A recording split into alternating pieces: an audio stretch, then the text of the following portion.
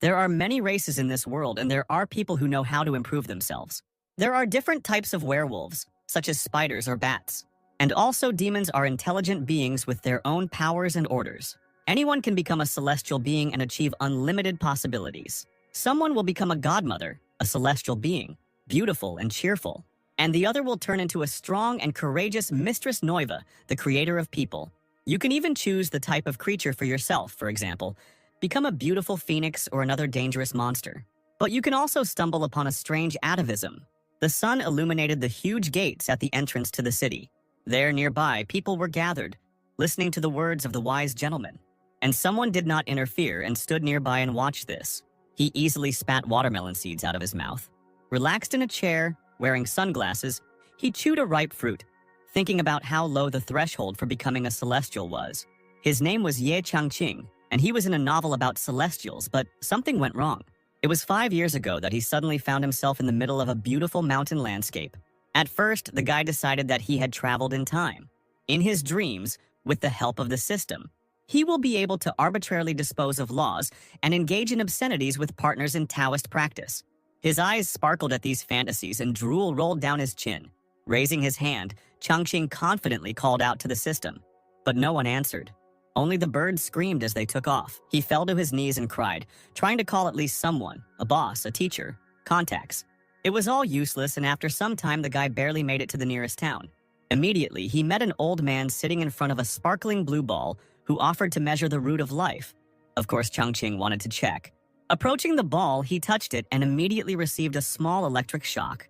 The ball sparkled, and the old man, seeing something there, could not believe how this was possible. The guy, full of confidence, asked to quickly tell him whether he really possessed such a powerful talent. However, it turned out that there was no root of life in him at all, and people immediately crowded around, surprised that such a person existed. So Changqing began to travel around the world, but not a single clan wanted to accept him. He knocked on the doors of all the sects and asked to take him, but without the root of life, no one needed the guy. In order to somehow survive, he found a small village, lost in the mountains and eternally covered in fog. It was called the village of Xiaoqi. There, on one of the streets, Changqing opened his own shop to earn money for food. Drawing on knowledge from both worlds, he began to teach and run a household, and his days passed very calmly. Because the guy stopped striving for anything and resting more, his creative abilities rapidly increased. Changqing discovered many talents within himself, such as becoming a master of calligraphy, learned to play Go masterfully and defeat all opponents. Even playing string instruments came easy to him. It made me wonder if he had discovered his special skill in this world. But the guy was not at all happy with such abilities and enraged threw the brush on the table, breaking it. After all, evil spirits are rampant in this world. So what benefit is there in practicing art? His disciple sighed and said, Mr. Ye has once again indulged in his worthless fantasies. Hearing this, the guy froze, remembering that he was not alone here. Embarrassed, he closed his eyes and cleared his throat, trying to pull himself together. Hitting the board with his pointer, Changqing began to tell what they would talk about in today's lesson. However, the class was not at all ready for the lesson. The children scattered in all directions, some started fighting, others laughed and chatted. Of course, this behavior angered the teacher and he shouted at them, clenching his fist. And the students began to explain that a celestial being had come to the village to look for students and that their parents had told them to go to her to improve themselves. Another boy's father considered improvement more important than studying, and he asked if Mr. Ye also wanted to improve himself. The angry Changqing shook from such rudeness, but the children immediately apologized. He understood that these little kids still didn't know anything about respect. But then someone said, "We'd rather just laugh in front of you." And the guy was again overcome with anger and a desire to scold this child. And then a cry rang out. "The celestial being is here!" The guy couldn't hold on and fell in the passageway. And the children, wanting to see the girl as soon as possible, said goodbye and stepping on him quickly rushed to the exit. They ran into the city in a noisy crowd and Changqing could only shout furiously after them. On the widest street in the city, many people had already gathered to greet the arriving celestial being. She was a very beautiful girl and the main disciple from Taishuan Shrine, and her name was Lu Wu Shuang. And behind her was another beautiful younger girl, her fellow disciple Wang. The parents who vaccinated their children bowed low in greeting. With a wave of her hand, the girl ordered the selection of Taishuan's disciples to begin, and the servants who came with her obeyed her. A queue was organized, and all those who wanted to stood one after another. A ball hung above the ground, and the servant opened the notebook when the first person approached and asked the child's name. The mother of the boy who was shamelessly picking his nose beamed and said that his name was Li Gusheng.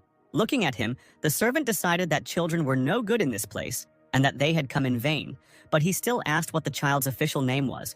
With an embarrassed smile, the woman replied, "Its name is Li Chunfeng." Hearing this name, Xuan turned around to see who was called that. The mother was surprised. "What's the matter? Is there something wrong with my son?" But the girl explained that she simply thought the name was very beautiful. Then the aunt told him about Mr. Ye, the smartest man in their village, who called him that. Xuan couldn't even imagine that such a Taoist expert could live in this place. Perhaps he could even walk the path of cultivation. Meanwhile, the servant asked the child to place his hand on the spiritual stone. The boy approached and took his finger out of his nose and placed his hand on the glowing blue ball. The next moment, he flared up like the sun, blinding everyone around. The shocked girl looked at the assistant, whose list in the notebook also began to glow like gold. It turned out to be a top-grade spirit root, shining like metal. And the boy, not understanding everything, began picking his nose again. Looking at him, the younger student admired, because such a type is extremely rare and people with him are considered incredibly talented. "What a good sign. Let's move on," the older student ordered. The children stood in a row and began to say their names, and they were all beautiful and strong. As the younger student wrote down their lines, they began to sparkle more and more. He was amazed at the tremendous luck that these names brought. The astonished Xuan turned to the boys, asking who had called them. The children answered without hesitation that these names were given by Mr. E. Meanwhile, Mr. Ye himself was nearby and was able to see a golden glow from behind the houses, immediately realizing that this was the light that the soul root of the highest quality possessed. He remembered telling the parents of his students that their children would never become celestials. As a result, seeing this light, the guy felt like a real laughingstock. The next morning, 2 students from Taishuan were walking around the village, the younger one happily jumping ahead. "These candied fruits are so delicious, no wonder there are so many talents here." But Shuang said that she had been here before and had not seen anything outstanding. Wang showed her sister the skewers of fruit that were almost perfect. The girls looked at the nearest shop, which was called Changqing's shop. When the senior student read the hieroglyphs, they seemed to separate, glowing with a golden light. The shocked girl froze in place, thinking that this was bad. Golden inscriptions surrounded and penetrated her body. Once in her head, Shuang entered a space filled with swords. Wang worriedly tugged the hovering elder's sleeve, asking what was wrong with her. When the girl woke up, she happily exclaimed, "I just entered the 6th level of the golden sword scroll." The younger one was amazed, because the teacher said that it takes 70 years to do this. Shuang didn't expect that just by looking at the hieroglyphs, her skill would increase so much. Apparently, the one who made the inscription was a great expert in the way of the sword. She grabbed Wang's hand and invited him to go inside the shop with her. When they went inside, the girls met a guy who was doing calligraphy. Coming out from behind the table, he greeted his guests and the senior student admired his taste. However, she felt that this person was not perfecting any skill and thought that he was ordinary. And Chang Qing, seeing her elegant clothes and makeup, realized that she served the Celestials and decided that such rich clients would definitely give a lot of money. And he said, "Look around, dear guests. The things here are beautiful. The prices are modest. We are not deceiving anyone." The girls walked around the store, and then the older student noticed something. There was a stunning painting hanging there, a portrait of a young man. An incredible power emanated from him, aiming at Shuang. Feeling that this was not good, she grabbed her sword. Blocking the powerful force of this picture, the girl could not resist it. And then the energy of the sword began to penetrate her body and fill her mind. Xuan closed her eyes and froze in place, her body trembling. Suddenly, she realized that she had advanced in cultivation again. The older student ran up to the shop owner and grabbed his hands, asking, "Who painted this picture and what kind of person is depicted in it?" The guy saw her happy face and decided that she was definitely going to buy the painting, and was even interested in the author. Smiling happily, he realized that it looked like he would be able to sell his self-portrait for a good price today. "I'm embarrassed to admit it, but the author of this painting is me, Ye Changqing," said the owner. Stunning the girls, he confessed, "This drawing is just a self-portrait, a sketch on which I am practicing." However, Xuan was so delighted with the painting that she couldn't believe it. After all, the sword spirit and fire on it are not at all the level that an ordinary practitioner can achieve. The boy was sad and apologized for disappointing the 2 beautiful fairies. The younger student upset him even more by saying, "It's just superficial, the hair, the clothes, just something not worth paying attention to." Xuan tried to object to her younger sister. Since she was still young, she did not understand the true meaning and was talking nonsense. But this only made the guy wonder if she really didn't understand. And the girl thought, this man is young and has an attractive appearance and energy.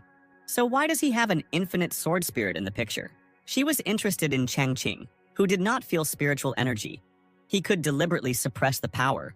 Otherwise, why in the shop even a self-portrait helps to rise? Bowing low, the beauty introduced herself. I am a disciple from the sacred place of Taishuan, Lu Wu Shuang. I ask you, senior, to forgive my ignorance. However, the boy admitted, Madam, I am just an ordinary mortal. Don't call me senior comrade. But in his heart, he wanted to stop this false respect, not intending to bargain. The girl was incredibly surprised that having so much spiritual energy, one could call oneself a mere mortal. And then she realized that since the respected elder had such abilities, his solitude here had a deep reason. She was afraid to say the wrong thing and reveal the secret because it would certainly irritate him. And Changqing was thinking, why is this girl so polite to him? Does she really want to use the store for free? Whereas for the girl, he was a strong personality with whom one had to communicate carefully.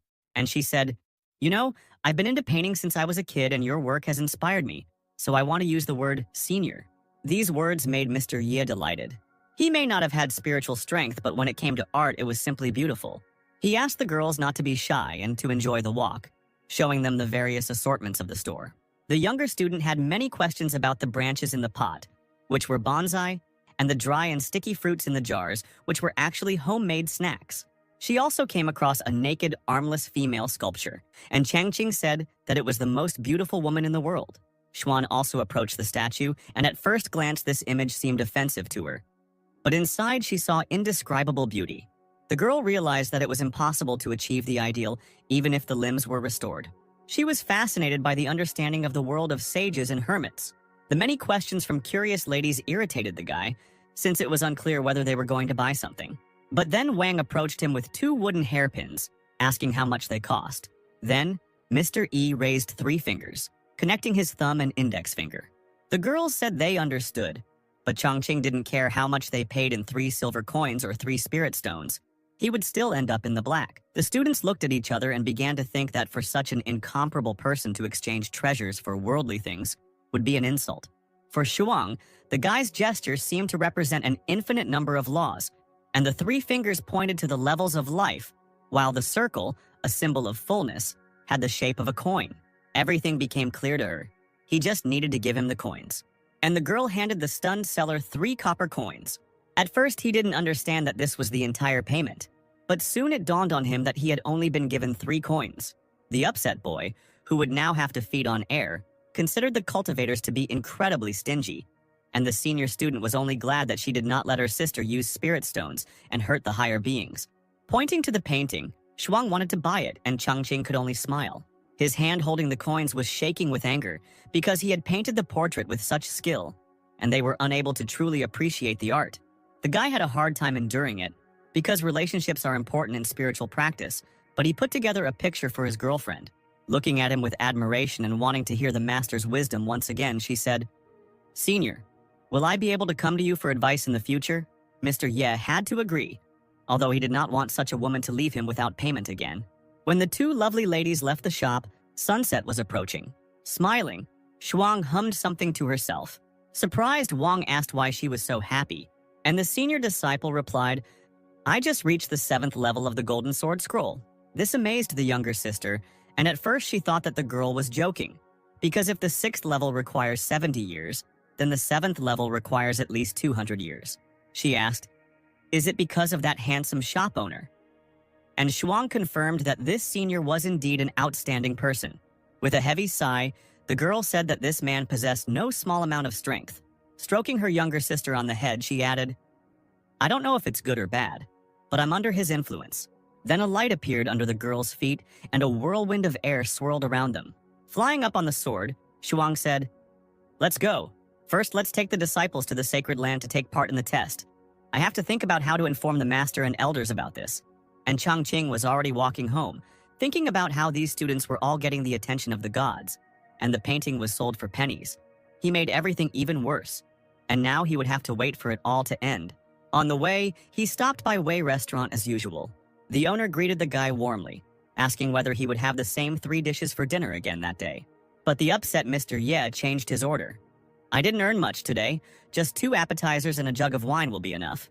Then the owner hugged Changqing, saying that thanks to him, their Wei family became successful. Such politeness surprised the guy, and he immediately thought that Li Leng had already left. And Mr. Wei, pouring wine, said, "Yes, all the children in our town left," and the teachers praised their choice of names, especially Li Leng. Sitting at the table, he continued the conversation. The spiritual teachers froze in place upon hearing the name Wei Zhongxiang, and the guy proudly replied that he had chosen this name with particular care. The man patted Mr. Ye on the back, assuring him, "Even though you don't have spiritual strength, you do have culture." Of course, the guy was very grateful for such words, and the owner ordered the teacher to be served a chicken thigh. Changqing was already about to start eating. Taking the fragrant meat, he was about to put it in his mouth, but then a strong blow landed on his stomach, causing him to drop his hip. Visitors looked at the large black-tailed dog in surprise. The guy straightened up with difficulty and couldn't believe what had happened. A dog named Black Emperor looked at him, wagging his tail and holding meat in his teeth. The restaurant workers came out to look and asked, "Is this the dog that got lost last year?" The guy confirmed this, and the dog began to lick the owner's face. Covered in drool, he fought off the happy dog with difficulty. 2 years ago, Changqing picked up this small black dog of an unknown breed and named it Black Emperor. He fed him scraps, which the dog didn't like at all. After some time, he disappeared, making a hole in the wall, and the guy thought that he had already become a snack for wild animals. Now all of Mr. E's pants and boots were covered in drool. He irritably called his pet a licking dog, but he still looked at his master with the same devotion and barked. Upon entering the house, the dog immediately rushed forward. He sat down next to a huge painting of a dancing dog, which surprised Changqing. The dog was shaking terribly, and the boy remembered that he had been just as afraid before and wanted to examine the canvas. Before going to bed, Mr. E warned the dog, "Your kennel is in place. Don't keep looking at the painting, otherwise you'll get scared again and shit yourself." The pet watched attentively as the door closed behind its owner, and then a golden aura flared up around him. The Emperor's body began to show bulging muscles, and he stood up on 2 legs. The dog did not expect that after being tempted by the fox, he would be able to return to his master. He recalled with anger how the vile fire demon had teamed up with others to return him to his original state. Suddenly there was a knock from behind the door. The dog was afraid that demons from the southern mountains had come, but Changqing's hand appeared from there, holding out a bowl of food, and he said, "There's still some food left. Eat it, and then sleep." The Emperor, who was incredibly happy, regretted leaving his master and promised to be the best dog and never run away. And the guy, lying in bed, thought about how his pet had spent this year away, even though his stately figure and cowardly nature had remained unchanged. Turning on his side, he thought that he had made a mistake in taking the dog as a model when he painted that picture. Then he hoped the dog would become a demonic ruler. But he turned out to be just a licker. Behind the door, the Emperor ate his food and no longer worried, because thanks to the master's protection, all the demons would be ants. While licking the plate, the dog thought about his fate, which was determined by the picture created by the owner, and awakened the blood. However, this time he did not bring Mr. Ye a gift and decided to slip away and make a surprise. So at night, a black shadow flashed over the sleeping Changqing. And then came a clear, warm morning. The guy began to slowly wake up and open his eyes. He rubbed his face, and it seemed to him that the bed became smaller. Mr. Ye touched something soft and warm with his hand. Turning around, he was shocked to find a sleeping girl on the bed next to him. She was very beautiful, with fair skin and blonde hair. The horrified and embarrassed boy screamed, "Woman!" The blonde's leg pressed against Changqing's groin, and he screamed. Looking at the girl, he tried to understand what was happening. At first, Mr. Ye thought he was dreaming, and he slapped his hand on her thigh. The feeling seemed very real to the happy guy. But then the 9th Princess Yang Yingxing woke up after feeling the blow. The shocked girl looked around, realizing that she was not alone here. Changqing sat next to her, smiling, and greeted her. However, she did not wait for his words and waved her hand, slapping the guy with all his might, leaving a mark. Mr. Ye fell out of bed with a bang, and the princess asked who he was. Pointing her finger, she began to shout, "What are you doing in my bed? You know who I am?" The confused and frightened girl called for security, ordering them to seize the man. Holding her cheek, Changqing comforted her and explained that this was his home and his bed. The screams could be heard even on the street where the Black Emperor sat wagging his tail. The happy dog found this lively and thought his owner was having a good time. And then Jan stood up and said, "Get out of here," and kicked the guy with incredible force. From such a blow, he flew out the door, landing on his back. The dog ran up to Mr. E, barking. He wanted to know if the owner was happy with the gift, but he didn't understand him and only scratched his head, wondering where this girl came from. Chang King looked sternly at the dog and reprimanded him for allowing someone to enter, and the dog only barked in response, but in fact, it was he who brought her. Meanwhile, the princess was sure that yesterday she had slept at the courier station since she ended up here. Was it really because of this guy? But when Yang hit him, the gentleman didn't look like he had the strength to overcome his defenses. And the girl decided to be cunning, and if he had bad intentions, she would kill him. Shoes clattered on the wooden floor as the princess stepped outside. Standing in the middle of the yard, she began to look around doubtfully. But everything around was completely empty and there was only a small table at which Mr. E was sitting. Jan called out to the focused guy at the top of her voice, but he didn't respond. She hurried towards him with quick steps. The girl didn't expect that the thief would still be here, and even playing chess in a cultured manner. She reached out her hand to smash his go board, but her limb began to tremble, and the princess froze, not understanding what was happening. A strange light emanated from it, and she had to cover her eyes. The energy of this party was incredibly huge. It seemed like Jan's head was going to explode, and she called for someone to help. Finally, Changqing noticed that someone had approached.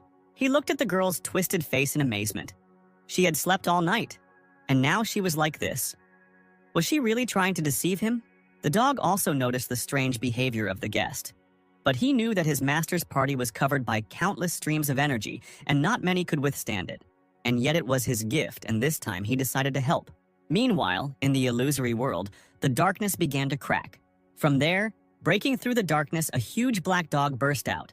The girl looked at him in horror, not expecting anyone to break through to her. She realized that it was the dog who helped her deal with this trap. However, this was not the end, and Yang began to fall into the dark infinity. From fear and strong spiritual pressure, she lost consciousness. The Black Emperor rushed forward, realizing that her soul and body were separated. But the real god here was Mr. Ye, and by easily moving the pieces, he helped the girl get out. In reality, he was simply playing a game. Concentrating on the game, the guy was glad that he was finally able to solve this game. Finally waking up, the princess fell to her knees, exhausted. She was shaking. She felt her soul leaving her body, as if through the gates of hell. Raising her head, Yang saw the dog and decided that since he helped her get out of the illusory world, he must be of a powerful level. If it weren't for this dog, her soul would have left long ago. And the emperor believed that the master's strength was largely responsible for saving the girl. Then Changqing noticed that something was wrong and turned to the guest. "Are you okay?" The girl looked at him silently and couldn't believe that this guy was so strong, even subdued a black demonic dog. She thought with admiration that this was the hidden power that was spoken of in the books. But the next moment the princess drooped. She definitely couldn't do anything to him. And Mr. Ye, shocking Yang, suggested, "Maybe you are good at Go. Since you were staring at the board for so long, let's play a game." With difficulty, she began to rise. She remembered the instructions of the old men, who said that powerful people have strange morals. Apparently, the girl had offended him in some way, and now it was better to surrender immediately. She folded her arms and refused, not daring to do anything in front of her elder. However, Changqing smiled at this, surprised that he was called a senior again, and said, "It's okay. I haven't had much to do these years, so all I can do is immerse myself in techniques." It seemed to the girl that his skill had reached its peak, and he had nothing more to improve. Meanwhile, the guy was already setting up the pieces, asking her name, and he asked where she was from. And the princess, looking at him, felt incredible charm and attractiveness. She was unsure whether to reveal her true identity, so as not to cause trouble for her father, the emperor. Reaching for the other figures, Mr. Ye said, "It seems that your clothes and appearance are unusual. You probably also practice the art of cultivation. Were you someone's apprentice?" And Yang admitted that she simply received guidance from a few teachers at her home. "I understand," Changqing replied calmly, continuing to fill out the board. But in his heart, he was furious because ordinary people couldn't afford several art teachers, and she didn't even think about leaving. They sat silently opposite each other while the boy finished setting up the pieces. Finally, he completed his arrangement by placing the last one. And he asked, "Yan, how do you think the blacks will get out of this situation?" Looking at the board, the girl saw that they were trapped. But suddenly she was again plunged into an illusory world. She felt the mighty roads of the world. The princess fell into the path of fate. Like shining carp in a sea of stars, great powers surrounded her. Only unlike last time, this path seemed more friendly to Yang. Breathing heavily, the enchanted girl could not utter a word, and realized that she had reached the transition through the step. The worried guy called her by name, and she was finally able to come to her senses, opening her eyes. The princess stared in admiration at Mr. Ye, who was waving his hand in front of her face, not understanding what was going on. He sighed and decided that it seemed like all the cultivators were a little out of their minds. After apologizing, Yang asked what kind of game Changqing was playing, but the guy silently stood up and turned away from her. He waved his hand and replied, "I was just bored, so I decided to have some fun." And, a little embarrassed, he added that he was playing tic-tac-toe. Remembering the arrangement of the pieces on the board, the girl could not believe that it was such a simple game. She wanted to look at the board again, but the emperor held her back, because next time he might not save the princess. However, she still reached out, wanting to know the truth. In the mountains of this world, one could also see Taishuan, the sacred land of the Tao Paths. And on a high hill, the Gifeng Temple could be seen. There was a crowd inside. Someone was shouting, "Your temple must be excluded." The tall elder, Saint Guifeng, Chang Xuan tried to calm his younger brother, but Hezui Quirin continued to assert, "My subordinates are mainly from lands where spiritual energy has been depleted, so for several hundred years, no good recruits have been found. Today, Mount Taishuan has reached its weakest state." The smiling man, Juyu Mo Ren, said not to panic, because this was the ascension site of their old ancestor. Another cultivator, Qin Hong Zhenren, also spoke up. "That's right, why don't you look for the reasons within yourself? Have you been seriously cultivating? Haven't you been in the bottleneck stage for many years now?" An angry Hezui said that he had closed himself in meditation 2.5 years ago, and the saint kept trying to reconcile them. But the two men continued to mock the younger brother, causing him to flare up with anger. Suddenly, someone called the teacher. They came to report about the situation with the new students. The sect leader patted Hezui on the shoulder and said, "Let's hear about the new disciples first, and then we'll talk." A guy in a long gray robe entered the room. The young man was very handsome and bowed and reported, "Li Changming, the outstanding one, the most handsome in Taishuan, presents himself to the teachers." However, the elders did not want to listen to his praise. The embarrassed young man cleared his throat, getting ready to continue the conversation. Unfolding the parchment, he began to list that this time he accepted 180 disciples, 100 of whom had a low spiritual level. The elder from Gifen was delighted that all the strong children were from his area, and another cultivator congratulated him.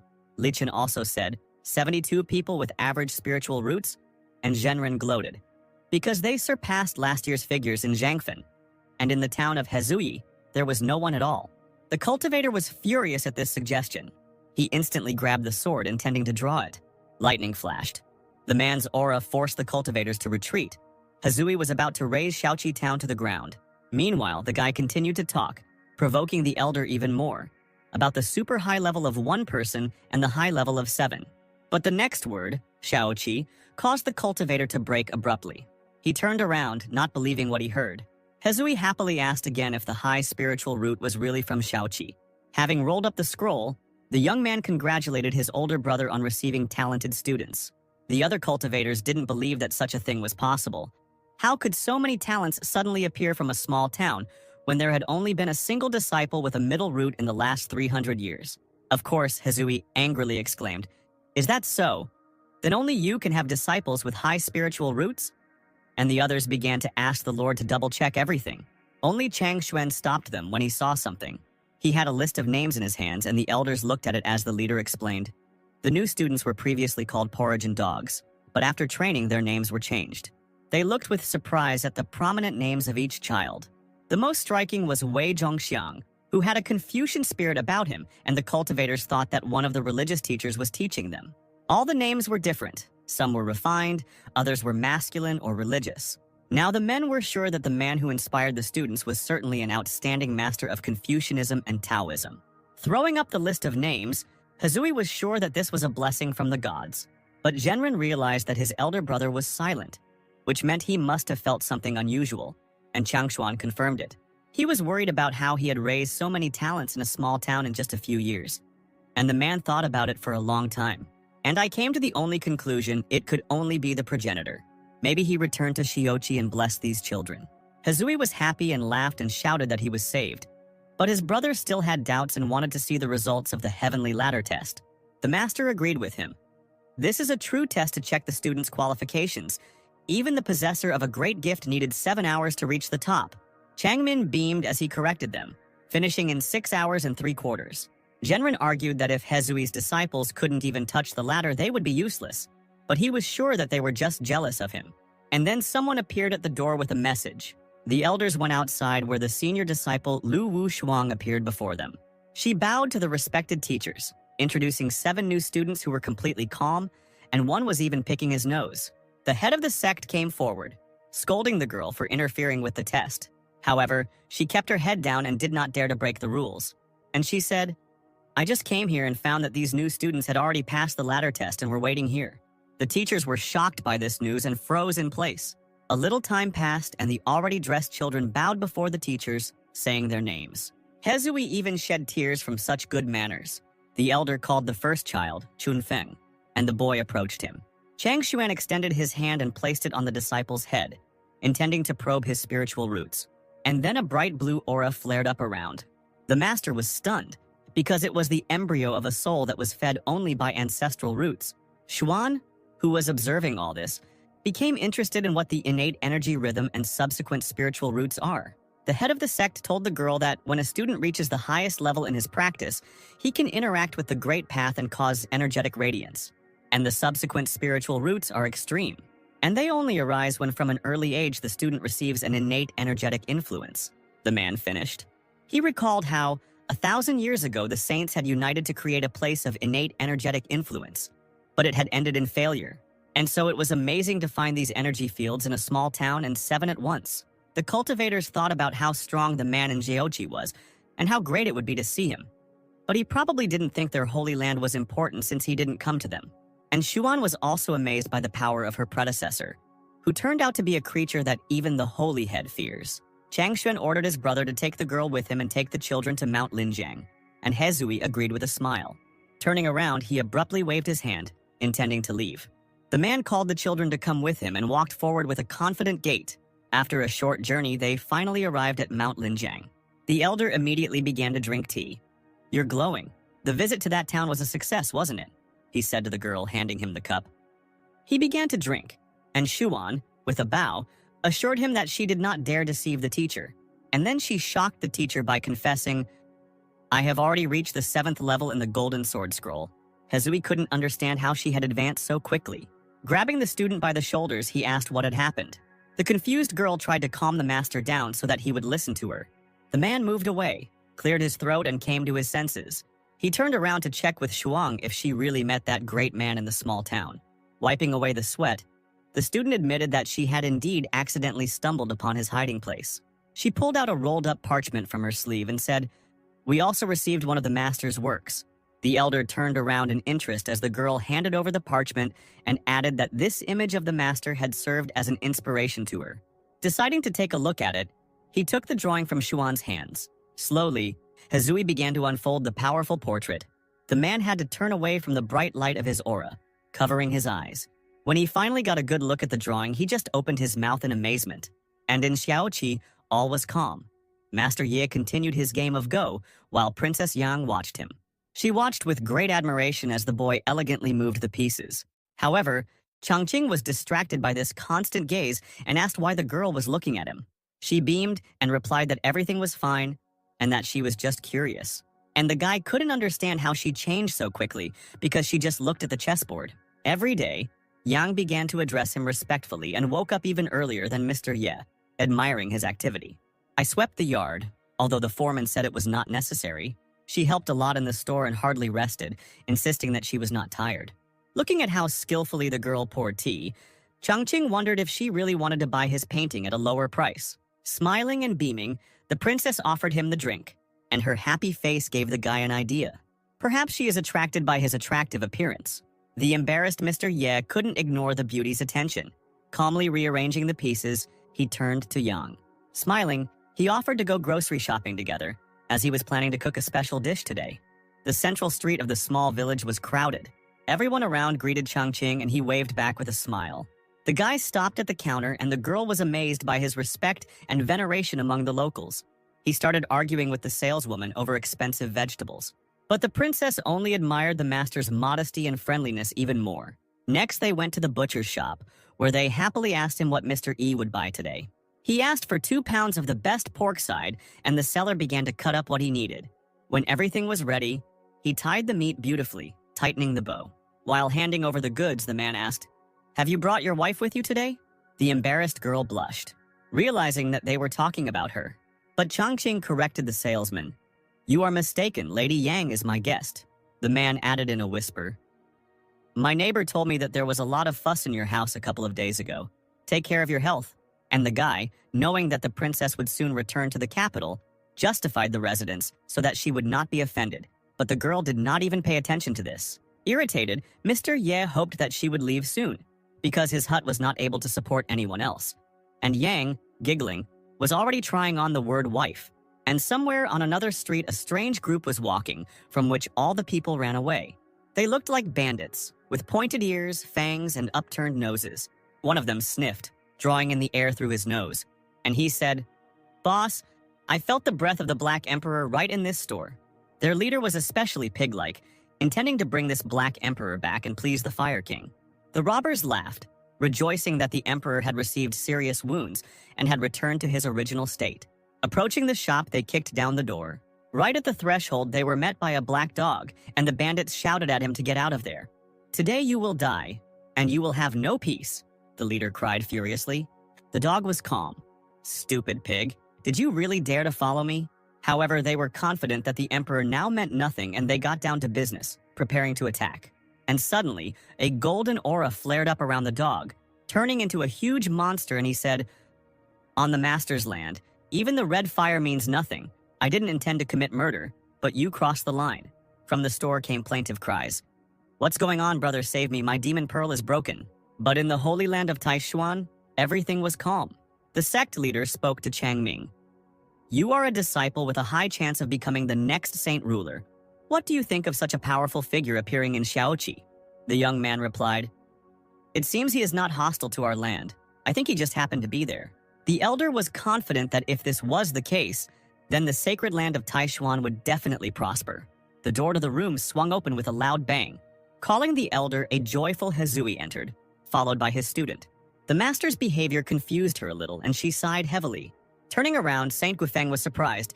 Didn't he leave with the new disciples? But suddenly he noticed something surprising in the younger one. This man achieved a breakthrough in such a short time.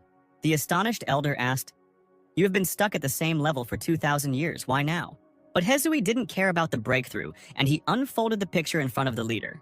At first, the old man did not understand what was so special about her.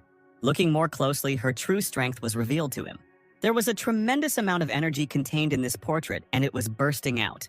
It seemed that the spirit of the heavenly ruler himself was hidden there, and thousands of his spiritual swords come out from there. Looking straight into the golden glow of Changshuan's aura, he was blinded. Many transparent swords attacked the elder, and he didn't know what was happening. It was as if an abyss had opened above them, subordinate to a higher being, from which golden blades flew endlessly. The 2 younger students standing nearby also couldn't withstand the pressure of this force. Shuang cried out in panic, "Supreme!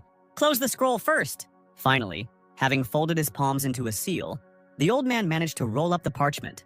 Shocked, he breathed heavily, trying to come to his senses. While the elder was clutching the painting tightly in his fist, everyone noticed that the light from it was gradually beginning to fade. Everyone looked around the room in surprise, as it turned out to be studded with transparent swords. Thousands of blades were stuck into the doors, floor, and ceiling. Exhaling, the head admitted that it seemed like everything was over, and the swords really did slowly begin to disappear. Saint Guifeng approached Hezui and clapped him on the shoulder. And with delight, the Supreme One wondered where the student got this picture with such a high understanding of the sword. In response, Hezui asked to be allowed to tell Lu Wushuang about this. Bowing before the Supreme Elder, she confessed, this painting was given to her by a tall man from Xiaoqi. She also added that he allowed her to turn to him for advice at any time. A stunned Changming asked the girl again if all this was really true. She calmly replied that she had never lied, and even her accompanying sister Wang could confirm this. This made Changshuan laugh out loud. The cultivators looked at the Lord in surprise, wondering why he suddenly laughed. Little by little, the old man, who had become more cheerful, began to calm down and the laughter died down. However, he immediately exclaimed, "We are really lucky in Taishuan, aren't we?" Smiling, Saint Guifeng asked the disciple Li, "So, your elder received the teaching only from a painting, and yet this master allowed her to turn to him for any question. Does she know what this means? But the girl did not know the answer to this question and asked for an explanation. And Changshuan said, "This means that the person you met is most likely the ancestor of our school, and it also means that he has no plans to leave Shaoqi for now." Beaming with happiness, the ruler was confident that they would now rise to new heights. Pointing to Shuang, he appointed her as the holy priestess of the sacred land of Taishuan, standing next to the holy sun. The girl was both confused and delighted by the new status. But the young man was not at all happy and only exclaimed in shock. Meanwhile, the city was, as always, crowded and noisy. Someone spread gossip about Sister Li of Mount Linjing being appointed as a saint, and people thought that this decision was hasty. The girls were walking down the street, and junior student Wang overheard this conversation. As they walked further, they heard more voices. The cultivators were aware that Li Changming had been appointed as the saint's successor. But now the situation had changed. Given his pride, it might cause discontent. A Wang thought that the saint wanted Shuang to take Li Changming's place as the heir. But the girl said, "Although I have natural talent in the field of ascension, I only have a single attribute and do not originally have the qualification of a saint." She thought that this time the saint was probably guided by the promise given to her by the elder Yi. The younger sister was surprised that even a saint thought that this handsome shop owner was so strong. Shuang had an idea. If she contacted Elder Ye a few more times, then she would definitely gain powerful strength, and thus she will become a real saint. But Changmin was sad. His face became pale and there were bags under his eyes. Sitting under the tree, he cried, not understanding why the teacher decided to choose his younger sister as a saint. The guy was shaking all over and shedding tears when one of the local girls noticed him. Sitting down next to him, she began to console the young man. "Don't worry. This time Shuang went to Xiaoqi to recruit a few more disciples. She must have just been lucky." And then the boy realized that all this must have happened when Sister Wu met her ancestor in the city. To the girl's surprise, Changmin jumped to his feet with an angry face. Shrouded in a strong aura, he raised his hand, and he called upon his sword, which immediately appeared at his call in blue flashes. The strong wind and electricity coming from the blade made the young student turn away.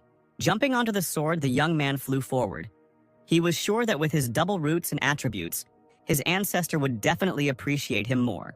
Changming thought with a smile that if the elder helped him and taught him, then Sister Shuang would no longer be a threat. He quickly rode away on his sword, intending to reach Xiaoqi City.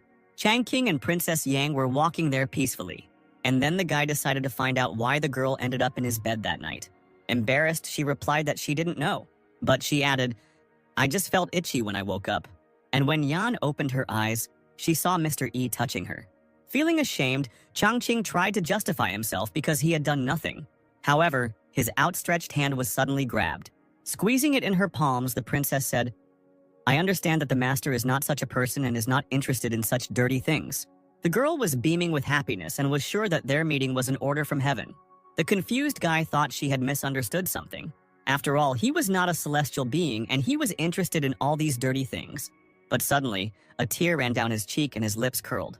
Changqing was terribly sorry that he did not have enough strength and was simply afraid to take on the matter.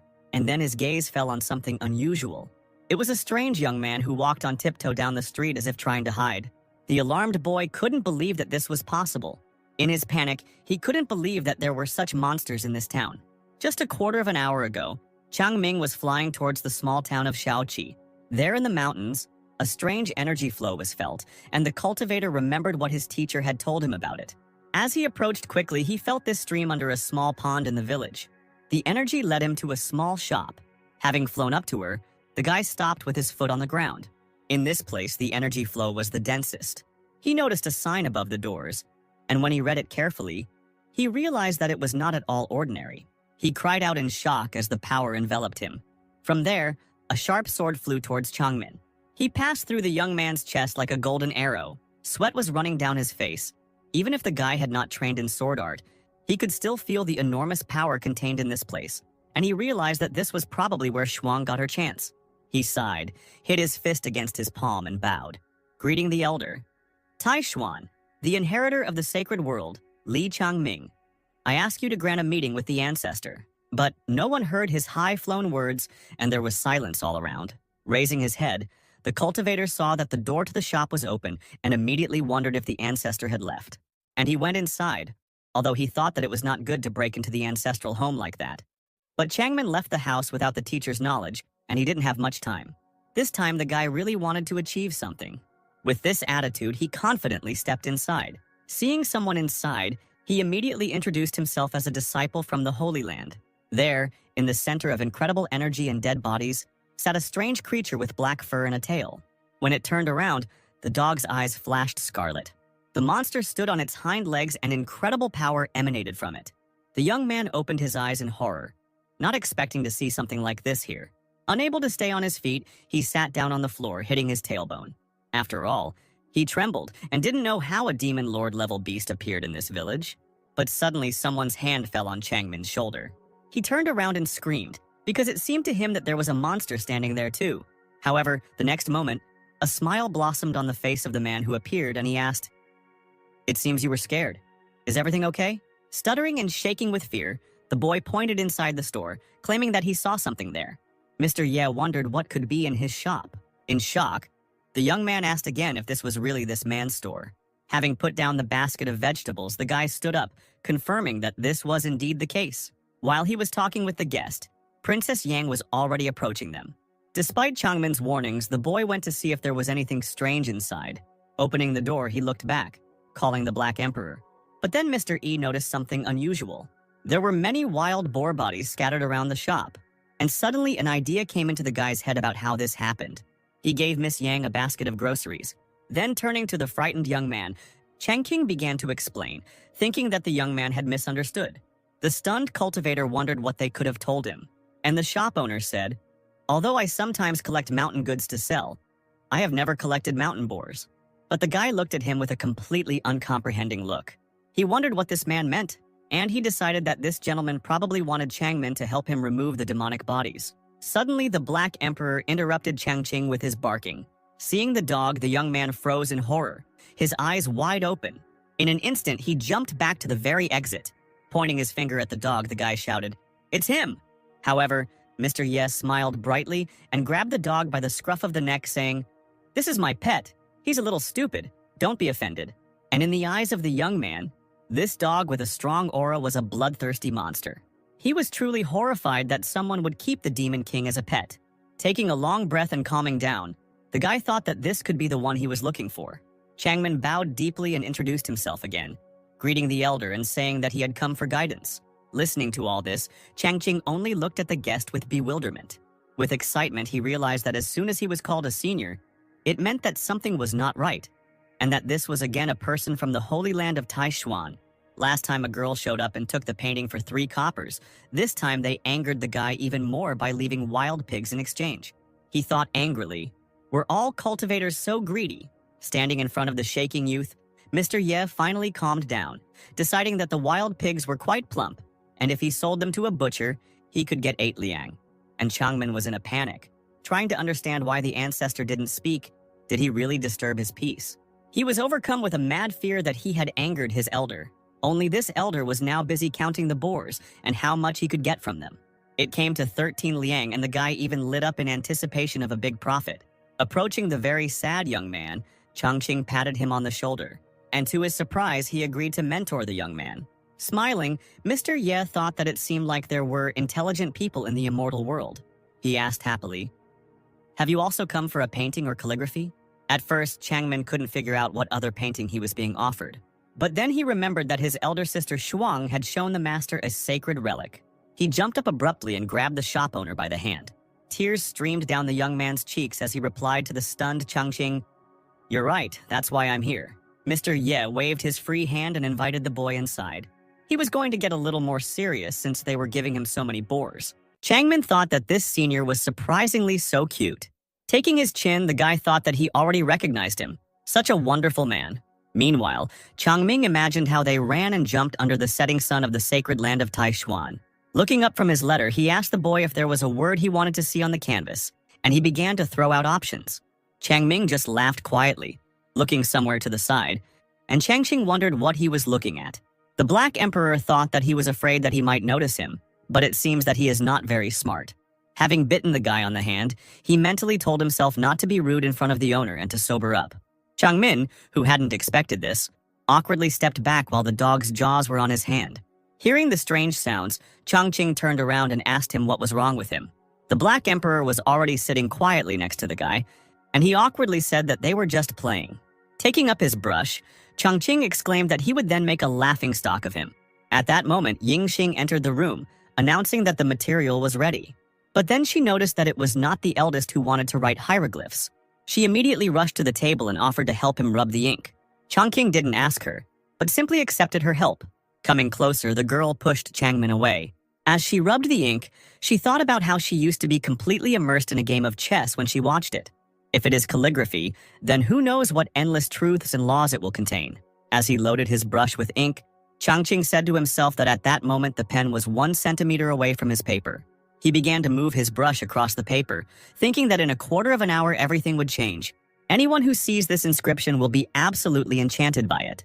Yingxing noticed that the gentleman was completely immersed in his thoughts while waiting, and Changming thought that this might be his only chance. And the movements of the brush continued, and it seemed as if the painting had gone beyond the boundaries of the canvas. Noticing that he was surrounded by the sight of the painting, Changmin's mouth dropped open in surprise.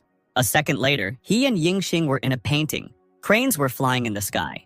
Looking at the sky, Yingxing said that when the elder wrote vigorously, his aura seemed to transport one to the scene. Standing on one of the mountains, Changmin noticed that he could feel it. Tears welled up in his eyes, and he said that he could feel true intention and purity in Senior Ye's movements. Suddenly, a green flame began to glow around him, and he exclaimed that it was the rhythm of the sword. And the next moment, the hieroglyphs entered his head in a stormy stream and shone in the sky. Changqing put down his brush after finishing the painting. After stretching his shoulder, he noticed that he had done well. Hearing some strange sounds from the side, he turned around to look at their source. It turned out that it was Yingxing and Changming who were shaking and making strange sounds. Moving behind their backs, Changqing placed his hands on their shoulders, bringing them back to consciousness. Looking at the guy, he said that he had already had 2 or 3 attacks today, and if he was sick, then he needed treatment. Changmin then folded his hands together and bowed to the elder, telling him that he had achieved the highest level of skill, and that he too had learned a lot. Changqing replied that these were all trivial skills unworthy of attention, and he himself thought that finally there was someone who understood. Approaching the table, he began to roll up the canvas, and then he handed it to the guy. Changmin extended his hands to receive it and thanked the elder. And then the guy asked him to name the inscription.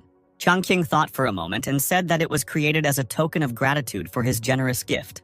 It immediately struck him, and he exclaimed that it would be called Generous Gratitude. Changmin thought that generous meant generosity and the ability to accept everything, and gratitude symbolized mutual respect. It dawned on the boy, and he thought that the elder was truly a great master, capable of ascending to the higher world, since he was able to say such profound words. He thought that he was following the path of longevity, and that this inscription contained the highest harmony of the sword. Suddenly he realized that perhaps the teacher was hinting to him that all his previous training had been wrong. It's no wonder then that his skill hasn't progressed all these years. It seems his true goal must be related to the art of the sword. Changqing waved his hand and said that he couldn't help him any further and that he should deal with it himself when he returned. Changmin thought excitedly that the teacher was hinting to him that he should understand himself and choose a path. Following this, Changming, sobbing, flew out of the room in his place, exclaiming that giving up the path of longevity meant giving up the title of a holy son. He needed to think about it. Looking after him, Changqing quietly asked what he had said. Not understanding anything, he said that he simply told the guy to do the paperwork himself. Meanwhile, Chaixuan was calmly drinking tea. Suddenly, Changmin burst in on him, jumping off his sword.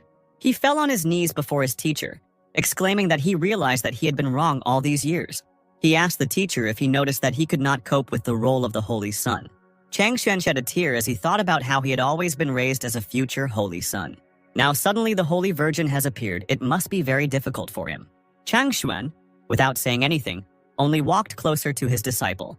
He moved down and grabbed the guy by the shoulders. The man told him not to be discouraged. Up until that moment, he had not hidden anything from him. Changmin waved his hand and said that he didn't mean it that way. Changshuan stood up and said that he didn't know. But the senior mentor who lived in Shaoqi village had a great interest in the peerless blue eye socket and was willing to support her at any time. Changmin waved his hands in an attempt to get the teacher's attention, and the teacher continued to talk about how difficult it was for him to make this decision. The man said that he hoped he understood, and Changmin shuddered at his tone. The man turned around and put his hands on his shoulders again, saying that he was guided by wise aspirations. The boy in response exclaimed that he understood everything, but he needed to speak out. With a sigh, the teacher told him to speak. Changmin beamed and said that he had actually met this senior earlier today. Suddenly, a tense silence filled the room, and Chang Shuyan froze. He hit the guy on the head with his fist, exclaiming that he was a fool. Changmin grabbed his bruised cheek and asked the teacher why he was hitting him. Cold sweat ran down the man's face as he said that since the ancestor had gone into seclusion, he clearly did not wish to be disturbed. He exclaimed that he had been rash in going where he was, and that he might have angered him, which would have led to trouble for the whole clan. Changmin responded by exclaiming that the elder had not shown any emotion, but on the contrary, had given him a painting, and he had reached into his sleeve to get it. Chang Xuan turned around abruptly, ordering his disciple to show him the painting, his eyes wide open. Chang Ming, with tears in his eyes, handed the painting to the teacher, saying that in this painting the ancestor was giving them a hint. He felt that his path of practice had changed. Chang Xuan began to examine the painting without daring to touch it, and he thought that it was too modest for a peerless painting. He thought that the rise and fall clearly indicated that the ancestor was pretending to care, and the boy fell for it. He asked the guy if he was really so stupid as to believe all this. Is he really so stupid as to believe that he can and should follow the highest path of practice, the path to eternal life? Changmin wanted to object, but the teacher immediately stopped him. Taking the painting from his hands, he said that the ancestor would give him an incomparable painting that contained the essence of her practice. Opening the scroll, he said that this painting was nothing more than just a piece of paper. While examining the painting, he told the student that his ancestor had clearly deceived him. But suddenly, a bright light poured from the painting straight into Chang Shuyan's face. Energy burst out of the painting, immersing the man in its world, and hieroglyphs were clearly imprinted on his head. Tears began to flow from the man's eyes. He thought that the ancestor was indeed a great person. He transferred the true meaning of the practice onto paper so that Changming might not fully understand. His body was shaking. His eyes were wide open. He thought that the peerless and the old man's friends had also reached a high level, but it was nothing compared to what the ancestor had given to Changmin. Turning to look at the student who stood sadly behind him, he wondered if he was really more suitable for practicing the Tao. Changxuan was lost in thought for a moment. Changming tried to call out to his teacher. He had to call out to him several times. The man turned to his student, who asked him what had happened. With shaking hands, the man grasped his student's palm. Tears welled up in his eyes again, and he said that he had just misunderstood everything. The elder had hinted to him that his achievements in the path of the Tao were higher than those of the incomparable. Changmin tried to say that he understood what the teacher meant, but he was interrupted. Changxuan said that as the main figures of Mount Taishuan, they could not ignore the words of the elder. From this day on, he must use the saying, even and odd do not change. Symbols look at the quadrant as the basis for his practice and change himself by following the way of the Tao. The man told the student to go, and he bowed politely, saying that he obeyed. Pushing off the floor, Changmin once again flew up into the sky on his sword. Changxuan stood at the door, watching the boy leave. As he went outside, he told his student with tears in his eyes to always remember the great hopes he had for him. Already flying high in the sky, Changmin replied that he understood everything. After some time, Hezui, Mo Ren, and Zhenren came to Changshuan. Zhenren asked the head teacher why he was in such a hurry to gather them all here. Changshuan sat on the sofa, bursting into tears, and he could barely mutter that his only disciple, his only inheritor of the path of immortality, Tai Xuan, had lost his way. Not understanding anything, Zhenren asked him what happened, to which Mo Ren replied that he did not understand, and Hezui said that perhaps he had failed in his practice last night. Finally, Changxuan stopped crying and stood up from the sofa, coughing awkwardly. In his usual elevated tone, he told them all to calm down, and then he said that today he had two things that he would like to discuss with them. He said that firstly, a few days ago he already said that he wanted to appoint the peerless holy maiden Taishuan, but it was not in order to infringe on anyone. The goal is to strengthen the bond with that elder from Xiaoji village. Secondly, in a month, the 10-year tournament between Taishuan and Zining will begin. The young masters of Zining will arrive with their leader Shu Jitian to fight them at Mount Taishuyan. At this time, everyone should carefully supervise their students and encourage them to practice diligently and not allow them to be lazy. Zhenren noted that in previous years, the head teacher and their students had performed in this tournament with varying success. But in the chess games between him and Shu Jitian, he had never won against her before. These words wounded Xuan to the very heart. Hetsui decided to tease him too, saying that it seemed like the head teacher was the laziest student here. The others noticed that every time he lost, He lost at least one medium valuable relic and a 1,000-year herb. How much longer could he bear these losses? Perhaps he should not feel in this tournament anymore, for the sake of saving. Angry and embarrassed, Changshuan shouted, asking what kind of savings they were talking about. He doesn't play for relics and herbs. Raising his finger in the air, he said that he simply thought that Shu Jitianchi's 4 dragons releasing water strategy was very complex and multifaceted, and so he would like to fight him a few more times. Stroking his long beard, he pompously remarked that they simply did not understand anything, and he himself thought that he could not figure it out. It was impossible. Hezui walked closer to the head teacher and asked him if the elder from Xiaoji village might know a way to solve it. When Chang Xuan became interested, the man told him not to even dream about it. This elder has been living in this world for several thousand years. His skill is beyond their understanding. What seems difficult to them is just a trifle for him. Chang Xuan was struck by these words and exclaimed that this was simply wonderful. Clearing his throat awkwardly, he corrected himself by saying that what the student had said made sense. And then he said that, having reached the level of this senior, the main focus is on the development of the spirit, and chess is one of the best ways to do this. And he himself thought that he should take advantage of this opportunity and go to the elder to ask him to teach him a few techniques. The next day, Shuang stood somewhere near the cliff, meditating, bright flashes of energy flying around her body. She practiced with the sword, swinging it in different directions and thus honing her techniques. Having approached the tree, she cut the tree trunk without much difficulty. With a sigh, she landed on the ground and sheathed her sword. Suddenly, there was a clapping sound from behind her. Hearing this sound, Shuang immediately turned around, thinking that she didn't even notice that there was someone behind her. As it turned out, it was Chang Xuan. He told the girl that it was incredible. He didn't expect that she had already mastered the 7th level of the Golden Tao so well. Shuang told him not to overestimate her, because it was all thanks to his instructions. Stroking his beard, he said that he and the elders had decided to hold the official Holy Maiden initiation ceremony immediately after the conclusion of the Taishuan and Xening tournament. With her hands folded in a polite gesture, Shuang said that as a student, she completely obeyed the head teacher's decision. Following this, the man turned around, leaving the girl looking at him in confusion. Suddenly, he asked her about the character of the elder who lived in Xiaoji village. Shuang replied that this elder had an incredibly high level of skill, but in dealing with people, he was still very humble, polite, and friendly. Chang Xuan laughed and remarked that she was still young and would not accept the true meaning of high achievements. Apparently, the elder had noticed her abilities and therefore treated her with sympathy. Blushing, Shuan asked the man again whether the elder man really liked her. Chang Xuan said that he had already prepared generous gifts and intended to go to Xiaoji village to visit the elder. He told Shuang that he wanted the tables just in case she was with him as an intermediary. Shuang was happy about this and thought that she didn't expect that they would meet again so soon.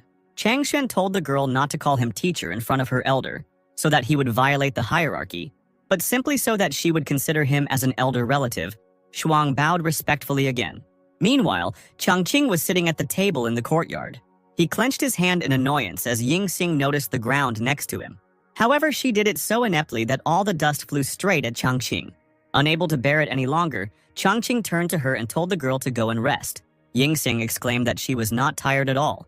Changqing reached out and grabbed the broom in her hands.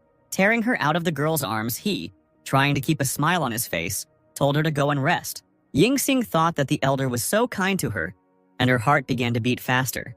Turning around, she went into the house, saying that she would then prepare dinner. Even more frightened, Changqing exclaimed for her to just sit somewhere. This time, Ying Xing did not resist and replied that she would do so. Changqing made a dissatisfied face and thought that she, like a real princess, did nothing, but cooked dinner first. However, unfortunately, he cannot get angry with her. Even if he is angry, he can only smile. An irritated Changqing slammed his brush on the table, causing drops of ink to fly everywhere. He thought that it would be good if she was already about to leave, because even the landowners did not have so many resources.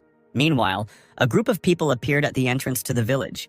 The girl waved the amulet at her master, saying that the amulet showed that the 9th princess was somewhere in this village. Then in response to this gentleman went forward, commanding the others to follow him. Entering the village, they passed through a barrier that they did not notice. Suddenly, that same girl looked at the amulet again and her eyebrows rose in surprise. She noticed that the amulet suddenly stopped glowing. The man said that Xiaoji village used to be the holy place of Taishuan, so there must be some restrictions in place. And he thought that he felt that there was a lot of great Tao energy around. But then one of the guys told him that as far as he remembered, the spiritual energy of this village had been depleted for hundreds of years. So why wasn't there so much here? The man replied that he didn't know either. But they didn't have time for that now. The 9th princess had been missing for more than 2 weeks. They needed to find her. He sternly said that this was their main task. Otherwise, they would face severe punishment. Following this, he took a deep breath, inhaling the Tao energy from the air. He clasped his palms together, tensed up, and streams of energy poured out of his body. He began to spread his arms to the sides, and a small ball of energy began to shine between them. And then some golden energy became visible in the air, leading its flow somewhere. The man ran forward, saying that this source of spiritual energy could be useful. As it turned out, this energy trail led them to some house. The man stopped, noticing that this house was the source of energy in the village. He stepped forward, motioning for his subordinates to explore the area. But suddenly something quickly flew right into the place where the man was standing, but he managed to jump away. As he landed on the ground, he noticed 2 people walking towards them. Changsen noticed that the person in front of him must be Liu Changhe, the head of the palace guards of the imperial family of the Yan state. Changhe stood up and bowed to the man, saying that it was unexpected to meet the Supreme Master Taishuan here. Suen said that their presence in Taishuan lands today violates the non-aggression treaty. Changhe immediately exclaimed that they didn't want to break the treaty, but they had to come here to find the missing 9th princess. Changxuan didn't believe it and shouted in annoyance, asking them how their princess could end up in such a place. But suddenly, someone called out to Liu Changhe, and everyone immediately turned around. As it turned out, Yingjing came out of the house door. Still holding the broom, she asked the man why he was there. Changhe asked the princess why she was dressed like that. And Changxuan asked the man if he was sure that this was the same princess. Changhe shouted in anger, asking who dared to keep the princess here and force her to do rough work. Stroking his beard, Changxuan guessed that it might be the same senior who was in charge here, and Shuang blushed, thinking that the senior might have some special preferences. Changhe grabbed the princess by the hand and pulled her forward, saying that this was Taishuan territory. First they needed to get out of here, and then he would send people to capture this villain and punish him to the fullest extent. Changxuan became angry, thinking that they dared to disrespect their elder. And if it weren't for the respect for the emperor of the Yan state, he would have punished them already. But suddenly, Yingxing pulled her hand out of the man's grip. She remained standing behind him, and Chang'e asked her what was the matter. Instead of answering, the girl hit the man in the face with her hand. She shouted irritably at them to shut up. Everyone looked at the girl in surprise, not expecting such an outcome at all. Raising her broom, she shouted that with such impudent words he wanted to destroy the 1,000-year fate of their Yan state. Chang'e replied that they had the protection of the emperor and their ancestors in the state of Yan, and she was not yet experienced enough, and she would be deceived by some unknown hermit. Changxuan responded by asking him how he dared to speak like that, and whether he knew who lived in this humble house. Chang'e asked irritably if this was really one of Tai Shuyan's elders. And while irritated cries were heard outside, the Black Emperor was sleeping on the floor in one of the rooms. He too was starting to get irritated, thinking that they should stop shouting like that. Finally, unable to bear it any longer, he rose from the floor and stretched. Finally waking up, he walked to the doorway to go out to the annoying guests. And suddenly the paw that was behind the threshold began to glow red. The Black Emperor came out, a large copy of himself glowing behind him, and he barked threateningly. Chang'e was seriously scared when he noticed that the Demon King was standing in front of them. As the Black Emperor came closer and closer, the man asked what the Demon King was doing here, but in any case, he couldn't be allowed to harm anyone. The Black Emperor noticed that this old man also wanted to fight, and he thought that now they would find out his poison. The spiritual copy of the Black Emperor raised its head up, howling loudly.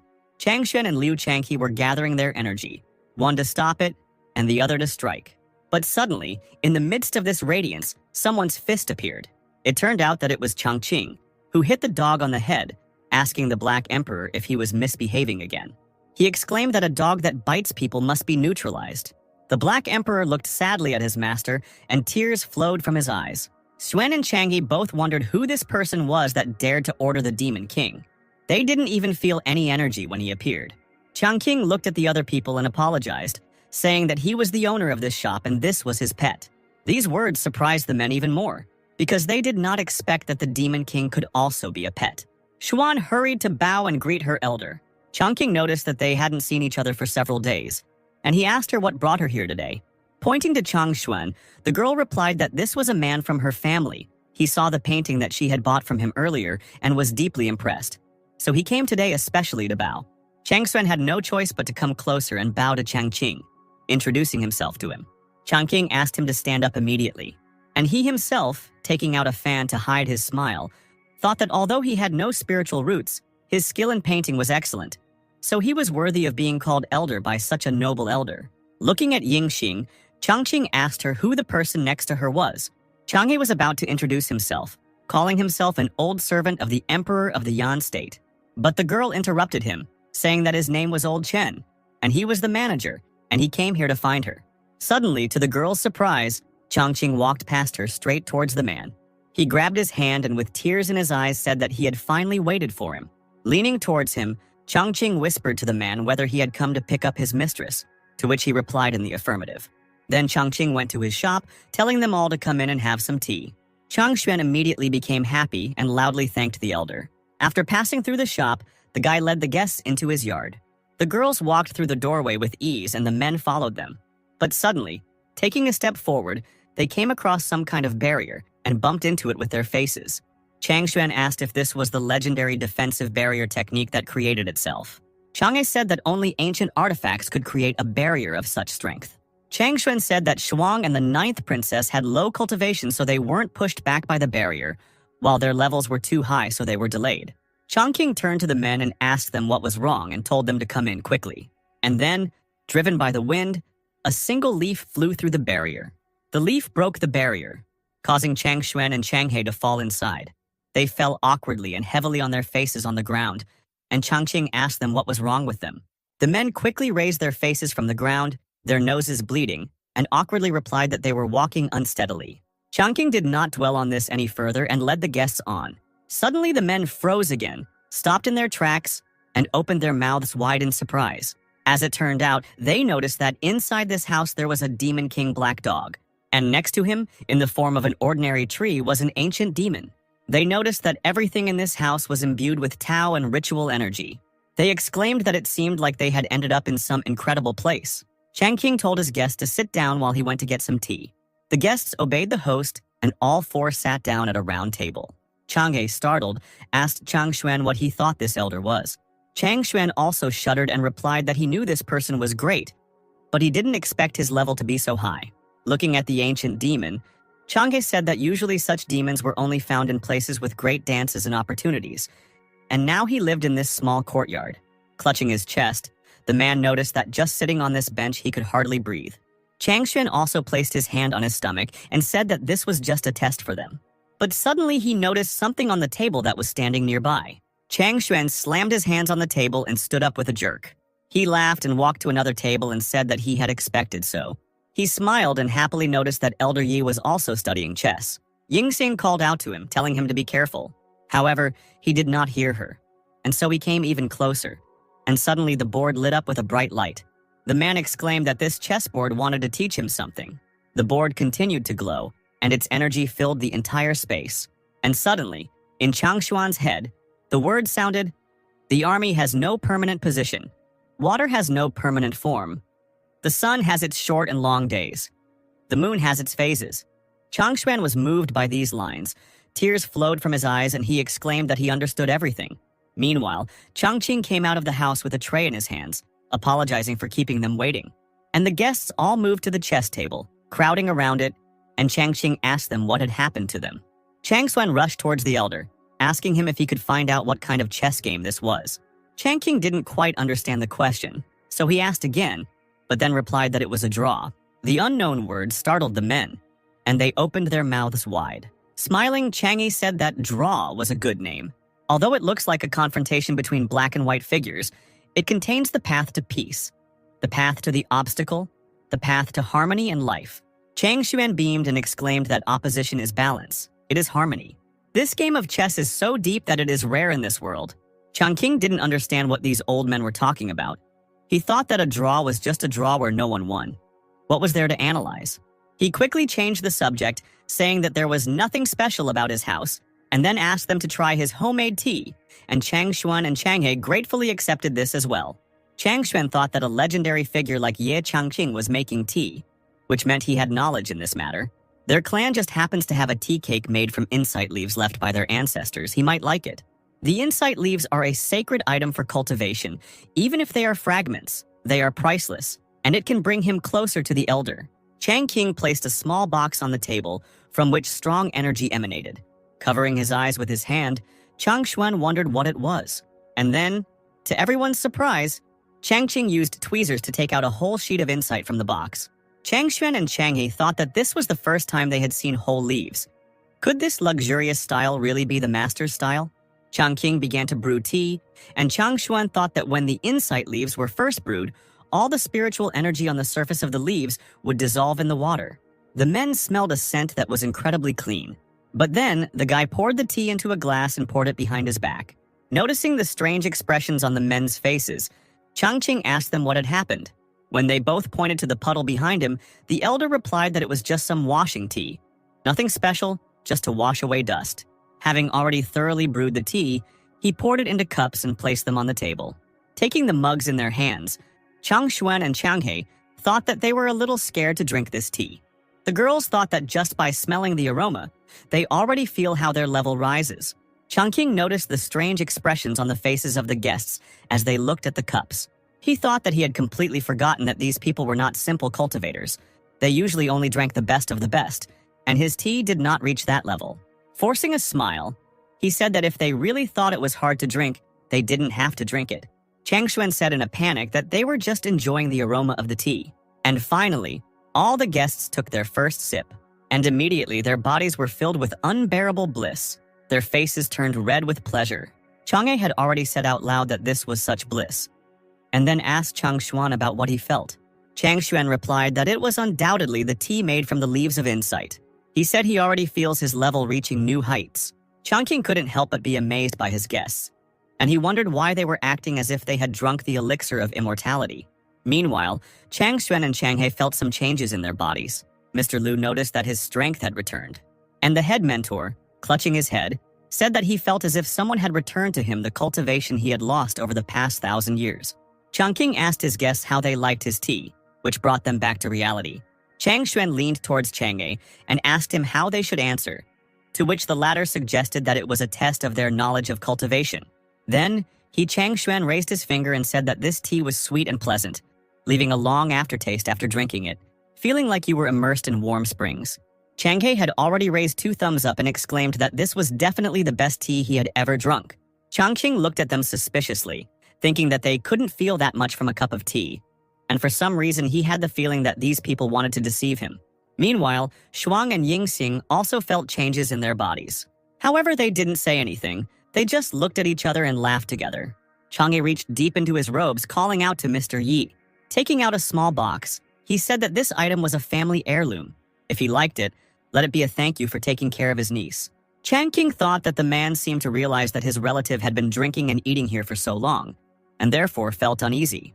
Reaching out for the gift, he said there was no need to worry about gifts. Having accepted the box, he said that since it was so, he would not refuse. Chang Xuan irritably said that he should have also brought something useful. These old men got ahead of him. Shuang also wanted to give something to the elder. Chang King began to open the box, and blue light began to pour out from it. He looked inside with anticipation, and the others also showed curiosity.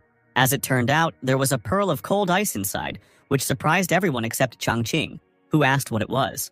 Chang Xuan replied that the cold ice pearl came from the ancient icelands that had accumulated energy for thousands of years. Even a small pearl contained enormous energy. The man noticed that this pearl was the size of a fruit. Old man Li really tried. Shuang said that this pearl could improve the abilities of cultivators with ice root. But for those with other types of spiritual root, contact with it could result in hypothermia and loss of cultivation, and in the worst case, death. Yingxing thought that she was just standing next to him. All could already feel the cold penetrating into his bones. Chang King reached for the pearl and the girls tried to stop him, but he simply took the pearl in his hands without feeling anything. He exclaimed that his hand was cold. It seemed like the thing was cooling itself. After he started tossing it around, he said that it could be used in the summer to cool fruit, and that it was really useful. Everyone else gaped at this frivolity. Chang He noticed that they didn't even dare to touch her. But in the hands of the master, she looked like a toy. Chang Xuan said that the elder really had incredible strength. Bowing to Chang Qing, Chang He said that his niece had been causing him a lot of trouble lately, and today he decided to take her with him. Chang King responded by moving closer and grabbing the man's hand. And then, unable to hide his jubilation, he asked him if it was true. Sweat ran down the man's forehead as he replied that it was true. Then the elder walked away from him and turned his back to him, thinking about something. Changqing thought with glee that receiving a gift and getting rid of a problem was double happiness. Turning around again, he began to theatrically ask Yingxing if they were really parting so soon. In his fantasy, Yingxing told him not to worry. She would never forget his kindness.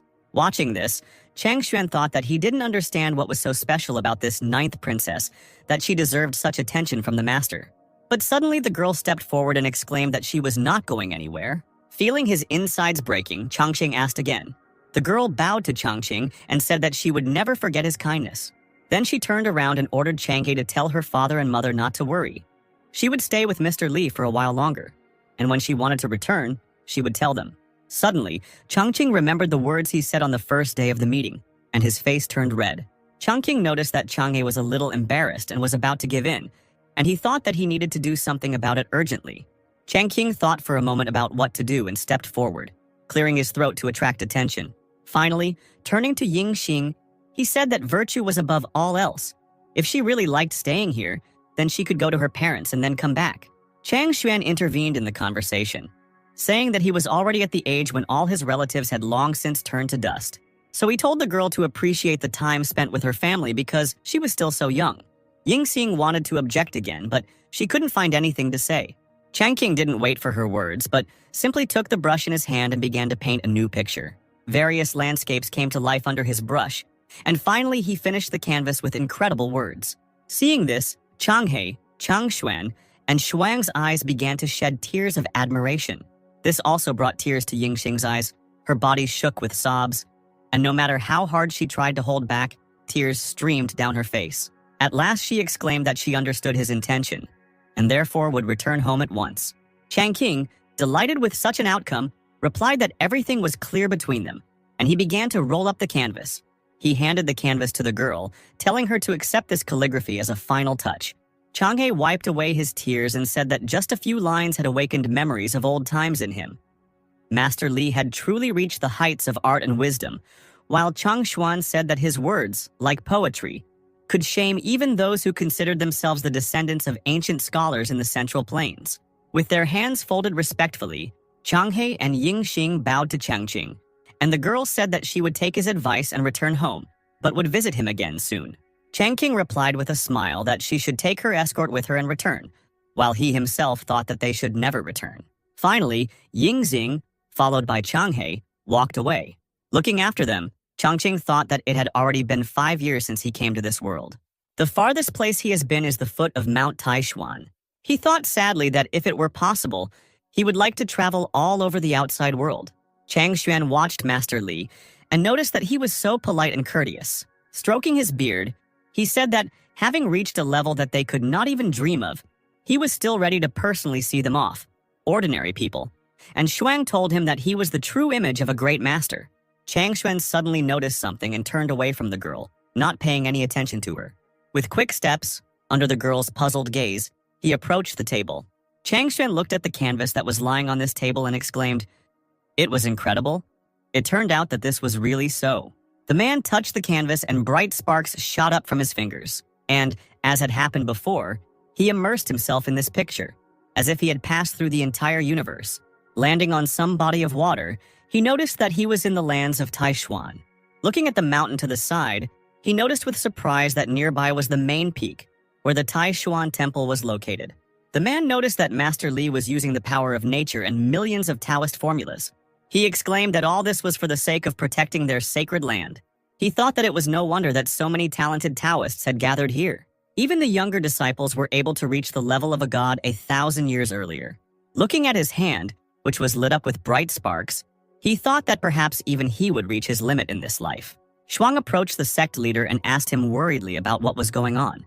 Finally, after some time, Changxuan spoke again, his body shaking, which made the girl even more excited. Sweat was pouring down the man's face, but a smile played across his face as he shouted that he understood everything.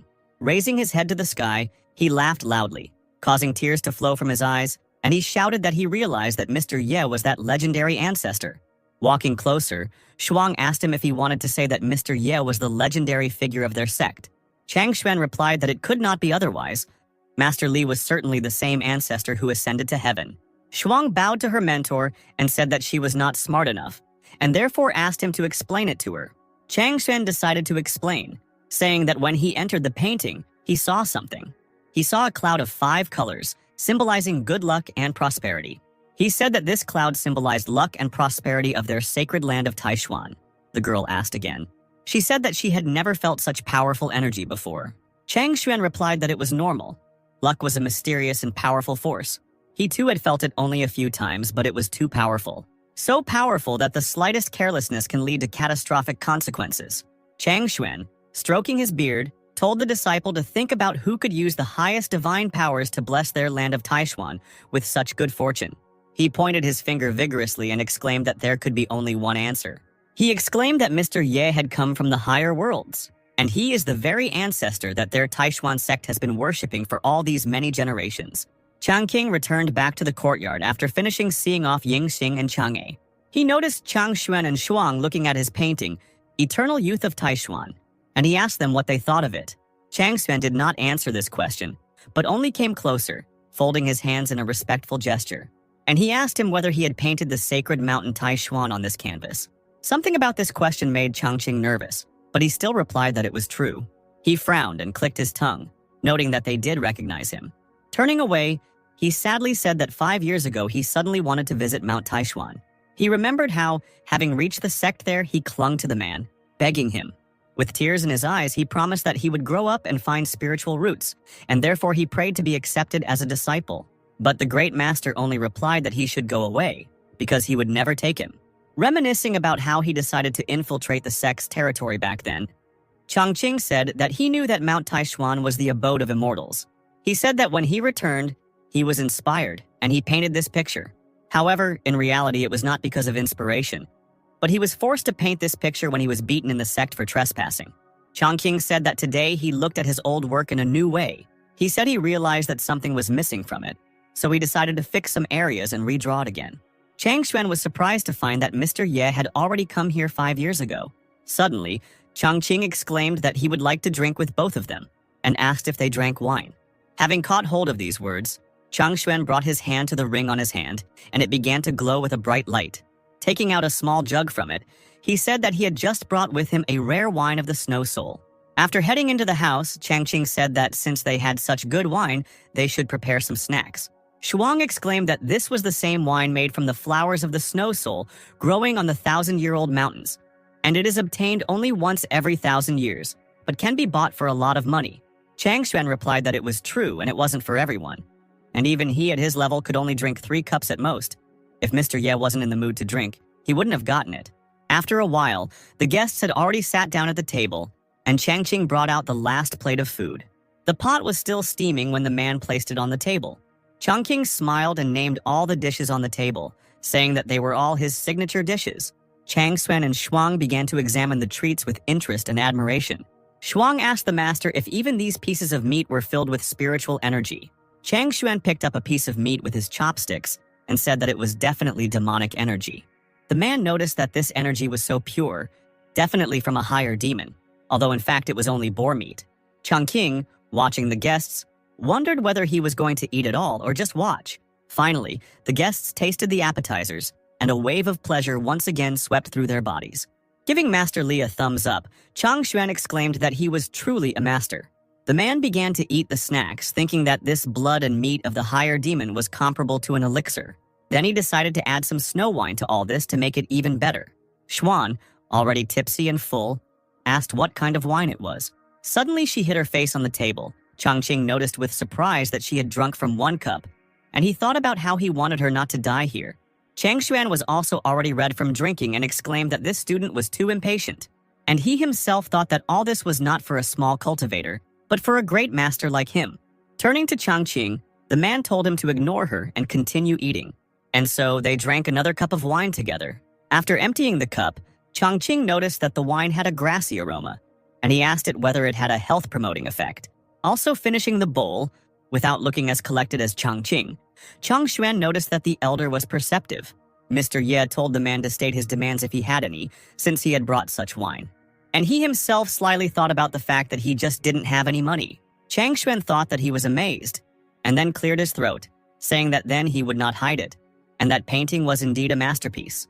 But suddenly he stopped short, thinking that he couldn't ask for the painting so directly, and Changqing thought that he had already accepted the gift by drinking the wine. Finally, Chang Xuan decided to ask about the painting, but Changqing outdid him, exclaiming that he had given him this painting. He smiled and said that the painting was one of his favorites, but if he liked it, he could have it. Chang Xuan asked hesitantly, thinking that he couldn't help but know the significance of this painting to Taishuan, but he was giving it to him. The man thought that it seemed like he had already figured out the identity of Taishuan's main mentor a long time ago. He began to thank Mr. Li in his mind for protecting him, and said that he would not let him down. While Changqing wondered what that old man was muttering again, he had better stay away. Meanwhile, Yingxing had already reached home, the palace of the great emperor. She entered the main hall where the emperor was, and the herald announced her arrival and the arrival of Liu Changhe. The servant ran up to the emperor and told Liu Changhe that since he had arrived, he obviously had important news. Yingxing waved her hand at the emperor and asked him to listen, and Liu Changhe politely greeted the emperor. The emperor of Great Yan, Yan Zunian, noticed that they had finally returned, and he mentally noted that the 9th princess's skills had improved greatly.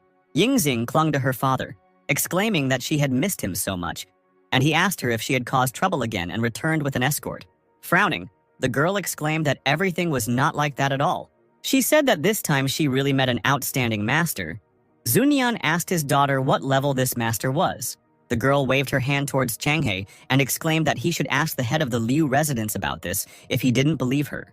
Liu Changhe bowed to the emperor and said that he could confirm that the 9th princess was telling the truth, and it was he who escorted her back. He said he did it not only because of the princess's point, but also to tell him important news as soon as possible. Zunian looked at the man seriously and told him to speak. After listening to the man's story, he said that he did not give it up, that within the Great Yan there were such powerful recluses. Looking at Chang'e, he asked him what level he thought this master was. Chang'e replied that it was impossible to determine, because the elder's house, although simple, had treasures at every step. However, he did not feel his presence in cultivation at all. The man said that if he was not mistaken, then this elder had already reached the highest level, or had come from the higher world. Zunian asked again in surprise, and Yingxing exclaimed that this was terrible news. The emperor thought that if there was such a powerful person within the Great Yan, it would definitely become a secret, for no kingdom can afford to reveal such information. Yingxing thought that Master Li was a powerful recluse, but not a celestial being from their higher world. Suddenly she thought that if he was a celestial being, then what was the connection between him and her? She smiled, thinking that her father didn't yet know that the celestial had proposed to her. But then she changed her train of thought again and, embarrassed, wondered whether he really had feelings for her. The emperor asked Chang'e if it was possible that he would go to him immediately after this, and he might want to use him as his pawn. This plan surprised the man, but he replied that it was quite possible. The emperor looked at his daughter and said that Elder Li might be planning to control him through his love for her in order to rule over all of Great Yan and expand his influence. Yingxing quickly objected, saying that this was impossible. He didn't know Mr. Li. He was elegant and good-natured, not that kind of person at all. The man replied that she was still young and inexperienced. There were many cultivators who seemed kind but were cold and ruthless inside, especially someone like this senior. The emperor called the guards and ordered them to take him and the 9th princess to the eldest ancestor. Accompanied by several guards, Zunian and Yingxing reached another house. The girl continued to defend Changqing, saying that he was not like that. The emperor said that he did not want to harm him. He just wanted to make sure she was safe. Still sulking at him, the girl asked again, to which he replied that it was so. Yingxing thought that she knew that she was unworthy of Mr. Li, but she would not allow anyone to doubt her, not even her father. The emperor reminded her that she had icy properties since birth, a rare gift. That's why the eldest ancestor named her Yan Yingxing. On her birthday, he said that she would bring prosperity to these lands, and therefore she must be protected. Stroking his daughter's hair, the emperor said that she was the only one among the princes and princesses of Great Yan who had been blessed by the eldest ancestor. He said that therefore he had to ensure her safety. The girl asked him if he really wanted to put her in an awkward position, to which he told her that it was time to go. The emperor and Yingxing entered the dimly lit chambers. The girl immediately raised her hands, folding them in a polite gesture. She and her father respectfully greeted the eldest ancestor by bowing to him. Great Yan's eldest ancestor, Tianshan, noticed that Yingxing had returned to the capital with considerable experience and fortune. The girl replied that within the Great Yan she had met an elder, and everything that had happened was thanks to his instructions. Stroking his beard, Tianshan asked who this elder was. Yingxing replied that he taught her music, chess, calligraphy, and painting, and the rest she didn't know. Tianshan didn't ask if she could describe him. The girl replied that this senior did not reveal his status to her. She only knew that his name was Ye Changqing. The man asked again as if trying to remember the name. But suddenly he felt something that surprised him. As it turned out, it was some kind of new aura that surrounded the princess's body. He said that this name was not familiar to him, but in the princess's body he felt another source of energy. Obviously she received it from him, and therefore from a very powerful one. The emperor said that the head of the Liu residence also met with this elder, and Tianshan told him to tell him more details. Zunian said that he was said to be hiding in Xiaojin. His house is full of treasures and opportunities. He even keeps a Demon King-level black dog. Tianshan asked whether there was such a person within Taishuan, and the emperor replied that he was worried because by sheltering Yingxing, he could use her to manipulate the Great Yan and him, the Great Ancestor. After bowing, Zunnian asked the eldest ancestor to check on Yingxing to ensure her safety. The eldest ancestor told the princess to come closer, and his fingers glowed with a bright light. With these two fingers, he touched the girl's forehead, and the light became even brighter. And suddenly, new energy came out of the girl's body and began to fly around the room, illuminating everything around. The emperor asked his ancestor why there was such strange energy here, to which he only noted that it was the nature of ice. And now the energy had two sources of energy. Yingxing looked at her new energy in surprise, not knowing about its existence before. Tianshan asked if this elder was able to awaken her second source. Yingxing asked if she now had two sources. The great ancestor cried out, asking the princess to tell him more about this man. The girl replied that, as her father had said, this elder was indeed powerful. But if he wanted to use her to control the Great Yan, it was impossible. The emperor asked his daughter why she was so protective of a stranger, to which she replied that it was not so. Lord Ye had taken her in without knowing her identity. He was simply teaching her different things. But now she understands that it was because of the energy in that place, and the instructions that she had a second source. Tianshan told the girl not to speak thoughtlessly. She knew how difficult it was to grow a spiritual root with external force, let alone a second one. The emperor agreed with him, saying that then everyone would have two roots. The girl exclaimed that she could prove it. She would immediately bring them his calligraphy that he had given her. Meanwhile, Changqing and Changshuan were still drinking wine. Changqing volunteered to pour another cup for Changshuan, in response to which Changshuan began to stop him, saying that one more cup and he would definitely get drunk. Mr. Ye said that he would drink it anyway, but he thought that this old man was such a weakling that he couldn't even drink half a cup. Changshuan said that he noticed a chessboard with a very complex arrangement in his garden and believed that he had achieved mastery in chess. As he emptied the jug, Changqing replied boredly that he knew little. Seizing the opportunity, the man said he had a rare chess problem and asked him if he wanted to solve it. Changqing replied to show him, and he immediately took out a scroll. Unrolling the scroll, Changshuan said, "This task is called 4 Flowers Underwater." The man began to watch Master Ye as he began to study the scroll, thinking that old man Zeking had given him hundreds of years to decide. After some time, he exclaimed that he was asking for instructions from his elder. Changqing muttered that this was a rare chess problem. But then he asked, discouraged, if that was really the whole task. Changshuan exclaimed that he had not been able to solve it for decades. Changqing twisted his face and thought that this was an elementary task for beginner chess players, but cultivators called it an incredible task. He wondered what they usually did then. After bowing, Changshuan asked him if he could show him how to solve it. Looking at the scroll again, Changqing thought with disappointment that he now realized that there were no strong chess players in the cultivation world. Scratching his chin, he grinned mysteriously and exclaimed that it would be impressive. Following these words, he quickly jumped up from his seat, placing the scroll with the task on the table. Walking out from behind the table, he waved his hand at Changshuan, telling him to follow him. The man obediently followed his elder, who stopped next to the board. Suddenly, the hieroglyphs on the board began to glow with a bright light, radiating energy. The words, "Every move is filled with life force," sounded in Changshuan's mind. Changshuan exclaimed that the elder's chessboard was definitely the sacred artifact, Divine Machine. Looking at the problem on paper again, Changqing said that this chess problem required various solutions, of which the most difficult and significant were 12 moves. He told Chang Xuan that he would teach him the 4 most important moves today. He started to say that he would have to learn the other 8 on his own. But Chang Xuan immediately understood what he meant. Chongqing just nodded his head, thinking that this was all his carelessness. Otherwise, how could he forget about such an important aspect? Meanwhile, Yingxing had already brought that very calligraphy of Changqing to the great ancestor and her father. Tianshan began to read lines from this calligraphy. Zun Nian, listening to these lines, thought that by visiting the eldest ancestor, firstly, he wanted to ensure Yingxing's safety, and secondly, he wanted to use his power to determine the level of this person in order to develop an appropriate strategy. The emperor noticed that the great ancestor's hands were shaking, and he thought that just the calligraphy from this elder seemed like a real treasure to the elder ancestor. A shudder ran through the body of the man who was reading this calligraphy as he read the last line. Tears ran from his eyes as he said that he had been cultivating for several thousand years, first seeking immortality and long life, then well-being for the great Yan and peace for the whole world. But he had forgotten about those around him. While folding the calligraphy, he said that this elder had put his Taoist meaning into the calligraphy, and it brought him back to his roots of cultivation.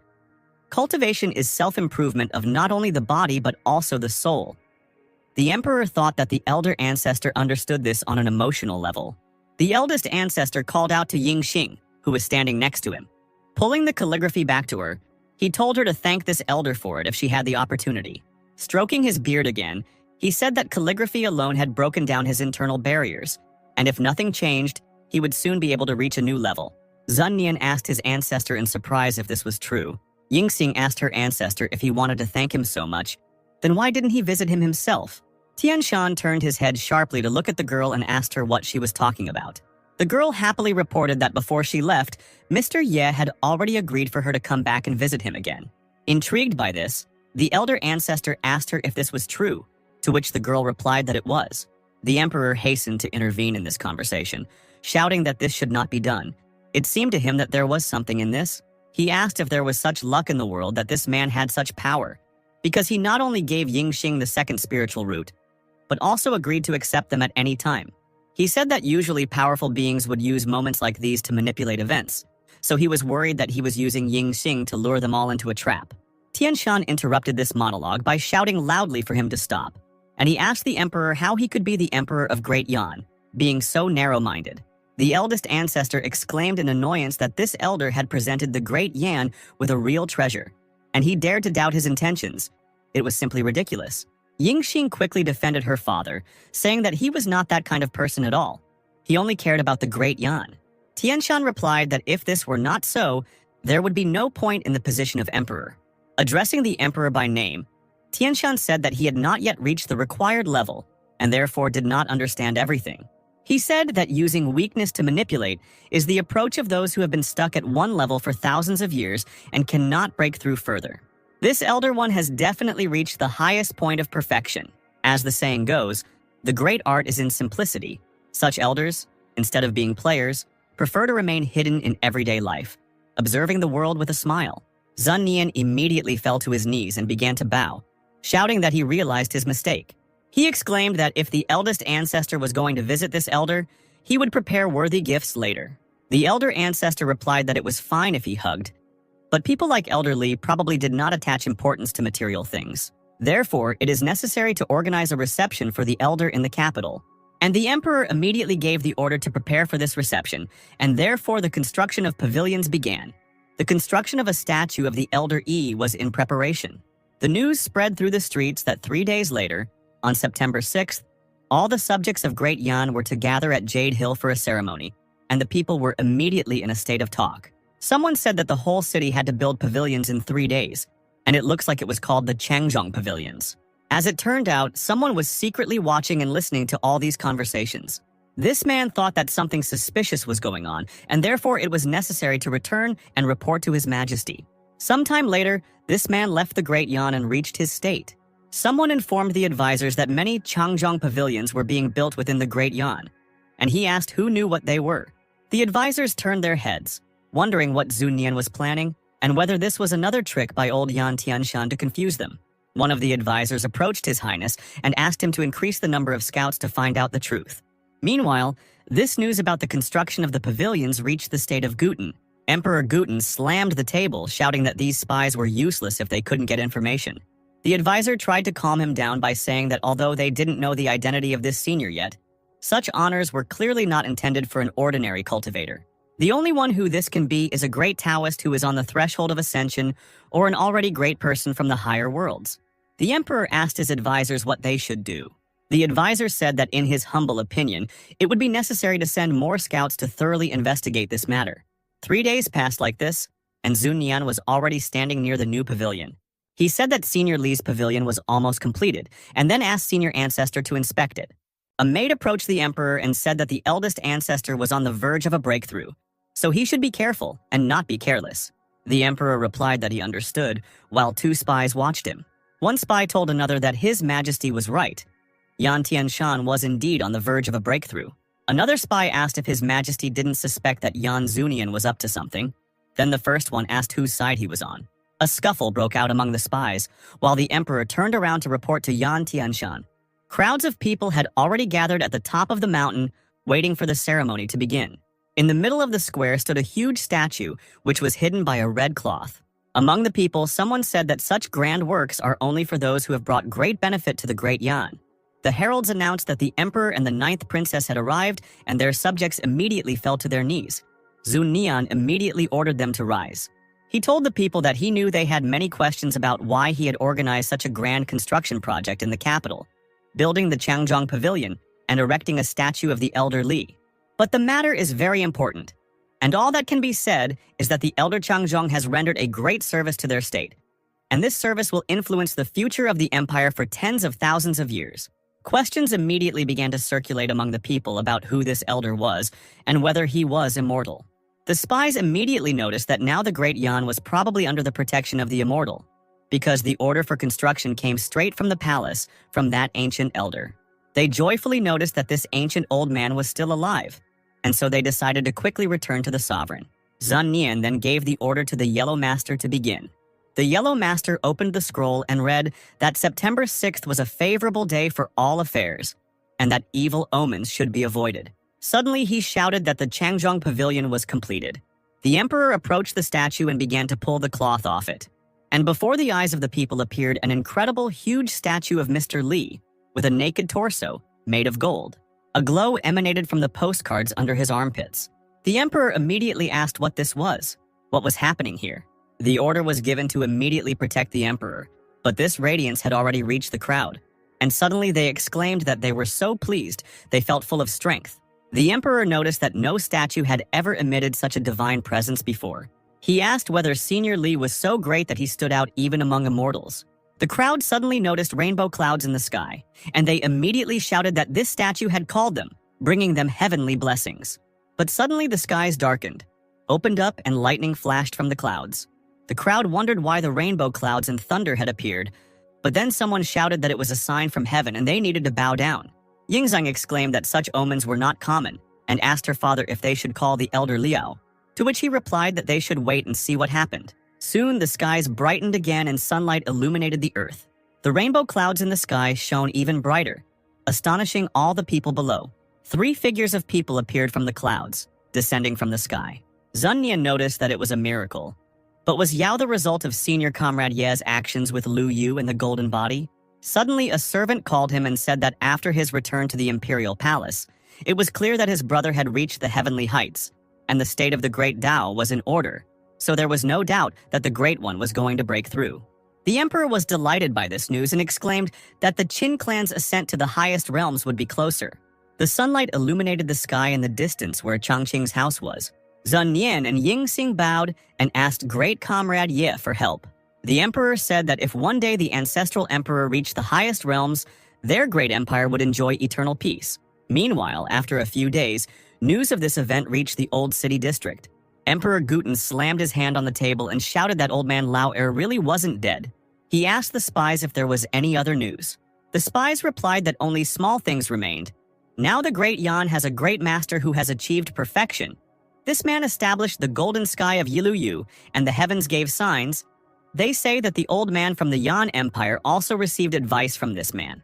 The emperor listened to this news calmly and nodded. But then he realized what he had heard and understood, that this was clearly not a trifle. He grabbed some writings from the table and threw them at the spies, hitting them right in the heads. The Emperor's capillaries burst with anger, and he shouted for this group of idiots to be thrown out of here. As the night approached, news of the ceremony reached the Jia Empire. Emperor Xia noted that it seemed like Su Xiang had indeed received good fortune last year. An advisor said that he thought the rise of Great Yan was inevitable.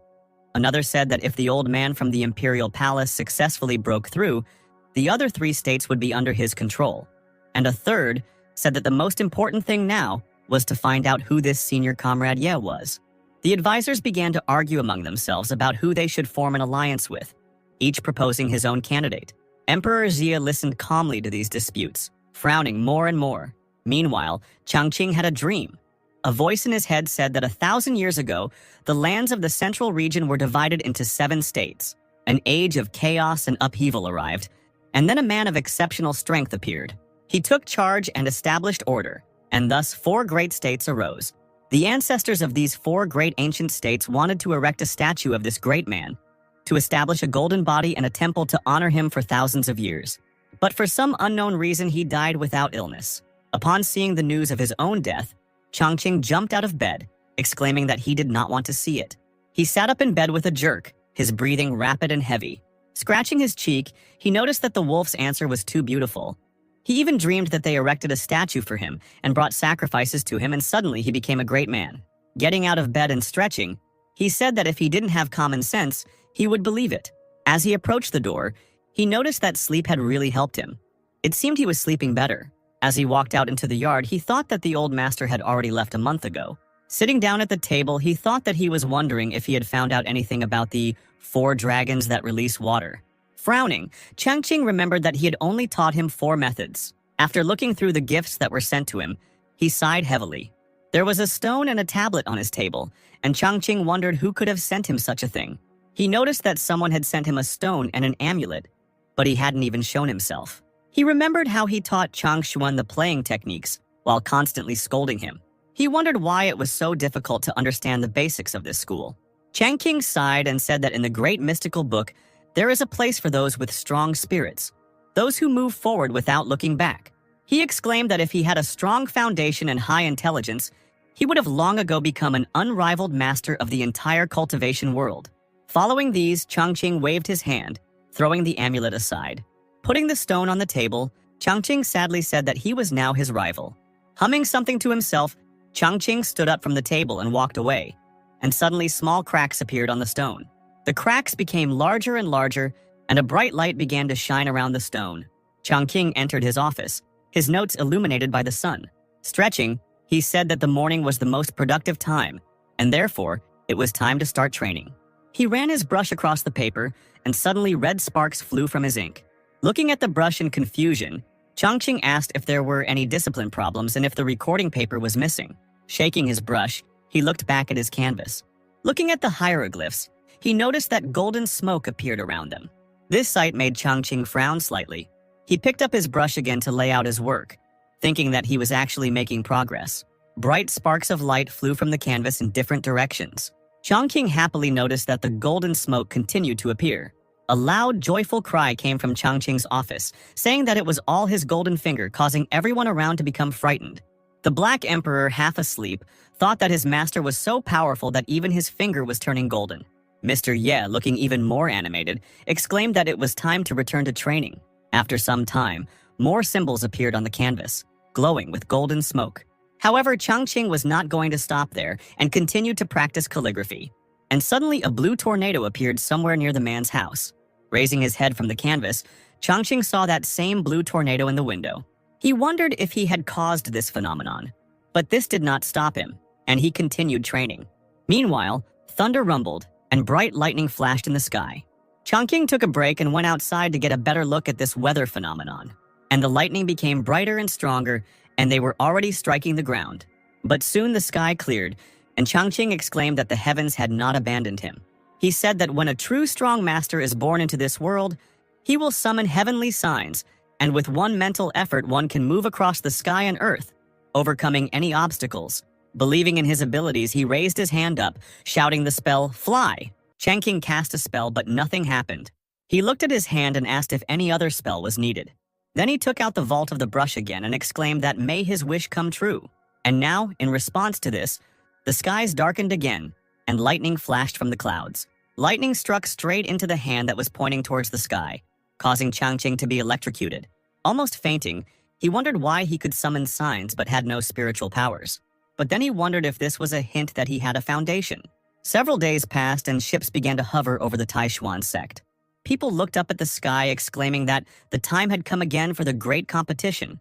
They exclaimed that the path of cultivation was worth it, and it was worth sending children there. The master standing on the ship exclaimed that this bustle was not a place that could be entered so easily. Someone else said that true cultivation required a solid foundation and a high level. One of the men asked his dear brother if he remembered correctly that he, too, was not from a family of craftsmen. The man only frowned in response and asked the other what he meant. Adjusting his glasses, the other man said that he was simply reminding them that just as ordinary people seemed insignificant to him, so they were insignificant in the eyes of great masters. Another man appeared behind him, who noticed that he had again had many revelations. The test master asked him which masters he was talking about. The first man thought that he was finished if he dared to laugh in the presence of other masters. The man with the fan told the man with the glasses that he was still far from them. And in response, the man fell to his knees, apologizing and saying that the mentor and student were both great masters. The man with the fan raised his chin and exclaimed that he already knew that. Passing by the kneeling man, he said that although his abilities were impressive, his status was still lower, and seniority and respect should not be confused. But suddenly a female voice was heard asking the man to wait, and the face of the man in glasses lit up. The girl asked junior disciple Changfeng what he was doing here. The girl landed on the deck, and everyone immediately began to exclaim that Sister Dan Xing was like a heavenly fairy, a goddess who had descended from the heavens. Yin Changfeng, the man with the fan, replied that junior apprentice Chang had shown disrespect to his senior. Was that right? Hugging Qin, the girl asked if mentioning Qin Shu's name was already considered disrespectful. Xingzhu asked if it was disrespectful since Master Dan Tai said her name many times a day. All the men on deck were struck by her beauty. Changfeng exclaimed that she was just playing with words. He grinned and asked her if she dared to make a bet with him. And he said that if he lost the Taishuan competition, he would give up the title of future heir. The girl said that Master Qing had promised that whoever reached the Yuanpu level first would become the next heir to the clan. She asked him if he was in too much of a hurry, to which the guy exclaimed that she was threatening him. But suddenly, Xing heard some melody and immediately turned around to look at it. Others on deck also heard it and wondered what the melody was. It sounded nice. They exclaimed that this melody could not be compared with Dan Xingshui's melody anyway, because she was a genius in music. Xingzhu ordered everyone to be silent and leaned down lower. The men said they were impressed by the music, and their sister was impressed too. And suddenly the girl jumped down from the ship. Everyone who was on the deck rushed to the railing, watching the girl fly down. Xingzhu thought that this music was like a stream and a waterfall in the mountains. Such a melody could only come from a great master. Perhaps this was not a chance. If she can decipher the ancient music that she didn't understand before, she might be able to break through further. Changfeng thought that Sister Xing always strived for perfection in music, but this melody seemed unusual. He bit his lip in resentment, thinking that he didn't understand her at all. Xingzhu continued to fly down, already approaching the rooftops of the houses. With the toe of her shoe, she suddenly touched the barrier that surrounded the village, and a bright flash of current ran through the girl's body. Following this, Xingxue lost control of her body, and the barrier broke, sending the girl flying down. Changqing was busy playing music, and somewhere in the distance behind him, lightning was striking again. But soon he finished playing the melody, and the sky cleared up again, becoming colorful. Changqing heard a strange sound and asked if it was thunder again. But, as it turned out, this sound was a loud female scream, the owner of which was quickly flying down. Xingxu landed awkwardly on the ground, scaring away the chickens that were walking around outside. Waking up in the hole she had made with her body, Xingzue thought that she didn't expect there to be protection here. But then she thought that this was a place of great people, so the security measures were normal. Suddenly she heard music again and immediately rushed to determine its direction. Jumping to her feet, she quickly ran forward to reach the source. The villagers noticed that she was immortal, and one asked the other how he understood this. The man replied that it was all her appearance, something that was impossible for an ordinary person to comprehend. Xingzhek moved closer to the source of the music and stopped. She looked up and noticed a sign for a small shop. She noticed a huge flow of energy behind the walls. The girl moved forward, thinking that everything was exactly as she assumed. Smiling, she thought that this melody definitely came from a master who had reached the heights of art. She walked forward and suddenly noticed a dog sleeping peacefully on the road. She immediately recognized the dog as the Demon King and jumped back with a scream. Raising his head, the Black Emperor glanced at the girl and thought that another cultivator had come for his master's soul. He grinned wickedly and thought that he needed to help his master. He rose to his feet and slowly began to approach the girl, who already had tears in her eyes from fear. The Black Emperor's energy appeared again, forming a large copy of himself, and he thought that he would be generous to her. But the very next moment, someone appeared behind him and grabbed him by the scruff of the neck and threw him behind the walls of the store. Chungking smiled at the girl and told her that it was calm inside and they had everything they needed. Xingqiu opened her mouth wide and gathered all the facts about this person into one place, and she thought that this was definitely the same great master playing the Qin. Noticing the girl's strange expression, Changqing called her again, feeling awkward. Xingqiu beamed and asked him if he was the one playing the Qin just now. Recoiling from the girl because he noticed a strange light in her eyes, he replied that it was him. Then Xingxag took out her Qin, saying that it was excellent. Changqing wondered what she was going to do, teach him to play the Qin. He only smirked in response, ready to accept the challenge. He thought that no one on his territory could defeat him, but Xingxue came closer to him and, calling him master, exclaimed that she had some questions about music that she wanted to discuss with him. And Changqing thought that he had worried in vain, being glad that she called him master. The girl thought that since he said that there was everything here, then she would just be a guest. But if she called him master, then he would not be able to refuse. Changqing smiled stupidly, saying that she was too kind and he was not worthy of such a title. He awkwardly cleared his throat and introduced himself to her, saying that his name was Ye Changqing. He waved his hand towards the door and said that it was inconvenient here, they should go to the backyard. Xingzhu didn't refuse, continuing to call him master. Changqing led the girl deep into the store and said that this was a modest courtyard where he lived, and that he often played the qin and painted here. He opened the doors leading to the courtyard, and Xingzue covered her eyes with her hand from the light that immediately poured onto her. Looking at this yard, she thought that this simple yard looked like a real paradise. One day here is worth 1,000 days of hard training anywhere else. Feeling a wave of pleasure, she exclaimed that she would like to live here forever. Looking back at the girl, Changqing once again noticed the strange expression on her face and thought that these cultivators were starting their strange deeds again. He led the girl further, showing her his desk where he writes. He led her further, showing her the board where he played chess. Xingzuk noticed a cracked stone on the table and asked him what it was. Changqing replied that the stone in the center was a tea table. If she wanted, she could use it. Xingzhu waved her hands, thanking the man for his hospitality and saying that this was too generous. She couldn't accept it. Changqing scratched his head and thought that it was just a beautiful stone. Xingzhu thought that he uses the rare Huanyuan stone as a tea table and also gives it away so easily. Apparently, he is a humble person who does not pursue fame. She smirked and thought about how she was increasingly wishing he would be her teacher. Changqing walked further into his courtyard, and the girl, looking around, followed him. Looking at the table where the qin lay, she asked in surprise whether it was really a heavenly qin. She wondered if this was really the artifact that was said to emit heavenly melodies that lead to the right path. Changqing suggested that the village play something for him since she was so eager to discuss music with him. However, when he looked at Xingxue, he saw that she was practically drooling over his qin. Changqing walked up to his qin and touched its strings with his fingers, causing a few notes to sound. He told the girl that if it wasn't too much trouble, she could use his qin. Xingxu ran up to Changqing and asked him with shining eyes if she could really do this. Wasn't this a rare piece of luck? The man awkwardly tried to move away from the girl, grimacing in disgust, and said that of course she could. Changqing glanced at his qin and thought that the body of this instrument was made of a rare wood known as Hai Huangzhu. He remembered how, during the cold winter season, he found some pieces of wood and was going to burn them. Taking an axe in his hands, he decided to cut the tree, saying that first he would test it. Another day, he came to the shop for strings, and the seller said that these were real strings, and they cost 6 silver coins. But Changqing was not satisfied with this price. The salesman quietly whispered into the guy's ear that he understood that for people without basics, this was a high price. Changqing walked towards the exit and shouted angrily at the salesman to wait for him. When he returned home, he was still lamenting, saying that these were real strings after all, and he had a head of cabbage in his hands.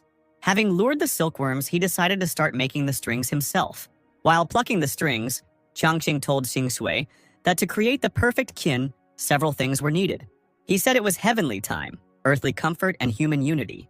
He waved his hand as if inviting Xing and said that matters of magic depended on the heart, so she should follow her heart. Coming closer, she carefully touched the strings, thinking that in this world, artifacts are divided by levels of power, from low to high. Sitting down at the instrument, she thought about the division of such that there are heavenly artifacts, Dao-size artifacts, door treasures, magic treasures, and so on. Usually, a sect has at least one Dao artifact or ancient treasure, which are considered relics, and celestial artifacts are mentioned only in ancient texts. And all because she has long since disappeared from the world. Xingzhu plucked the strings lightly, causing a clear note to sound. Her hand was immediately thrown back by the power contained in the chin, and the girl thought that Changqing's chin surpassed even the heavenly artifacts. Xingzhu, under the man's questioning gaze, moved her shaking hand to the side, and it was shaking because he had touched her too roughly. Finally, the girl introduced herself, saying that her name was Dan Tai Xing and told Master Ye to call her Xing. Changqing snapped his fingers and immediately deciphered her name with lines from the poem and said that her name was beautiful. The man chuckled quietly and thought that she couldn't help but fall in love with such a humble and majestic man like him. Xingzhu then asked if she could start already, which left Changqing stunned. And finally, the girl started playing. Her music sounded amazing. Looking at the master, she asked him if there was anything wrong. Changqing nodded his head meekly, stroking his chin, and said that it was nothing. Everything was fine. Xingzhu laughed softly, thinking that she would have to show all her skills then. Her hands fluttered furiously over the chin, drawing from it a more lively melody. With quick movements, the girl said with her hands, putting her whole soul into her game. Changqing clapped for her, encouraging her, a smile playing on his face. Energy swirled around the girl's body while her hands were still playing the melody. Already more calmly strumming the strings, she mentally asked the man if she could begin already. Changqing clapped his hands, interrupting the girl's playing, and told her that the sounds were pleasant and melodious, although there were some minor flaws. He said with a smile that for him, it was already the highest skill if she could play like that. And these words wounded the girl to the very heart. The man's face darkened as he recalled someone and said that he knew a girl who claimed to be able to play the qin.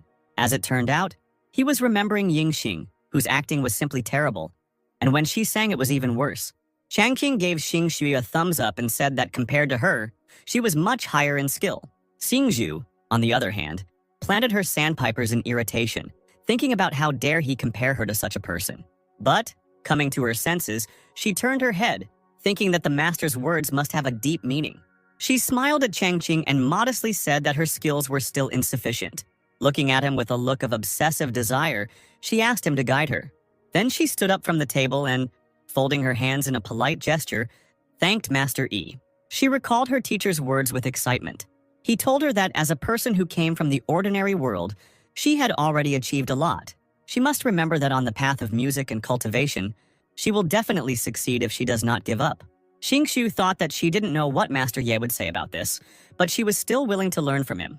Changqing awkwardly scratched his cheek and said that learning was not a problem for him. But everyone had their own understanding of music, so everyone perceived it in their own way. The girl exclaimed that Master Ye's words surpassed her teacher's wisdom. Changqing told the girl that he didn't remember the melody. Sitting down at the keen, he said that he would now play this melody for her. He told the girl that this way she could understand the difference between them.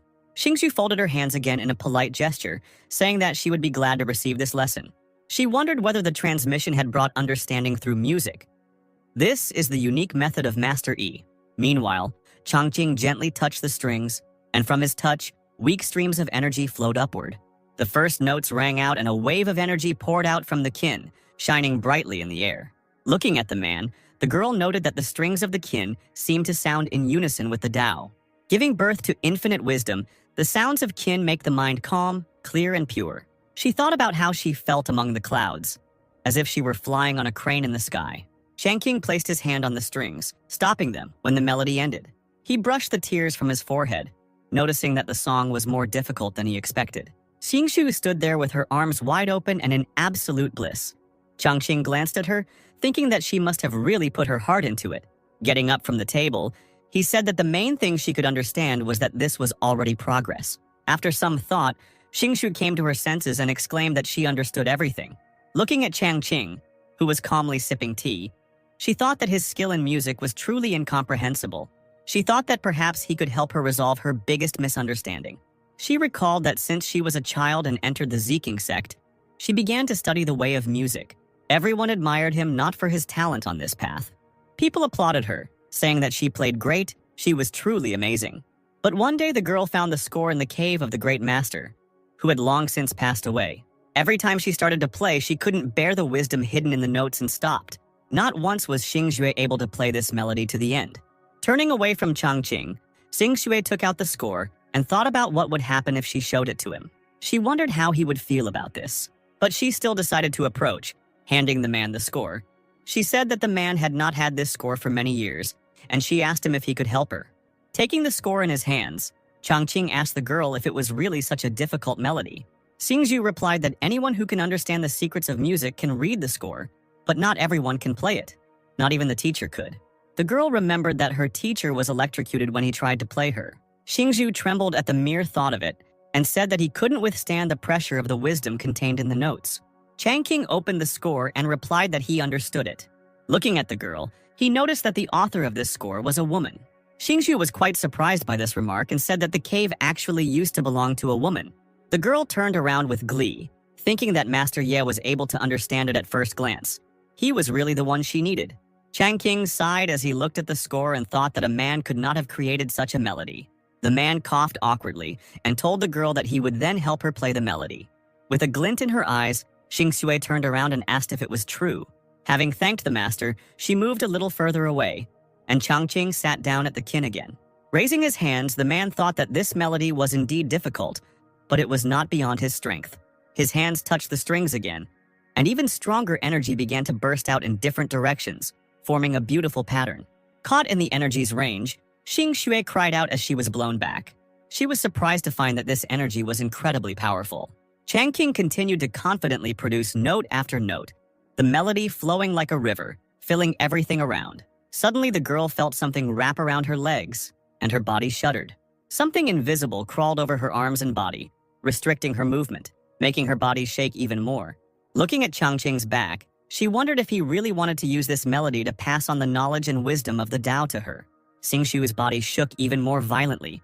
She breathed heavily. Her face turned red, and suddenly she felt something coming out.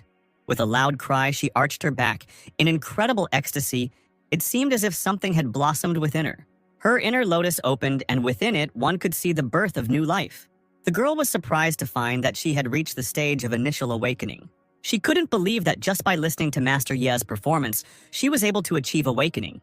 Meanwhile, the melody continued to resound, flying away to more distant lands. It even reached the northern ice fields, the territory of demons. The demons were hunting in their territory, laughing joyfully at the prey they caught. Suddenly, one of them heard a melody and asked what these sounds were. The other asked him if it was some kind of demonic melody. The demons felt the ground shake beneath their feet, and somewhere in the distance, a bright purple flash flashed. The demons noticed that the flash was shining somewhere in the direction of the main sect.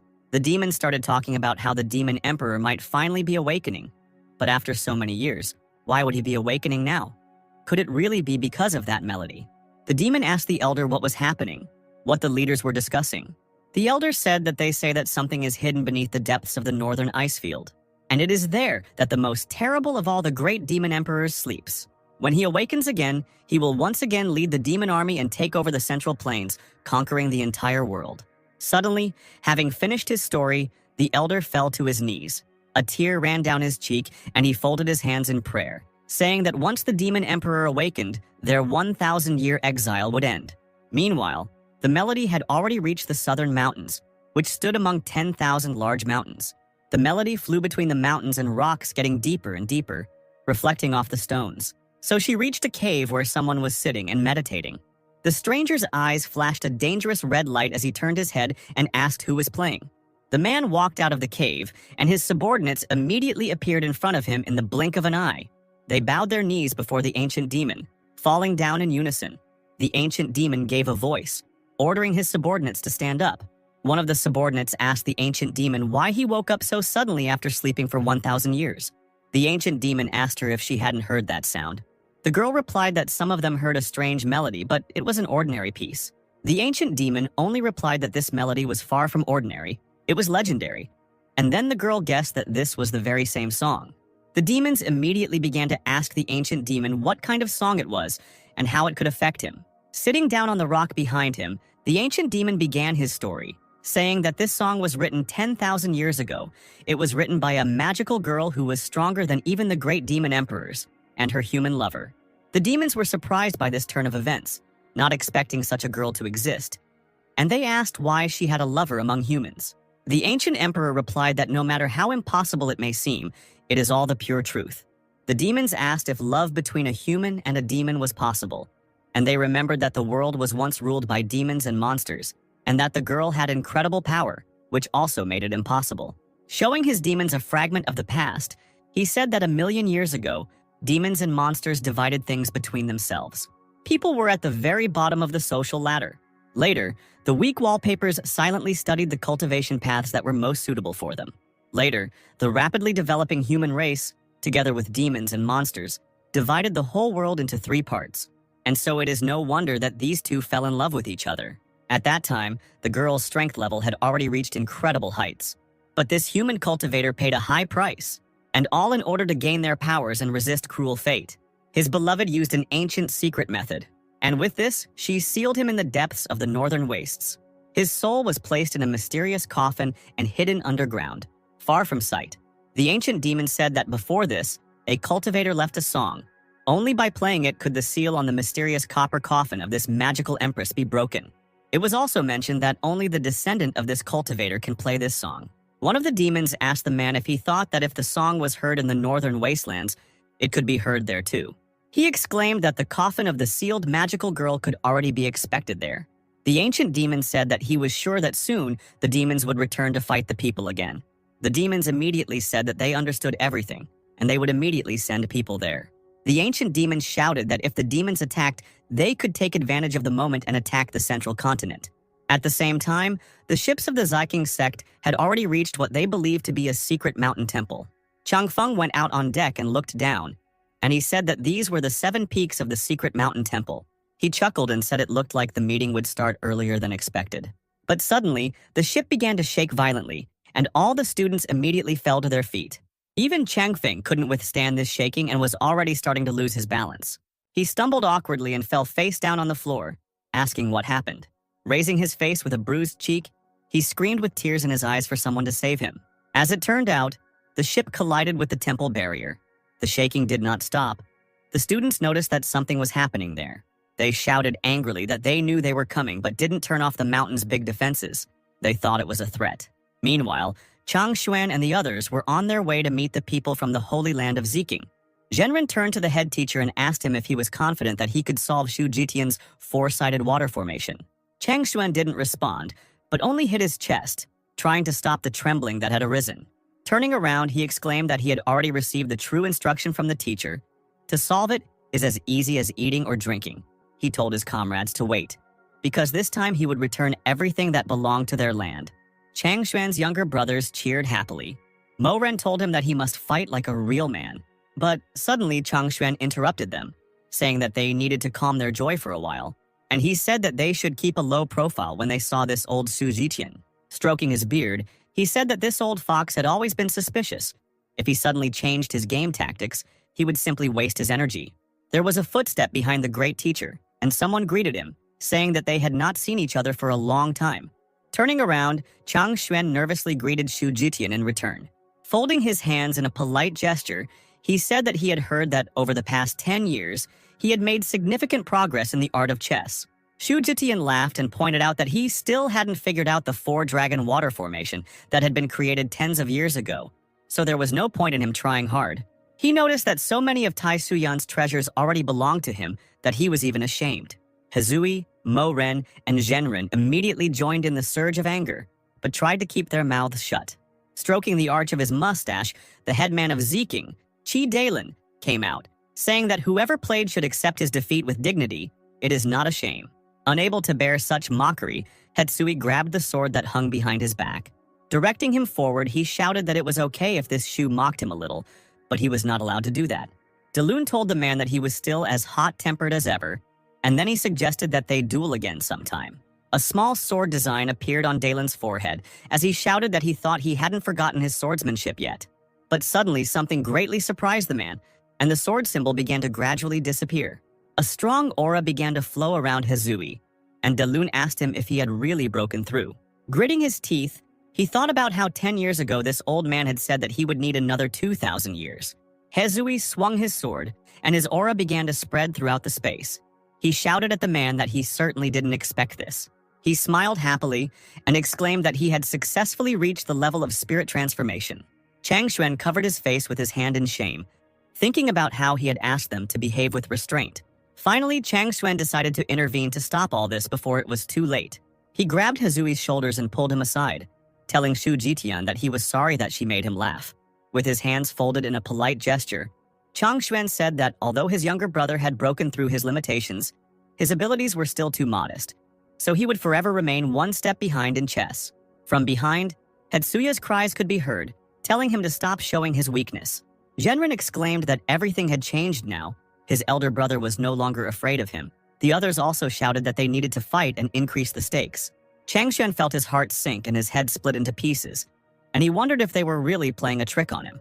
He went to his younger brothers to try to calm them down while they were still shouting something excitedly. Someone from Zeking asked if these were the same old people who lost at chess, and immediately began to complain about poverty. Others asked if the times had changed and they had become so impudent. Jitian thought that something was clearly wrong here. There was clearly something unusual hidden behind this.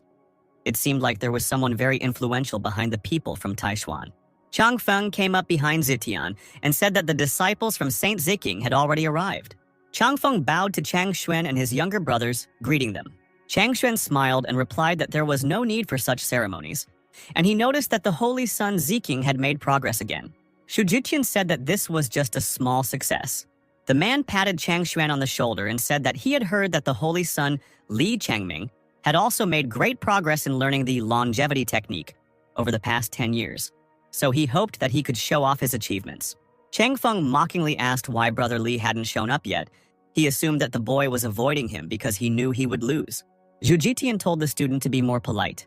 Chang Feng opened his fan and apologized, not at all regretting his words. Chang Xuan intervened and said that Chang Ming had been in seclusion lately. He said that Chang Ming had abandoned the path of longevity and was now practicing sword art. Shu Jitian and Chang Feng were quite surprised by this and asked again. Chang Xuan sighed and said that young people who have not been through hardships often make impulsive decisions. Smiling proudly, he said that fortunately his student met a great teacher who guided him along this path, which changed his life dramatically. Chang Feng and his teacher frowned as they watched this smug old man. Giving his thumbs up to his juniors, Chang Xuan thought that this is what he calls modesty and restraint. Hezui also gave him a thumbs up, thinking that his elder brother is incredible. The elders of Zeking began to whisper, not believing that they couldn't change their path so easily. One of them told Shu Jitian that this old man was trying to deceive them. He couldn't let go of his only disciple so easily, to which he replied that if his words were true, then they needed to be more careful. Frowning, he noticed that something was clearly wrong with this tournament. Another elder remarked that Chang Xuan had mentioned some great teacher.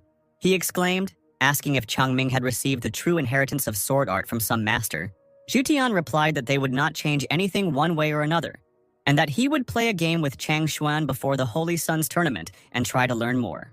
He said he wanted to see this great man in person, which gives them this incredible confidence. As if he sensed that someone was talking about him, Changqing sneezed while sitting at the table. Scratching his nose with his little finger, he noticed that someone was remembering him. Xingzhu walked up to him and asked him worriedly what was wrong with him. Changqing bent his finger and stared at his booger and replied that he was fine. He quickly waved his finger, shaking it off. He looked at the girl with a joyful smile and asked her if she was passing by. Xingzhu readily replied that it was true, and she leaned closer. Changqing noticed that it was already getting dark, and he himself was thinking that she should leave already because it was so difficult for him, so lonely and young, to restrain himself. The girl punched her palm, noticing that he was right, and Changqing sighed in relief.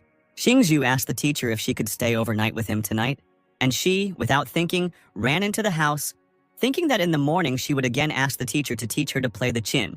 Changqing shouted after her, asking him if she wanted to wait for his answer. So the man froze with his hand outstretched and his face distorted with irritation. He mentally cursed all these immortals. But he had no choice but to resign himself, and he sighed heavily. He indignantly asked if they really thought that because they were immortal, everything was allowed to them. His hand gave way on the strings of the qin, causing bright flashes to shine upward, and he thought that he should be sent special effects to add. But suddenly he realized that although everyone in this world has spiritual roots, their knowledge and skill in music, painting, and calligraphy are simply catastrophic. That is why, after seeing his work, they begin to adore him fanatically. He punched his palm and thought that more people should see his works. Clenching his fist, he exclaimed that then it would not be a problem for him to become famous in this world. He stepped on the bench, kicking it loudly, and laughed, asking if a person doesn't have a dream. Then how is he different from a salted fish? Raising his hand, he said that to start with, you need to set a small goal. And he exclaimed that his first goal would be to go to the capital of the great Yan with his works. But suddenly he came to his senses, remembering that the suburbs were full of spiritual beasts and wild monsters. He thought in horror about how he, a young and handsome man without spiritual roots, could get to the capital. He wondered if he would have to ask the immortals for help. Meanwhile, Chang Xuan, his junior disciples, Zitian, his disciple, and Li Dalin gathered in the Tai Shuyan Hall. Looking into his mug, Zitian noticed that it was insight tea and remarked that it was an extremely valuable item. Chang Xuan replied that it was nothing special, just fragments of the insight leaves. And then he told me that he had recently drunk tea brewed from whole leaves. Changfeng noticed how the teacher's hand tightened on the cup, and he asked him if everything was okay. Jutian gritted his teeth and replied that his blood pressure had simply suddenly risen. Suddenly, somewhere there was a deafening sound that shook the entire building. Jutian jumped to his feet and asked what was going on. Hazui, also standing up from his seat, noticed that it seemed like Changmin had already passed his test. Looking at the guests, he said that he had achieved such success in just a month. He exclaimed that Changming was indeed a natural talent in swordsmanship. Changfeng asked again, his eyes wide, about only a month of training for them. Hetsui looked at the guy and asked him what was wrong with him, why he was shaking. Also gritting his teeth and clutching his fan, the guy replied that his blood pressure had also risen. His face darkened as he thought about how Changming's sword aura was already so powerful after only a month of practice. With 2 fingers extended, Changfeng began to use his power. Pink flashes swirled around the room, and he thought that this guy could deceive others, but not him, who had studied sword art for nearly 100 years. Putting his palms together, he thought that he couldn't fool him, and a bright beam of light burst out from his palms. This pink beam flew out of the room and flew straight into the blue light above the place where Changmin was studying. The pink beam reached the blue barrier and hit it, as if being absorbed. Changfeng stepped back in shock, exclaiming that this was simply impossible. The blue aura was not only not damaged but became even brighter, and the shapes of swords were visible in the sky. The boy exclaimed, asking if this was the true, supremely pure essence of the sword. Asking again what 1 month was, the guy frowned and cursed. He waved his hands and summoned his sword, exclaiming that he needed to see this with his own eyes. He flew out of the room peacefully on his sword, Zitian shouting after him not to be too confident. Changshuan put his hand on the man's shoulder to stop him and told him that it was okay. He asked him about when else, if not in youth, one could be self-confident. Changfeng flew through the air over the mountains to find Changming. Finally, he reached a small house on one of the mountains. Meanwhile, Changmin was training hard. Everything around him was glowing with a bright light, and a magic ring was shining under his feet. A huge sword appeared above the guy's head. It seemed like the guy's aura could destroy everything around him. A strong wind arose from Changming's use of power. Changfeng covered his face with his hand. Meanwhile, Changmin had already risen into the air. 3 bright spheres were shining around him, and the sword was descending lower and lower, hitting the ground with its tip. Changfeng rushed forward, noticing that this guy was about to achieve unity with the sword. While in a state of complete concentration, Changmin couldn't help but notice someone appearing within his reach. The boy immediately waved his hand, sending one of the swords that were floating in the air in that direction. Noting that he felt killing intent, Changfeng barely managed to dodge the sword by tilting his head back. But the tip of the sword still grazed him, cutting off some hair from his bangs. And yet the boy lost his balance and flew down from his sword. Changmin had already dropped to the ground, finishing his union with the sword. A sword-shaped mark appeared on his forehead, indicating that he had successfully achieved unity with the sword. The younger disciples congratulated their senior, and Changmin replied that his level was already stable, as expected from the master's teaching. And suddenly, somewhere behind them, there was a loud sound, as if something had fallen to the ground. As it turned out, it was Changfeng. His back had broken the ground a little. Foam was coming out of his mouth. Changming and the junior disciples hovered over the boy, and the first one noticed that this boy looked very similar to Yin Changfeng from Saint Ziking. However, he noticed that this guy looked older than Changfeng, and his hair had thinned. But suddenly one of the younger disciples noticed that this was the same holy son of Yin. Then Chang Ming ordered to take him into the house. Once he got home, Changmin started pouring tea. Chang Feng had already woken up. He was sitting huddled on a chair, his body was shaking. Chang Ming suggested that he first calm down and drink some tea. Chang Feng took the mug and drank a little, and Chang Ming asked him if he remembered. Chang Feng asked the guy what he meant. Chang Min told him that he had just fallen from the sky, and they quickly carried him into the house. Smiling, he said that now, looking at him, it seemed to him that everything was fine. Chang Feng replied that everything was fine, and his hand reached into his bangs. Suddenly, he found no hair under his fingers. This was followed by a loud, plaintive cry. Already angry, Chang Feng slammed his cup on the table. He grabbed Changmin by his clothes and shouted, asking him why he changed his path and started practicing sword art. He still did not calm down and shouted, asking him how he had achieved unity with the sword in a short month. Changmin excitedly replied that he had received instructions from a great man, and it was he who had suggested that he change his path and take up the sword. Chang Feng stared at the boy, wondering who this person was that could influence such a holy son. He let go of the boy's clothes, thinking that only if he could get advice from such a great man. Sitting back down on his chair, Chang Feng said that he was so happy that he lost his composure, and then he asked about this great man.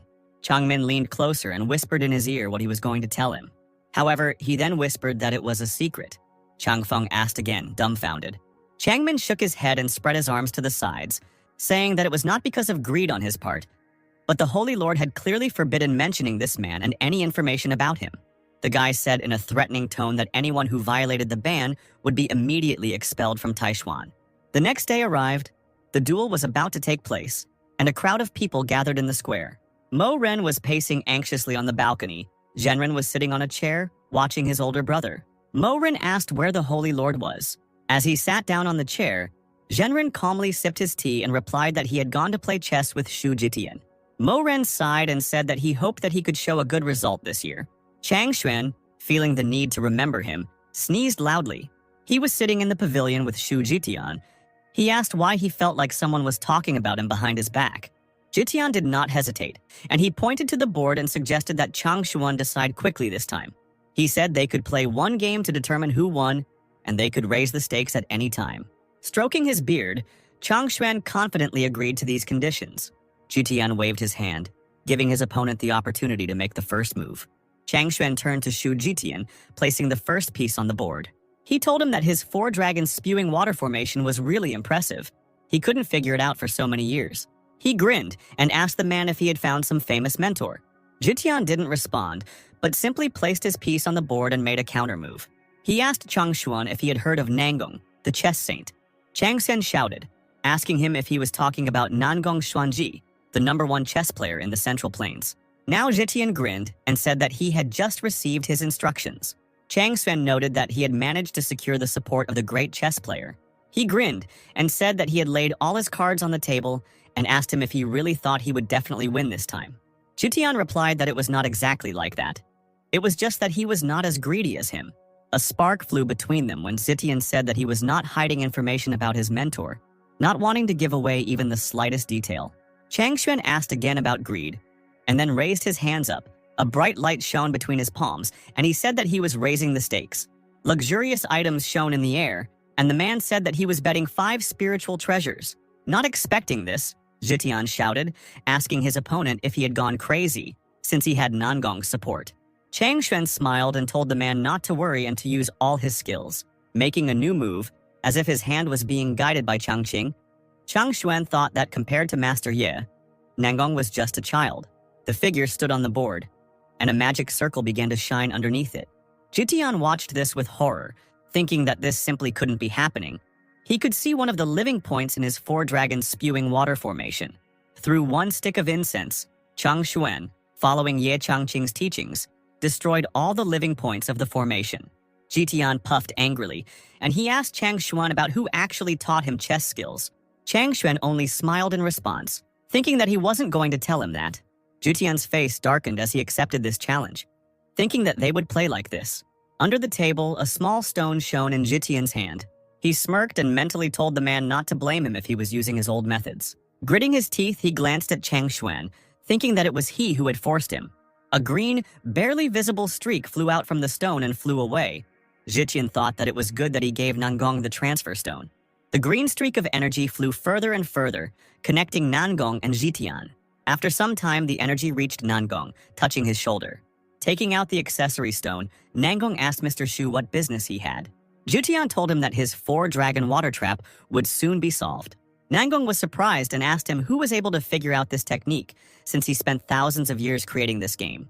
Nangong waved his hand and sent the stone flying, asking Zhitian to show him the solution. And immediately, an image of a board appeared in front of the man's face. Touching the image with his hand, Nangong exclaimed that it was exquisite, simply stunning. He exclaimed that he didn't even realize that he had left so many opportunities for an exit. Zhitian, horrified, asked Nangong if he was also powerless. Nangong happily replied that he had dedicated his whole life to the art of chess and that he could not be defeated so easily. He conveyed to him through the stone, telling him to go as he would tell him. Only through destruction can one achieve victory in danger. Zhitian smirked and thought that Nangong had entered the game, so now Chang Xuan was doomed. He asked his opponent about the top, why don't they make a big bet? Chang Xuan agreed and asked the man how he wanted to play. Zhitian said that he had 2 ancient relics, one of medium quality and one of high quality. Chang Xuan looked at the man, considering his proposal, and suddenly he said that he felt that this was not what Brother Shu was pursuing at all. Zhitian confirmed his guess, saying that if he were to risk this and the 2 relics, then he was not only playing chess, but he also bets on who this genius is that he mentioned. The bets were accepted and Zhitian made his next move. But Chang Xuan had no intention of retreating. He also made a move, advancing on his opponent. In this small, quiet gazebo, a serious battle was now taking place. After Nangong entered the game, Chang Xuan gradually retreated, and he wondered how Zhitian's position suddenly changed. Zhitian was still clutching the stone in his hands, accepting Nangong's instructions. He smirked and noticed that Judah looked a bit tense, causing Chang Xuan to flinch. Getting up from the table, he folded his hands in a polite gesture and said that he suddenly felt the need to go to the toilet, and he asked his opponent to wait for him a little. Chang Xuan left the pavilion. Zhitian took out a stone and exclaimed that the enemy now had no chance, to which Nangong told him not to underestimate the enemy. Using his spiritual powers, Chang Xuan rushed away, thinking that it would be better to go to the toilet and consult with Master Ye. Meanwhile, Chang Qing was sweeping his yard, raking all the trash into a pile. Suddenly, a sound came from this pile of garbage, which attracted the man's attention.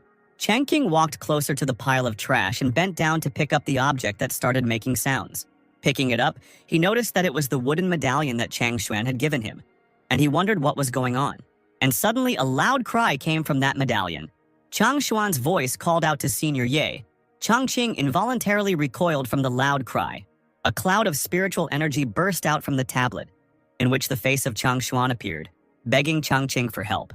This surprised Chang Qing, and he noticed that it was some kind of video chat tool among cultivators. Chang Xuan cried out in tears that he had a problem and that the elder simply had to help him. Not knowing what to do, Chang Qing waved his hand and told the man to tell him what happened. A playing field appeared in the cloud of energy, and Chang Xuan asked the elder how he could escape from this situation. With a face full of anger, indignation, and disgust, Chang Qing asked if that was all. But then his gaze met Chang Xuan's eyes again, from which tears were pouring down like a hail. Chang Qing sighed heavily, massaged his forehead in annoyance, and said that he would tell you what to do step by step. Chang Xuan immediately began to thank his elder, clasping his palms together. The man smirked, thinking that Teacher Ye had intervened himself so he would succeed today. After a while, Chang Xuan returned to the pavilion, sat down at the table again, and apologized to Zhitian for waiting. Zhitian folded his arms across his chest and smiled as he saw brother. He had done it so easily, and asked him if he had managed to clear all the obstacles. Chang Xuan reached out to make a new move. Master Ye's voice echoed in his head, telling him that he should play the last 8 positions and break the connection between the 2 stones. The piece touched the board, moving into the position that Chang Qing had told him about. Zhitian noticed that this move was quite unexpected. Following his teacher Nangong's commands that the 9th white should retreat, Zhitian made a counter move. But Chang Xuan did not lag behind. He heard Master Ye telling him that the 10th back door would connect heaven and earth. Nangong shouted that white 33. The earth dragon turns into a heavenly dragon. He grinned, thinking that he was even curious about how the enemy would deal with this now. Chang Qing's last piece of advice to Chang Xuan was, don't resist any longer. Chang Qing said that it had already been decided that although the whites' position was strong, they had reached their limit. Chang Xuan, under Master Ye's command, extended his hand, preparing to make the final move. Two fingers with a figure between them darted towards the board like a powerful dragon, preparing to bring defeat to the enemy. Nangong, watching this, exclaimed that this could not be. Jitian desperately noticed that the elder Nangong had lost, but he couldn't believe it. Changqing also watched the board. The pieces on the board were arranged in a strange pattern, and the man thought that the old man was accusing him of cheating again.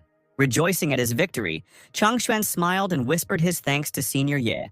While Zhiqian could not believe his defeat, Changqing simply replied that he would disconnect if there was no further business for him. Nangong, still holding the stone in his hands, shook. He said that he had dedicated himself to playing the Dao through the art of the game for almost 3,000 years already. He shouted that he thought that there was no one in the world who could surpass him. But now someone had not only solved his problem, but also surpassed him in the spirit of the game. He desperately asked Zhiqian where he was now. Still devastated, Zhiqian looked at the stone, and Nangong asked him who he was playing with now. Zhiqian's eyes filled with tears, and he finally replied that he was at the Great Yan's party. His face showed resentment and disappointment when he said that he was in the sacred land of Taishuan and was playing with the head of the Taishuan sect, Changshuan. But then he said that behind him stood a mysterious master whom he didn't even know. Nangong responded by exclaiming that now he understood everything. The old man jumped on his sword and flew away from his cave, heading north of the Great Yan. He cut through the air with his sword at almost the speed of light, unable to sit still. The only thing that drove him forward was the thought that he had to meet this mysterious master. Otherwise, his path of development would stop. Changqing sighed in disappointment, thinking that he hadn't played games like this even in middle school. Xingyu sat at his keen and practiced playing music. Changqing thought that he hoped that next time they would offer something more difficult. Having finished playing the melody, the girl placed her palm on the strings, completely muffling them. Turning to Changqing, she asked him what he thought of the melody she had just performed, whether there were any shortcomings. The man calmly sipped his tea, thinking about his answer, and then put the empty cup on the table. Touching his chin, he frowned and replied that overall the melody was well executed, but it lacked a certain feeling. Xingzhak noticed that she had never heard advice about a certain feeling before. However, she did not understand what he meant, and so she asked him about it directly. Changqing, hitting his fist into his palm, answered the girl that this was free will. He began to twist theatrically and told the girl that she was too carried away by technique when playing, that she forgot about the feelings in music. Gracefully extending his hand, he said that she needed to learn to follow her heart, to free her true nature. Xingzhu stared at her hands, trying to understand the master's advice, but she couldn't. She asked him if this was not what the teacher was talking about when he mentioned the highest art of music, the state of pure mind. Changqing suggested that he play the melody for her now so that she could feel it again. The girl readily agreed, and the man sat down at the instrument, and sparks of energy began to fly in all directions again. The melody burst from the strings and spread throughout the village, reaching the square. The residents noticed after listening closely that the melody had changed, and it seemed that this time Mr. E himself was playing. Another noted that the level of play was completely different from the previous performance. After a while, Changqing finished playing and asked Xing Shui what she thought with a smile on his face. As if waking up from a trance, the girl, with passion burning in her eyes, replied that Mr. Ye was indeed right. She still needed to train a lot. Getting up from the table, Changqing replied that the main thing was that she herself felt and understood it. He walked around her, heading into the house, and said that it was already late, and so they would finish for today. Xingzhu didn't answer him, but only bit her lips sullenly. Turning around, she called the master and told him that she had been here for a long time, so she was going to leave tomorrow. Changqing asked her again and thought that they were still so different, so differently structured, as people and as immortals. A small ring with a stone lit up on the girl's finger, and she took out a book from there. The girl said that she accidentally found this ancient book, but its contents are very complex, so she could not decipher it. Turning to Mr. Ye, she said that only he can decipher it. The girl's face turned red as she handed the book to the man, exclaiming that that was why she was giving the book to him.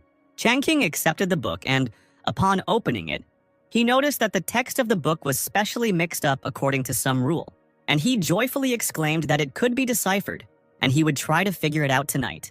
Meanwhile, Changshuan stroked his beard and told Zhitian that that game was truly a masterpiece. Trying to contain his anger, Zhitian responded politely, saying that Brother He's skills were truly impressive. He placed his ring on the now empty board, saying that the two relics that had been at stake in their dispute were in this ring, so he could take it. Looking at this small ring, Changshuan smiled and thought that they had been losing for so many years, And now the money was finally coming back. Jitian slowly, with a hunched back, completely defeated, trudged away from the pavilion. Chang Xuan shouted after him not to hurry. Hezui, who seemed to have been there during the entire game, peeked out from around the corner. Chang Xuan was still happily looking at the ring. Hezui went out to his older brother and congratulated him, saying that he could now finally breathe a sigh of relief. Chang Xuan replied that if it weren't for Senior Master Ye's diligent guidance, he wouldn't have been able to win in this life. Hezui invited his brother to take a look at their new relics, and Chang Xuan eagerly agreed. The man raised 2 fingers up, releasing spiritual energy, and the ring flew up a little. And from the ring flew out a handle and a bell, shining with a darkened red light. Hetsui noticed that the body of this pen was made of a rare iron called Tears of Darkness. He noticed that the Tears of Darkness was an extremely rare material, but from the moment it was created, it was filled with sinister energy. It could easily damage the soul of a cultivator, so it was better not to touch it unless absolutely necessary.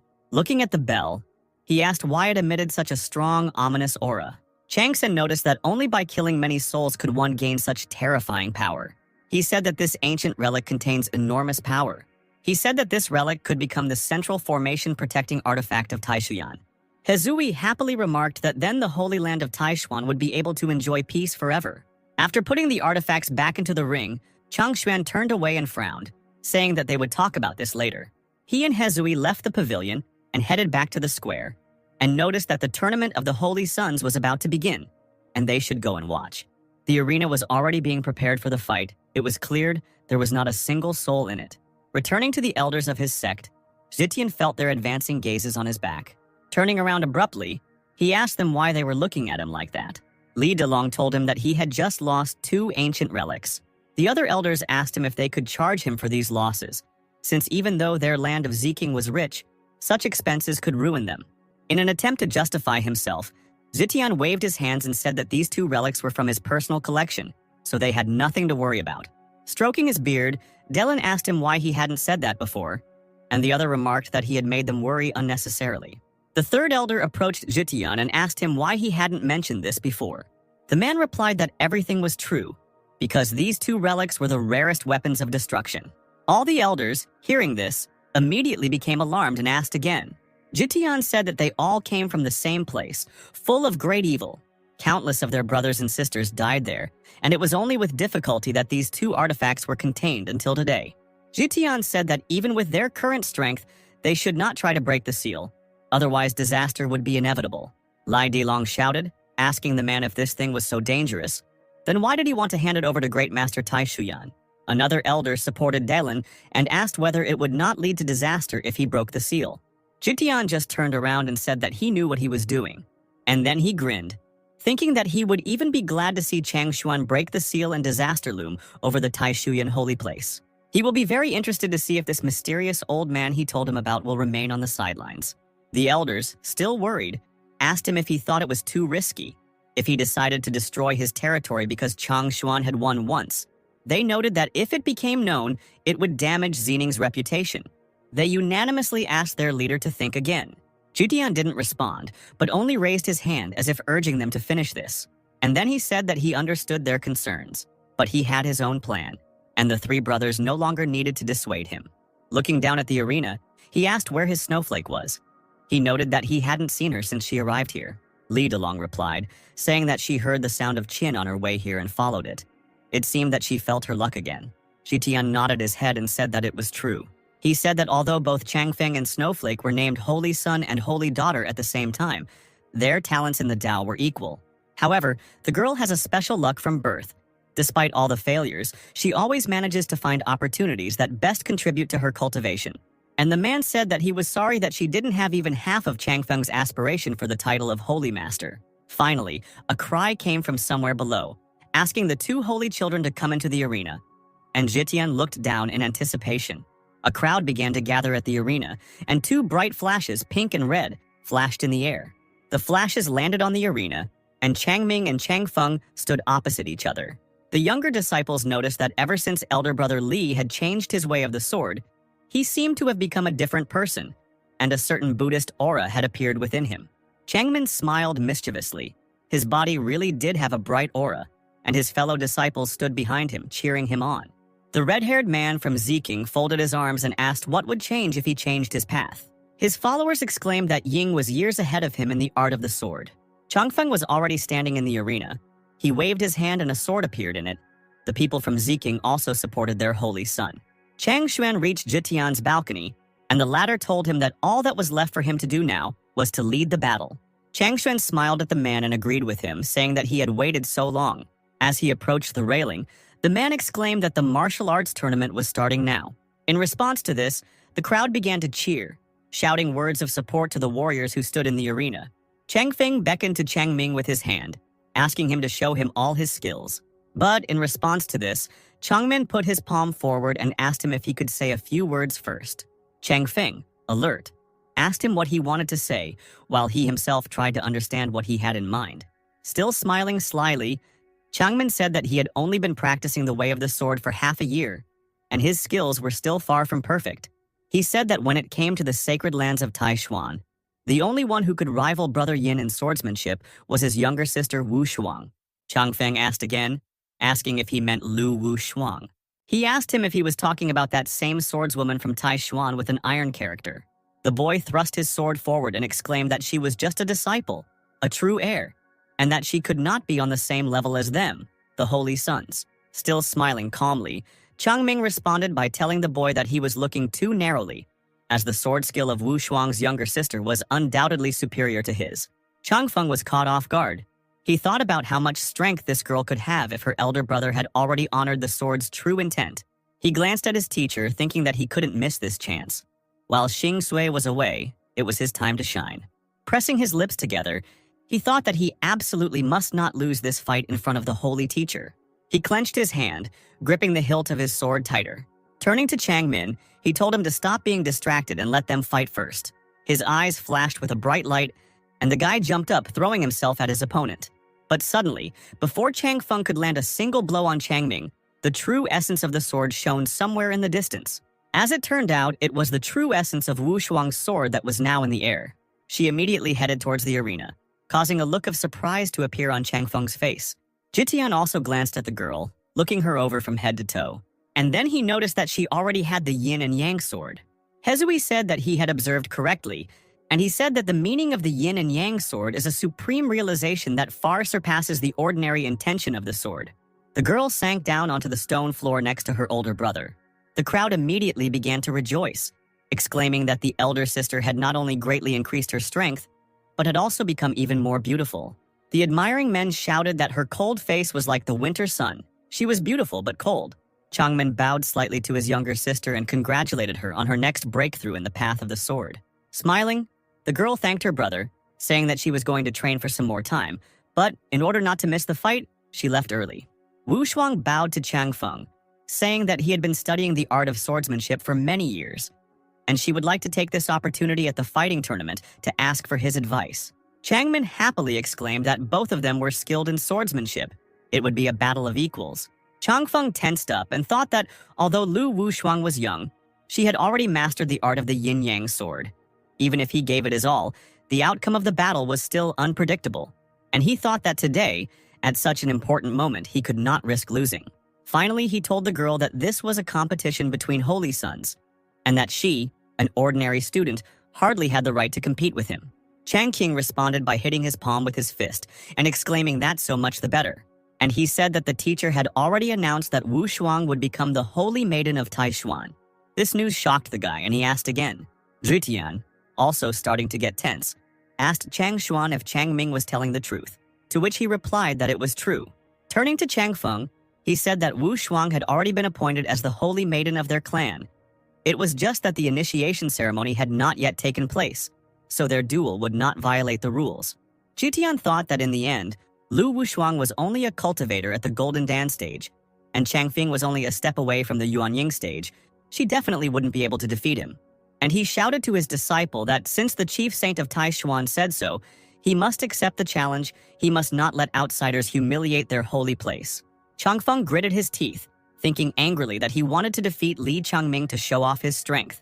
How did things turn out like this? Finally, he hesitantly told the girl that they should start then, to which she thanked him. Changmin had already moved to the viewing area and shouted loudly, wishing good luck to both of them. Chang Feng waved his hand again, and his sword appeared in front of him in a bright flash. He thought nervously that even if she had mastered the yin-yang sword, he had still been practicing fencing for a century. And he took off again, running forward towards his opponent. The girl also waved her hand, summoning her sword. Taking the sword in her hands, she stood in a stance, feeling Changqing standing behind her. While all the men stood there with their mouths open, Changming clapped his hands and exclaimed that Wu Shuang was simply incredible. Even Chang Xuan and Zitian were surprised by the girl's strength. Chang Feng was even more surprised, and he exclaimed, asking if this was really the 8th level. He immediately hurried to stop, pressing his heels into the floor. Stopping, he looked up and asked in amazement how this was possible. As if repeating Changqing's movements, Wu Shuang entered a new stance, preparing to strike. She swung her sword arm, cutting through the air and releasing her spiritual energy. The tip of the sword passed by Changfeng's temple, cutting off a tuft of his hair. The blow went even further, spreading to the building behind the guy. The girl's blow easily cut through the building and even the mountain behind. In utter despair, Changfeng fell to his knees in exhaustion. His face darkened and he muttered dejectedly that he had lost. The girl waved her hand again, hiding the sword, and, falling to the ground, she folded her hands and said that she accepted defeat. Changmin continued to clap his hands and exclaim how wonderful it was. While everyone around was in complete shock, the guy smiled happily and said that it was not for nothing that she was his younger sister. Zitian exclaimed, asking what was going on with this Lu Wu Shuang. Grabbing Chang Xuan by the collar of his clothes, he shouted at him, asking him what just happened. Chang Xuan gasped and replied in a panic that he himself did not understand what was happening. He told him that she must have learned it herself during her solitary training. Zitian's jaw dropped, thinking irritably that she had previously been just an ordinary student. Sitting angrily on his chair, he thought that behind all this there was only that mysterious master. Chang Xuan laughed quietly and noticed that Zitian was panicking and nervous. A few hours later, it was already night, and the stars were shining brightly in the sky above Changqing's courtyard. He recalled that evening when Chang Xuan and Wu Shuang were sitting at his table. That same night, he lay in his bed, thinking that the night was long, and there was only one eye wide awake. Thinking of Xing Shui, he quickly inhaled, his cheeks flushed, and he thought that it was definitely not because she was leaving. Turning his head, he suddenly noticed a book lying on the bed. Taking her in his arms, he sat on the bed and said that he could look at the book that she had given him. He looked at the cover of the book and wondered how it could be called Food of the Earth. He clicked his tongue, irritated, and noted that it seemed as if he was being made fun of. But he still got out of bed and went to his desk, and then lit a candle. Sitting down on the table, Changqing began to decipher the text of this book. After some time, the contents of this book interested him, and he set to work with great zeal. Morning came, and somewhere in the yard roosters crowed. As it turned out, Changqing had been sitting over a book all night, and so he didn't notice and fell asleep at the table. Hearing the crows of roosters, the man woke up. His face was swollen. Half asleep, he picked up the deciphered texts and looked at them. Stretching, he noticed that he had deciphered everything, and then he yawned so hard that tears began to flow from his eyes. After waking up, Changqing ran out into the courtyard and began looking for Xing Shui, but instead he only found some kind of scroll on the table. He unfolded it and began to read it. And in the letter, Xing Shui thanked him for these few days of training and hospitality. She wrote that she would remember it for the rest of her life. She wrote the following lines with some excitement, and she wrote that fate might bring them together again in the future. Chang Qing tried to anticipate the next words, thinking that if there was an opportunity to continue her cultivation teachings, she would be happy to thank him.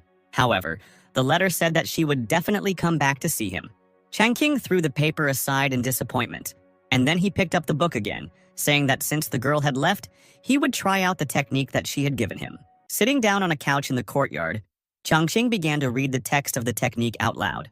With each word, more and more energy was released. It swirled in the air, lifting the man's hair.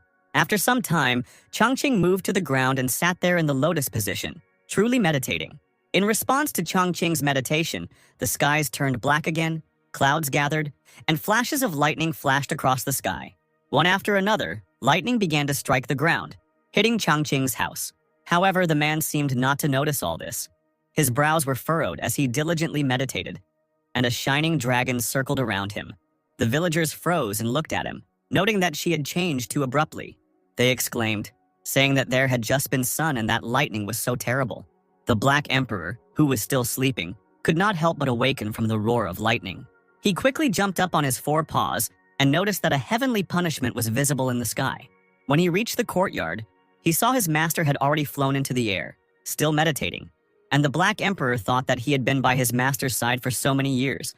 But this was the first time he saw him cultivating. Chongqing opened his eyes and stared at his hands, thinking that he felt something warm moving within his body. He jumped up happily, thinking that this could mean that he had received a sign that he could begin cultivating. Still hanging in the air, he spread his arms out to the sides, his golden energy forming a circle around him. The Black Emperor was also happy, thinking that it was not in vain that his master, because he cast a small spell and already attracted heavenly punishment.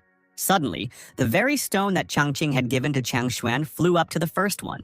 Even more delighted, the Black Emperor noticed that his master could even use this heavenly artifact, the Hunyuan stone. He noted that there was very little spiritual energy in this village, which is why his master did not use this stone for his training. Clutching his head with his paws, he thought in panic that they only had one Hunyuan stone at home, and that would not be enough for its owner. After thinking for a while about what to do, the Black Emperor found a solution to the housing problem. He remembered that there was also a similar heavenly artifact in the forbidden area of the Southern Mountain Spiritual Fox clan. Straightening up and sticking his tail out like a pipe, he thought that now was his finest hour. Mentally turning to the owner, he told him not to worry, and he headed for the exit. After leaving the estate, the Black Emperor walked away, thinking that for the sake of his master he would do anything, even through fire and water. Meanwhile, Changqing had already finished his meditation. He had already landed on the ground. A bright spark was shining in his abdomen. When the man woke up, he joyfully exclaimed that he now understood what it meant to train.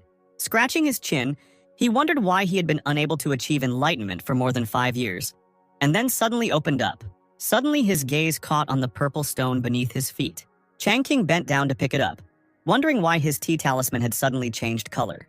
And then he assumed that the book Food of the Earth that Xing Shui left for him was really meant for people like him who were deprived of spiritual roots.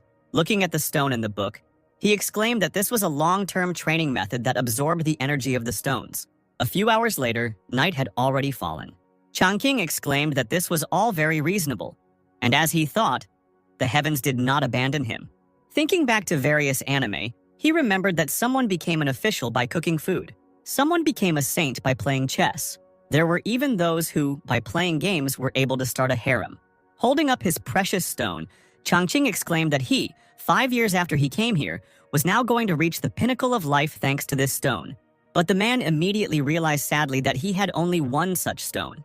He thought that it was still a gift from old man Changshuan, and he couldn't go to him and ask for another one. Sighing, he began to think sadly about what he should do now. Meanwhile, Zutian was somewhere in Taishuan scolding Changshuan for hiding too much. Changfeng hit the floor and fell on his knees. He told the teacher that it was he who had been useless and had brought shame on the sacred land of Ziking. Zutian walked up to his disciple and placed his hand on his head, ruffling his hair. Smiling, the man reassured the boy, saying that today's defeat was not his fault, and that Lu Wushuang's strength had exceeded his expectations. Starting to cry his eyes out, Changfeng rushed to embrace his teacher, practically knocking him off his feet. Zutian hugged his disciple and began to comfort him as he sobbed in his arms. After a while, the door opened and Xing Shui appeared in the doorway. Noticing the awkward scene, the girl turned away and said that she had come at the wrong time.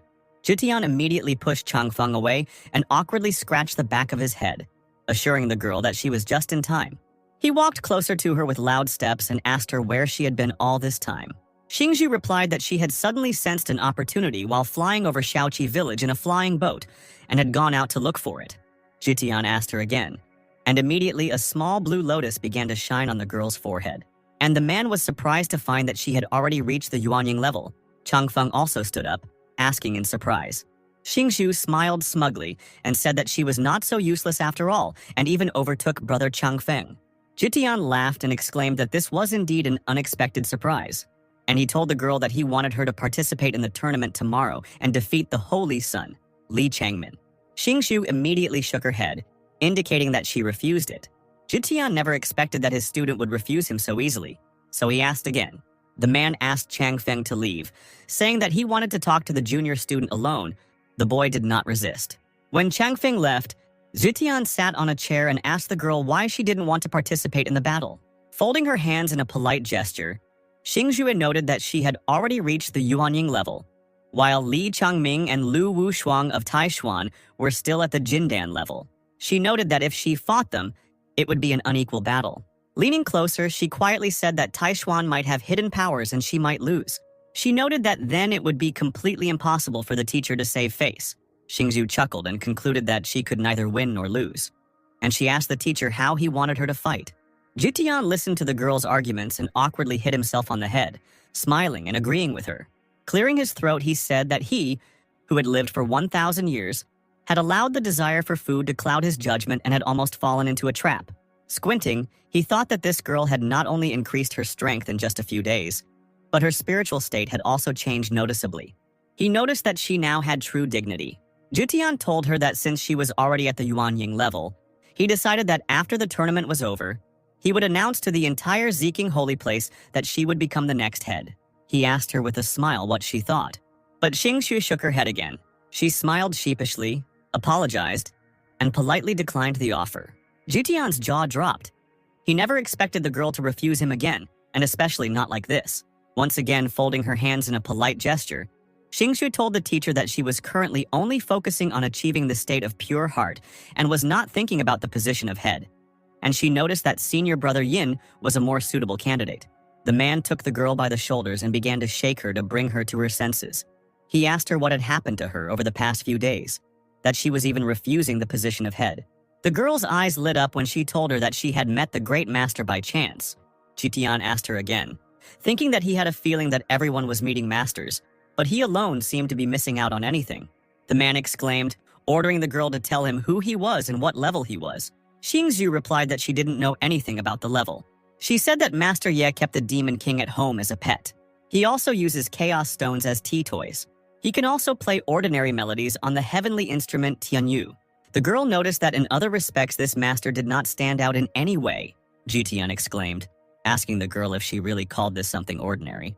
The man swallowed nervously, thinking that the tall figure that Xing Shui had encountered might actually be the old man that Chang Xuan had spoken of. But then he wondered if such a terrifying creature really existed in the world.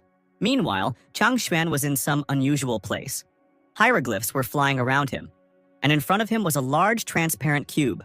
Chang Xuan said that this seal was an ancient relic of the highest quality, passed down since the Taishuan holy sect was founded.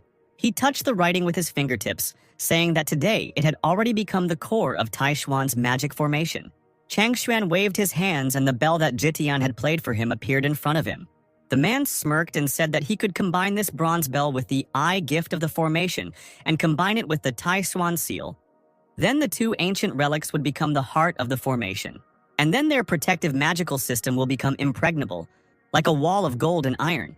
Changsen noticed that Shu Jitian seemed to be unhappy with losing this relic to him, and so he labeled it as a magical symbol. And then he decided to use the Taishuan seal to remove this spell. Chang Xuan laughed and said that tomorrow he would be able to tease that old ghost Shu. He waved his hands, and the cauldron flew into the air, lifted higher by streams of energy. And the cauldron flew straight towards Tai Shuyan's seal. As soon as the cauldron touched the seal, it immediately entered it entirely, and dark sparks flew out of the seal in different directions. Chang Xuan didn't expect this outcome. He covered his eyes with his hand from the wind, asking what was going on. Meanwhile, a bright beam of light shone above the Taishuan sect, which could be seen from kilometers away. The earth on that mountain began to shake, causing all the students to ask what was going on. Suddenly, one of them noticed that the vibrations were coming from the Taishuan Hall. Genren noticed that it seemed like the hidden powerful energy was about to burst out. Moren began to wonder what their elder brother was wearing. Suddenly, a voice behind them said that given the scale of the anomaly, there was only one explanation. As it turned out, it was Shu Jiqian and his students.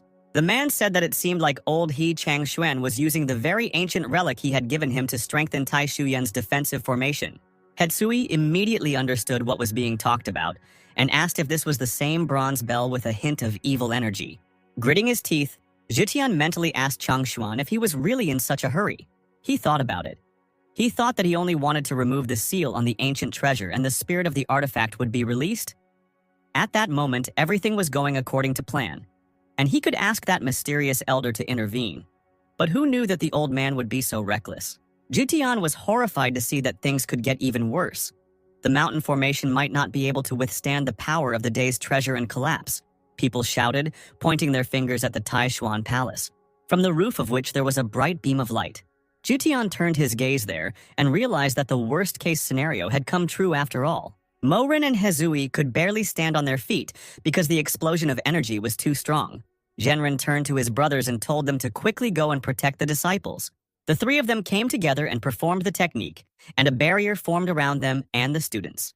Outside the holy Taishuan temple, streams of energy raged, destroying the temple. Suddenly, a huge explosion thundered in the castle, which destroyed it. The craftsmen shouted that they might not succeed because this force was too great. Suddenly, one of the craftsmen noticed the very same bell that, having destroyed the castle, had now flown out of it. Also flying out from this explosion was Chang Xuan. There was a barrier around him, and he was menacingly shouting Xu Jitian's name. Rushing across the dark sky, the man screamed that it had turned him into an eternal sinner. Changming and Wu Shuang immediately heard their teacher's voice and turned around. Meanwhile, Chang Xuan had already descended to the ground and entered the large barrier where everyone had gathered. Genrin and Hezui immediately ran to their elder brother, asking him what was going on here. Chang Xuan exclaimed in horror that this bell was not an ancient treasure at all. Looking up at where the bell was already flying, he exclaimed that it was a fake, a pseudo-mortal weapon with the spirit of an artifact. Jitian thought that the old man only realized how evil this thing was after removing the seal, and now it was too late. Folding his hands in a polite gesture, Jitian said that since he was the cause of all this, the holy place of Ziking would not be left out. And after his words, he turned to his students to give them orders. The man shouted for her to form the Great Ziking Sword Formation. Jitian's disciples and his sect elders immediately responded to the order, bright energy shining around them. The other students also did not stand aside. Their energy merged into one big stream. A bright flash of energy swirled in the air, merging into one. Merging together, the energy formed a large purple dragon that menacingly cut through the air. Chang Xuan also decided not to be left behind and called everyone from the Great Taishuan Holy Land to listen to his order. He also commanded them to create the Great Taishuan Dragon Formation. The same thing happened again, and now, two dragons could be seen in the sky, their bodies intertwined. Raising two fingers, Chang Xuan and Jitian panicked and commanded the dragons and disciples to hold the line. And the dragons, opening their mouths and baring their sharp teeth, rushed forward. They quickly approached the bronze bell, which was emitting dark sparks of energy. And suddenly a creaky voice came from the bell, shouting that it was all useless, calling the masters pathetic ants. Huge black hands immediately appeared in the air and grabbed the dragons by the necks, immobilizing them. None of the masters expected that the strongest techniques from the holy places would be stopped so easily. Meanwhile, an evil entity burst out of the bell, its body ablaze with lava and fire, and it said that after 5,000 years it was finally freed. The entity clenched its hands, breaking the dragons' necks with a loud crunch. Blood began to flow from the mouths of Chang Xuan and Jitian, who were inextricably linked with these dragons. Falling to his knees, Chang Xuan asked how it was that the Great Taishuan land was today doomed to total destruction. The evil entity decided not to stop there. It waved its hand with the fireball with it, saying that it wanted to see what they were capable of. Fiery projectiles flew down, destroying the area of the holy place, but the barrier was still able to hold them back. The masters in the barrier strained their strength to hold back the enemy's powerful attack. Then the evil entity raised its hand even higher, and the fireball began to look even more dangerous. A huge black spear appeared in the entity's hand, and it swung to throw it. The entity screamed for these ants to die, and the spear flew forward with lightning speed. This time the barrier couldn't withstand the attack, and all the masters behind the barrier fell off their feet, losing their balance. The barrier had completely disappeared, and the masters of the two great holy places lay powerlessly on the destroyed square. The evil entity laughed, exclaiming that they were so weak that they could not withstand even one blow from him. They would be better off surrendering immediately and becoming his food. But suddenly, Chang Xuan stood up, again about to give orders to his disciples and not intending to give up. His face was covered in bruises, and he told them to immediately take the disciples below the head-out level and the people from the purple-blue land away from here. Hezui, Mo Ren, and Genrin immediately realized that their holy mentor and elder brother was up to something. Releasing more energy, Chang Xuan confirmed their guesses, saying that he was going to use all his power to destroy him. Jitian, who was standing behind the man, asked him if he was really going to sacrifice himself. The evil entity, laughing, asked the man if he really thought he could stop him. Chang Xuan turned to Jitian and exclaimed that he was leaving Taishuan's disciples to him. Jitian waved his hand and opened a portal, and he said that this was the passage to the purple-blue Holy Land. and he told everyone to go there for temporary shelter. Without thinking, the disciples of the two sects immediately ran into the portal. Meanwhile, a huge hammer appeared in the hands of the evil entity, and it began to swing it, saying that no one would be able to escape. Changming and Wu Shuang called out to their mentor, not wanting to just leave him to his death. But Chang Xuan responded by shouting loudly at them to leave quickly. But suddenly, somewhere in the middle of all this fire and chaos, a bright flash flashed, and something flew out from under the rubble. The hammer of the evil entity that was flying towards the masters ran into some kind of barrier. This blow caused an even brighter flash to appear on the top of the mountain. Looking up, Chang Xuan could see the outline of some kind of cloth fluttering in the wind. When their vision came into focus, everyone around them noticed that it was the Taishuan card of eternal life. Changming and Wu Shuang simultaneously shouted that this was Master Ye's painting. Raising his hands, Chang Xuan shouted that the elder must have sensed Taishuan's distress, and so helped through the painting. Jitian, not understanding anything, froze in place, wondering what was going on and who this senior Ye was. Hearing the familiar name, Xing Sui wondered if they were talking about that Master Ye from Xiaoqi village.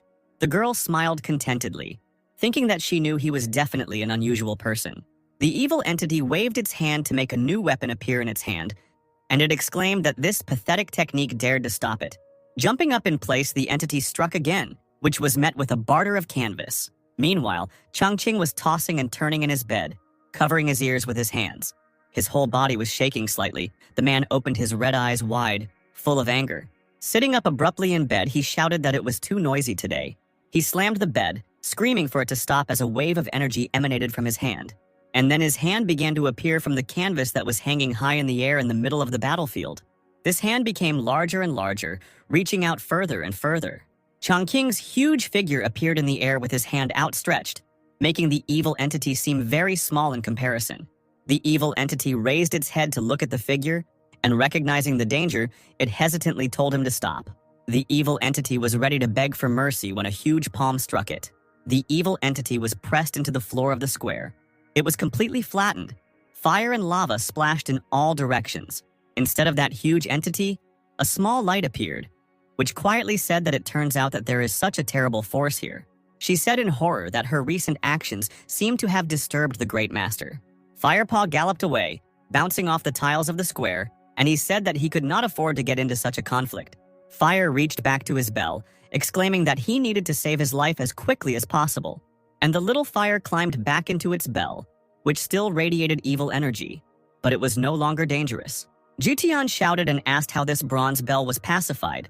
Changxuan fell to his knees, his hands clasped in a prayerful gesture, his body shaking, and he began to thank Senior Ye for saving him.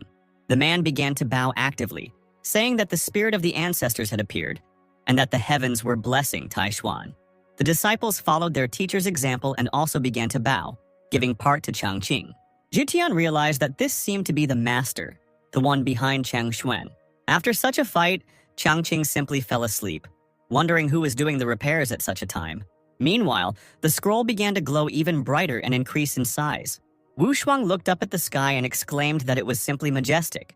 Chang Feng and Xing Shui also couldn't take their eyes off the sky where bright sparks of light were flying. And the scroll grew larger and larger, and now it covered the entire territory of the holy place. Suddenly, the buildings of the Taishuan holy place began to glow with bright light, and Zitian exclaimed that he had never seen anything like it before, and he had already lived for 1,000 years. The students who were also standing in the square were also surprised and wondered what was happening. As it turned out, Master Yi's painting restored the Taishuan holy place. The great master bestowed this grand scene upon them. The bronze bell also began to glow and flew towards the Taishuan shrine. Having reached the building, the bell disappeared inside, and a bright flash illuminated everything around. Changxuan happily said that it was Elder Ye who had fused the bronze bell with the seal of Taishuan, making it the center of the mountain's protective array. He noticed that even the energy leaks were completely restored as before. Changxuan was stunned, and all he could say was that it was simply amazing. Jutian walked closer to him and put his hand on the man's shoulder, saying that what happened today had opened his eyes. He asked him if he could help arrange a meeting, because he wanted to meet this master so much. Stroking his beard, Changxuan smiled at the man and said that he himself had just seen Master Ye's abilities. He told him that they could not just go to him so hastily without false preparation. Leaning closer to Zitian, He happily told him that it would be better for them to wait a few days until he had healed his wounds, and then they could arrange everything properly. Jitian couldn't think of anything to say in response, so he replied that there was only one thing to do. After bowing to Chang Xuan, Jitian wished him a speedy recovery, which made Chang Xuan think that he was being too hasty. Chang Xuan also bowed to the man and told him that after such a battle, Ziking's disciples were also tired, so they should rest as well. After Zitian and his disciples left, Wu Shuang ran up to the teacher and asked him if he remembered what Master Ye had said when he gave him the painting. She noticed that then Senior Ye said that he felt something special in his soul and created this painting. Chang Xuan immediately remembered Chang Qing's words, that the more he looked at this painting, the more he felt that something was missing. He wondered if it might be an atmospheric issue. Senior Ye said that at first the palaces in the painting did not look majestic enough, and the overall atmosphere was dull. On second glance, they looked more like ruins, and overall the painting did not look very attractive. Therefore, Changqing repainted the palaces and added brightness, so that Mount Taishuan looked like a fairy tale place. Chang Xuan was dumbfounded as he repeated the man's words about him redrawing the ruins. And then he, realizing what the girl wanted to say, asked her if she really thought that what happened today was predicted by the Elder Yi. Tears streamed from the girl's eyes as she replied with a smile that she believed that was exactly the case. Looking back at the new palaces, Chang Xuan said that it was no wonder that Senior Ye had such incredible abilities. He bowed to him again, thanking him for his protection, and he said that they were forever in his debt. The next day, someone in a dark cloak reached Xiaoqi village. The figure quickly and quietly made his way into the village, trying not to attract unnecessary attention. As it turned out that someone was Nangong. Walking through the streets of the village, he thought that he had never imagined that there could be such an unusual place of power on the territory of the holy place of Taishuyan. Streams of energy led him to a small shop. The man noticed that the highest concentration of Tao was concentrated here. But suddenly he was struck by a revelation when he noticed that it was not only the Tao that was collected here. It turned out that he sensed the presence of the aura of heavenly materials and rare treasures. Taking off his hood, he wondered if this place was an ancient ruin, or the home of a great master. The door of the shop slowly opened, and even stronger streams of energy flew towards Nangong. The old man's body shook as he suddenly felt himself covered in sweat. Changqing cautiously peeked out from behind the door. In front of his doors, he noticed an old man standing in a strange pose, his face contorted with fear. Changqing immediately rushed to ask him what was wrong with him and whether he was okay. Coming closer, he asked him if he was overheated. And Nangong, looking at him, thought that this young man at first glance seemed like a completely ordinary person. There was not a hint of true energy around him. The man wondered how he had managed to pass the end of the Dao path without a scratch. And Changqing called out to the elder again, noticing that he was not responding. Nangong suddenly bowed to Changqing and introduced himself to him, saying that he had met a true master. Changqing stepped back in surprise and asked if it had really started again. Changqing walked Nangong to his backyard. Pouring tea into a cup, he told him that he seemed to be seeing things in the heat. Having handed the cup to the old man, he continued to refresh him a little. Nangong folded his hands in a polite gesture and thanked the man. Looking at the board where the pieces were arranged, Nangong quietly muttered that this was black capture of 13 souls. White protects 12 yang springs. Hearing these words, Changqing, with shining eyes, asked his new acquaintance if he understood the game of Go. Nangong responded by exclaiming that he dare not lie to the master. He had dedicated his entire life to studying this game. In response, Changqing happily said that this was wonderful, and he had not met a worthy opponent for a long time. Nangong asked again in amazement, and thought that it turned out that his whole life had been waiting for this moment. The game began, and Nangong thought that everything in his life had led him to play with this great master. Changqing told the man that he had heard that great Go masters, when making a move, already calculate millions of possible game developments. He asked him if he thought it was true. Taking up the piece to make a new move, Nangong replied that it was correct. Looking at the board, the man thought that he could not understand this move of the master. Suddenly, it dawned on him that perhaps this master had defeated him with the help of Saint Master Taixuan. And now, by chance, he met him face to face. Changqing took a piece to make a counter move, and Nangong felt as if he was being knocked off his feet by an incredible force.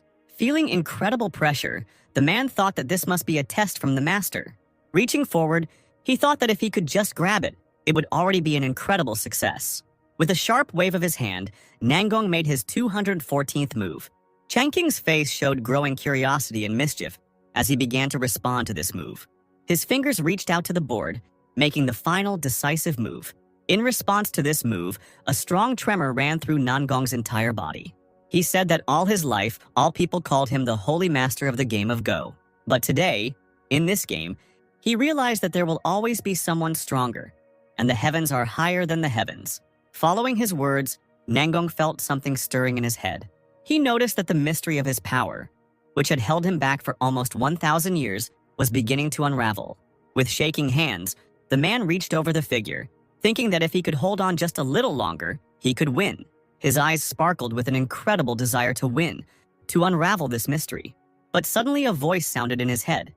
A tree that grew in Changqing's garden addressed Nangong, calling him an uneducated baby. Nangong stared at the tree in surprise, which told him that he was not yet ready to break through. Nangong noticed that this was a willow spirit, a 1,000-year-old demon tree. If it was planted in this courtyard, then there was a powerful master behind it. He wondered why it suddenly spoke. Bowing to the tree and finding himself somewhere detached from reality, Nangong apologized for his outburst of emotions. And then he asked the tree why it said that he was not yet ready for the breakthrough. The tree told the old man, calling him a fool, to look at the master's board again, and Nangong immediately returned to reality. Looking at the board, the man saw that the figures on it formed some kind of symbol that signified misfortune. Nangong wondered if the master was hinting to him that breaking through at this time would bring him misfortune. Changqing, boredly fingering a piece, said that during a game, if you don't maintain the right state of mind, you can at best lose a few pieces. After placing the piece on the board, he continued by saying that in the worst case, one could lose the entire game. Nangong thought that the master had noticed that his condition was unstable. If he tried to break through by force, at best he would fail, losing energy, and at worst he would lose his mind. The tree confirmed the man's suspicions, telling him that the master, who was contemplating what, did not want to humiliate him directly. So he gave a gentle hint so he should quickly thank him.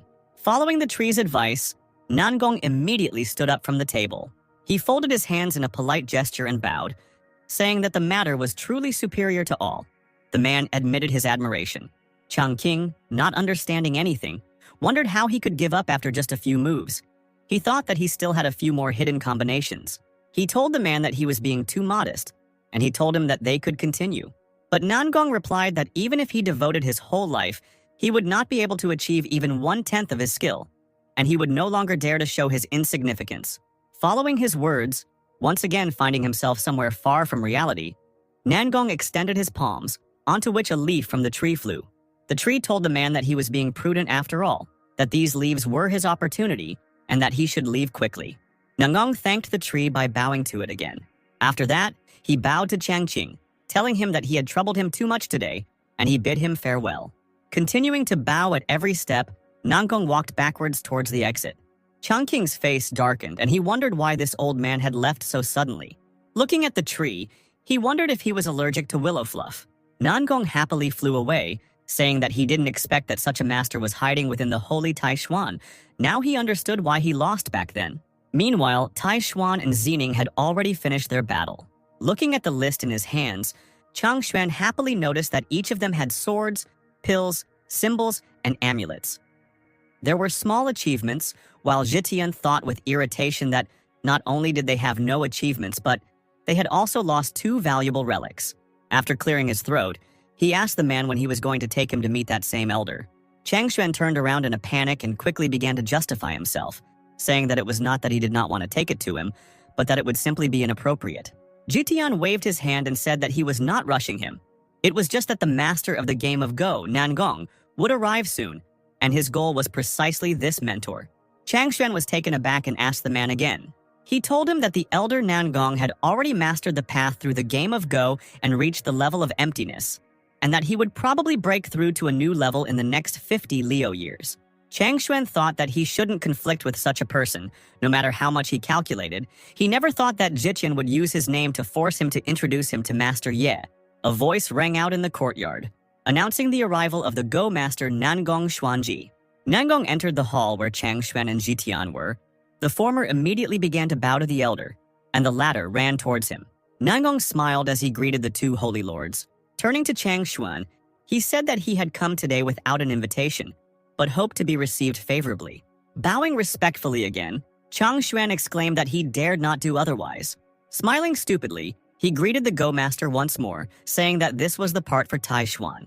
Taking the man by the shoulder, Nangong told him that there was no need for unnecessary ceremony. He happily noted that last time he had destroyed his 4 water-spouting dragons array.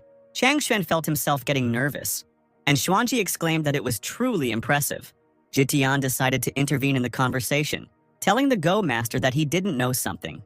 He told him that although Chang Xuan knew the game, he would not have the strength to break his array. It was the work of another master, Chang Xuan, in response to this, turned away, blushing. Jitian laughed maliciously and asked the man if he wanted to tell them whose doing it was. An irritated Chang Xuan grabbed Jitian by the collar, asking him if he was overstepping his bounds, to which the man asked him if he was still hiding the truth. Jitian thought that everyone knew that Senior Nangong was a fan of this game. He would never miss the opportunity to meet a worthy opponent. Suddenly, Nangong said that he had already met this same master before arriving in Taishuan. Jitian and Chang Xuan were quite surprised and asked him again. Laughing, Nangong said that this master had exceeded all his expectations. Jitian exclaimed that he had already reached the peak of emptiness. Could it be that master's strength was his? Nangong reached into his sleeve to take out something and said that if the man saw it, everything would become clear. And Nangong took out that very leaf from the demon tree. Jitian asked why this leaf had such colossal energy. And Chang Xuan noticed that it was a leaf from the master's 1,000-year-old tree. Nangong said that it was true. Just one leaf from this tree could help him break through the limit of emptiness and reach the level of great perfection. The power of this master was beyond their understanding. Jitian opened his mouth wide in surprise, asking who this person was. Nanling, Qinkyu, is where the Spirit Leaf clan settled, and the Fox Fortress is located here. The Black Emperor reached the most prosperous region of the Fox clan after a few days. Taking human form, he said that it was not in vain that he had run for several days and nights. Hiding on the roof of one of the buildings, he said that there was probably a Hunyuan stone here, which was necessary for the master's training. Without thinking twice, the Black Emperor jumped off the roof. He was walking along the streets when suddenly a cry was heard that in honor of the engagement of the 13th princess to the young master of the Black Tiger clan, there was a sale at this market for 3 days. The girl standing at the entrance to the shop shouted that the shop was closed tomorrow. The owner was invited to a wedding ceremony. Another girl shouted that there were rare images of their ancestor in an exclusive edition. The power of the Demon Lord would guarantee their progress. The Black Emperor listened carefully to all these conversations, and he realized that the two clan had decided to marry their daughter to the Black Tiger clan. Passing by another shop, 2 young men noticed him. One of them immediately recognized the Black Emperor and called him. The 2 guys rushed to the Black Emperor and told him that the 7 great demons were currently looking for him everywhere in Nanling, and he still dared to show up here? One of them said that since he had been seriously injured then, they would not attack him, but he should surrender immediately. The Black Emperor only laughed in response to this, his energy sparkling around him.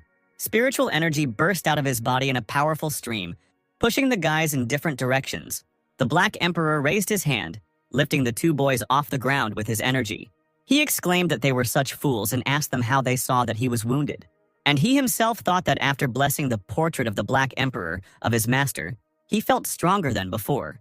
One of the offenders exclaimed in panic, asking the Black Emperor if he was really ready to break through to the rank of Demon Emperor. Continuing to squeeze the necks of the offenders, the Black Emperor said that he heard that their 13th princess was going to marry Ming Yan of the Black Tiger clan, and he remembered with a grin that just a month ago he had been the head of a conspiracy against him. The Black Emperor slowly clenched his black-nailed fingers. The grip on the boys' necks became even tighter. They were practically suffocating. One of them defiantly asked the Black Emperor what was wrong with it, and he exclaimed that there would be an ancestor from the Spirit Fox clan at the ceremony, so he shouldn't even think about disturbing the order. The Black Emperor bared his teeth and noted that he had given him excellent news. Clenching his fist even tighter to break the necks of the offenders, he said that since their ancestor would be at the ceremony, he could take advantage of this opportunity to enter the forbidden lands of the Fox clan to obtain the Hunyuan stone for the master. The next day, all the townspeople were informed that the young Black Tiger master Ming Yan had come to greet the bride.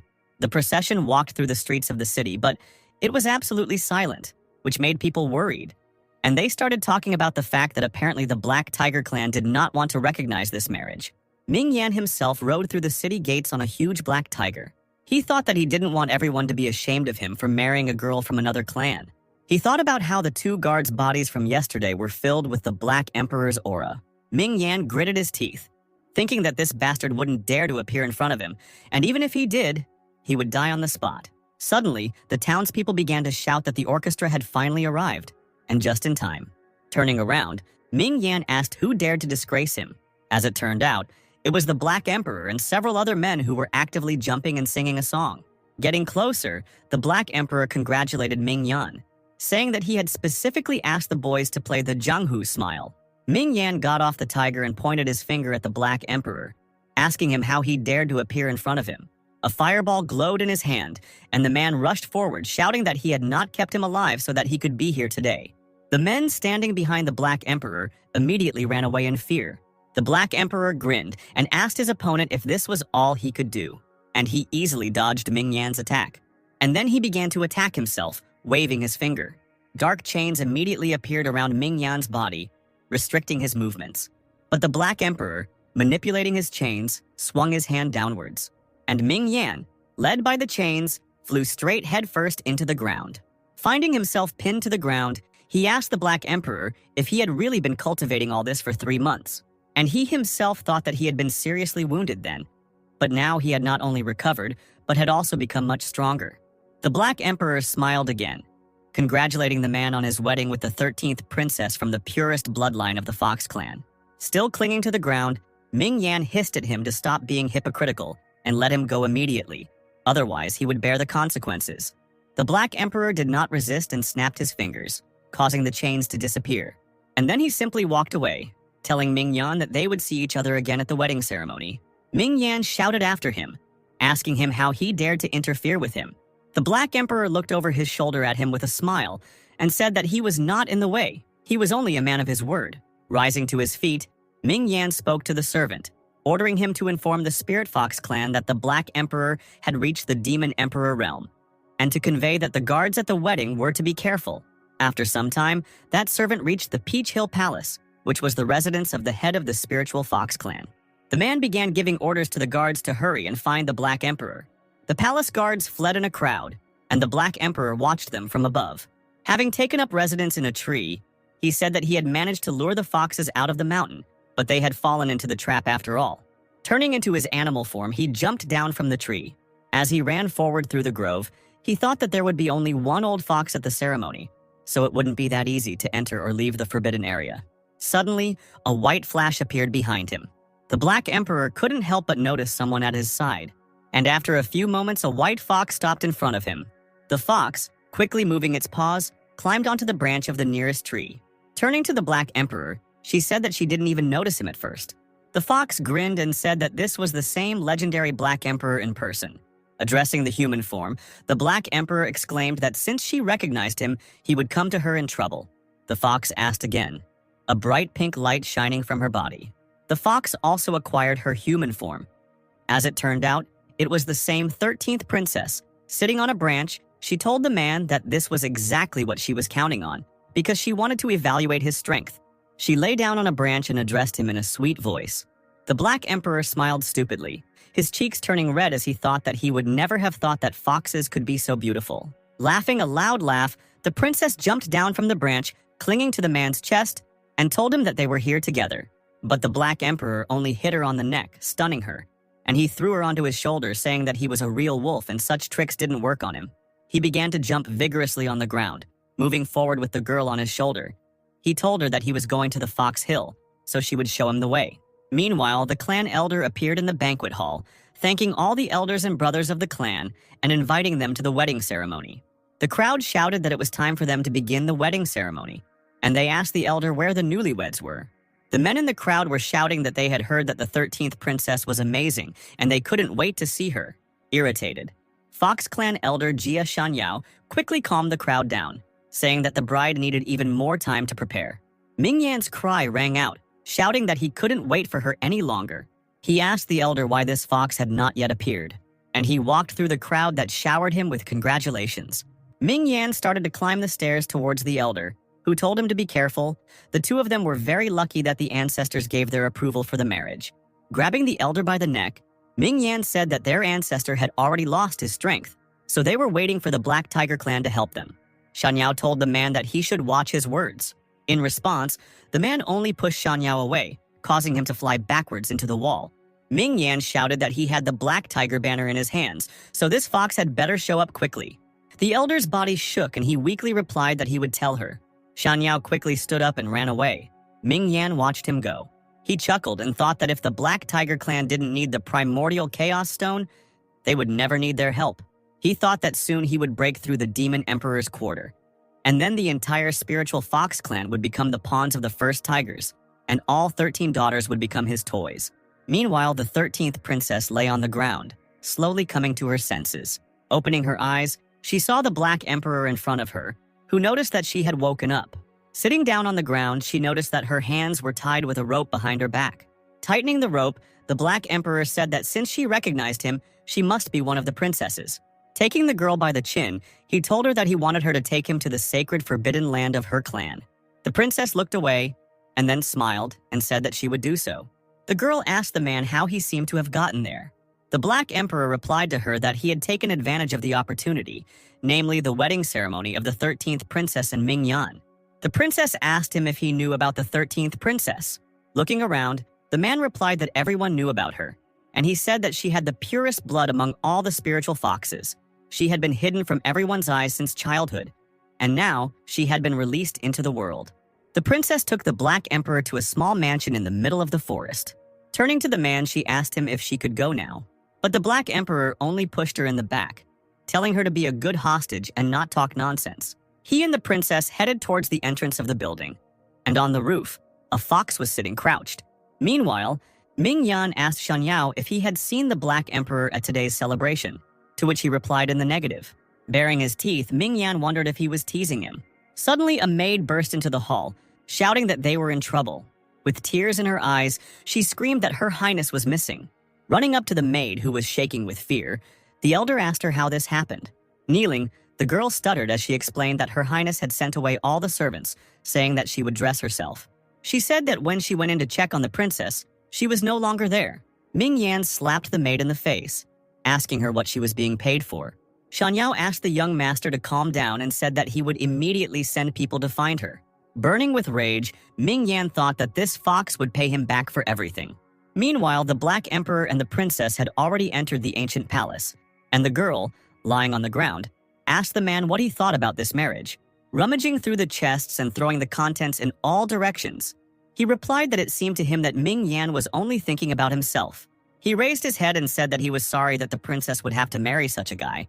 The princess sighed and began to talk about who she would like to marry. But she immediately came to her senses, changing her words so as not to reveal her identity.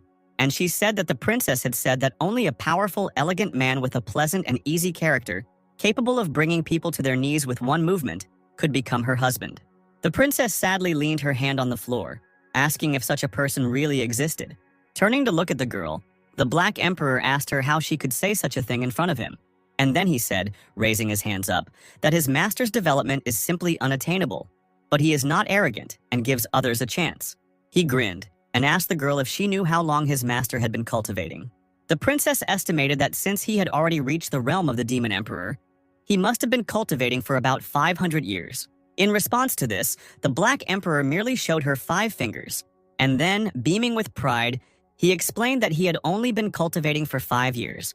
The princess screamed in surprise that this simply couldn't be.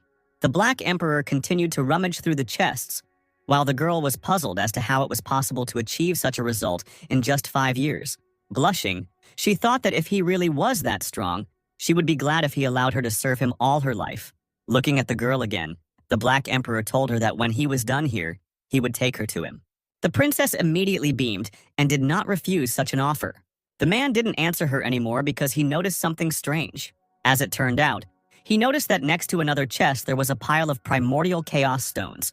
Overjoyed, the Black Emperor ran as fast as he could towards the stones. But the princess reached out, grabbing the man by the skin on his shoulders and stopping him. She told him that he shouldn't take them. It was too dangerous. The Black Emperor did not listen and went on, saying that there was nothing to be afraid of because everyone was celebrating. The girl's face darkened when she noticed that the party had not yet begun. Crouching down to collect the stones in a bag, the Black Emperor asked her how she knew about it. The princess replied that she knew because she was the bride, and what kind of holiday would it be without a bride? Having collected all the stones in a bag, the Black Emperor asked again, Looking again at the chest, he noticed that something inside it was glowing with a bright light. And then a bright flash burst out of it, glowing with an evil light. This flash ordered the Black Emperor to throw stones. The man obeyed and put the bag in his pants, jumping away from the chest. Turning around, he exclaimed that this would be too humiliating for him. And then, while two bright flashes were flying at him, he ran to the exit. The princess kept up with him and even overtook him. The Black Emperor, sensing something was wrong, asked the girl what she was planning. The princess didn't answer but just quickly jumped out through the closing doors. Standing outside the doors, she thought that she wanted to see what this Black Emperor was capable of. Her hand reached for the lever by the door. Pulling him down, causing the doors to close even faster, she thought that if he could get out, she would meet his owner. The doors closed, leaving a small gap in which the Black Emperor shouted at the girl that she was a stupid fox. The doors slammed shut, and the room plunged into darkness, in which only unfriendly flashes sparkled. Chains suddenly appeared around the Black Emperor's body, restricting his movements. The voice from the chest told the man that he had not only spoken offensive words on forbidden sacred territory, so he even dared to steal the stones of the unsurpassed chaos. A figure of a woman with 9 foxtails appeared above the chest, and she said that the penalty for this was death. After hearing this, the Black Emperor broke the chains without much difficulty. He said he was sorry, but his master needed these stones, and they should be shown respect. The ancestor of the Fox clan 2C said that he was still there. Even she couldn't use him for practice. She asked him who his master was then, since he wanted to cultivate the unrivaled Chaos Stones. The man waved his hand in annoyance and replied that his master could kill her with one hand. Tusai waved her hand in response, and a bright flame shone on her palm as she said that she had been cultivating for hundreds of years, but had never met anyone so arrogant. She fired her fire forward, attacking, and said that she would have to teach him a lesson. The Black Emperor crossed his arms over his chest, defending himself from the attack with a barrier. And then he also rushed to attack the woman. Their spiritual energies met, causing a bright flash. There was an explosion and 2C was sent flying. Blood started to flow from the corner of her lips, and she decided to attack her opponent again to kill him. The Black Emperor, however, exclaimed with a smile that she could not kill him. And then he waved his hand and a scroll appeared in it. The scroll unfurled, growing in size, and appeared behind the man, revealing a picture. 2C looked at the canvas and asked if it was the Demon Emperor's scroll. Meanwhile, bright streams of energy began to swirl around the scroll. 2C felt as if something invisible was pushing her back and she was unable to resist. The pressure was so strong that the woman was thrown from her seat and flew straight into the wall. Blood spurted from the woman's mouth as she hit her back against the wall. Sat on the ground and held on her side, 2C said that she couldn't believe that this scroll had returned to the world again. The Black Emperor, with the help of this scroll, attacked the wall, creating a new exit for himself. When the matter was finished, the Black Emperor rolled up the scroll, saying that he had nothing personal with their clan, he just came to pick up a few stones. Looking back at the woman, he told her that everyone was on their own. Meanwhile, the 13th princess had already escaped from the Forbidden Sacred Zone and found herself on the edge of the cliff. Her father and his servant stood behind her, and the girl asked her father if he had been looking for her. Shanyao asked the girl how she dared to do this before her wedding. Did she really want to make him crawl on his knees in front of the Black Tiger clan and apologize? The servants told the princess that she should not act so recklessly, and if not for the sake of the elder, then for the sake of the ancestor. Shanyao agreed with these words, saying that the ancestor was unable to break through and suffered a blow, and only the Black Tiger banner could repair her internal damage.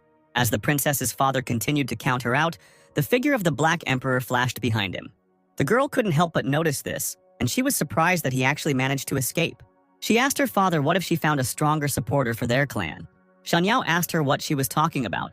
Who could be more powerful than the Black Tiger clan? Spreading her arms, the princess told the man to just wait and see for himself. And then she took a step back and started falling off the cliff. Shanyao and the servants rushed to the edge to save the girl. They screamed helplessly, standing at the edge, and someone appeared behind them. The Black Emperor pushed the servants aside and rushed down himself. He jumped over Shanyao and he asked what he was doing here. Having caught the girl, the Black Emperor asked her what she was doing. Having begun to sob ostentatiously, the princess said that it was only the thought of this wedding and the fact that she would not be able to meet his master that made her commit suicide. With the princess on his back, the Black Emperor jumped back onto the rock with ease. Shanyao ordered the man to immediately release his daughter and not interfere in the affairs of his clan. The Black Emperor, with a grin, exclaimed to him that he did not understand anything. Jumping over the elder again, the Black Emperor told him that his daughter had better go serve his master. They rushed from the spot, and the Black Emperor could be heard saying that this would be a blessing for their entire clan. Sitting on the man's back, the princess thought happily that it had worked after all. Shanyao glanced at the two servants and motioned for him to quickly bring his daughter back. A voice was heard behind him, which sent shivers down the elder's spine. And the voice asked if the dog had really escaped. As it turned out, it was 2C. Shanyao asked her what she was doing here.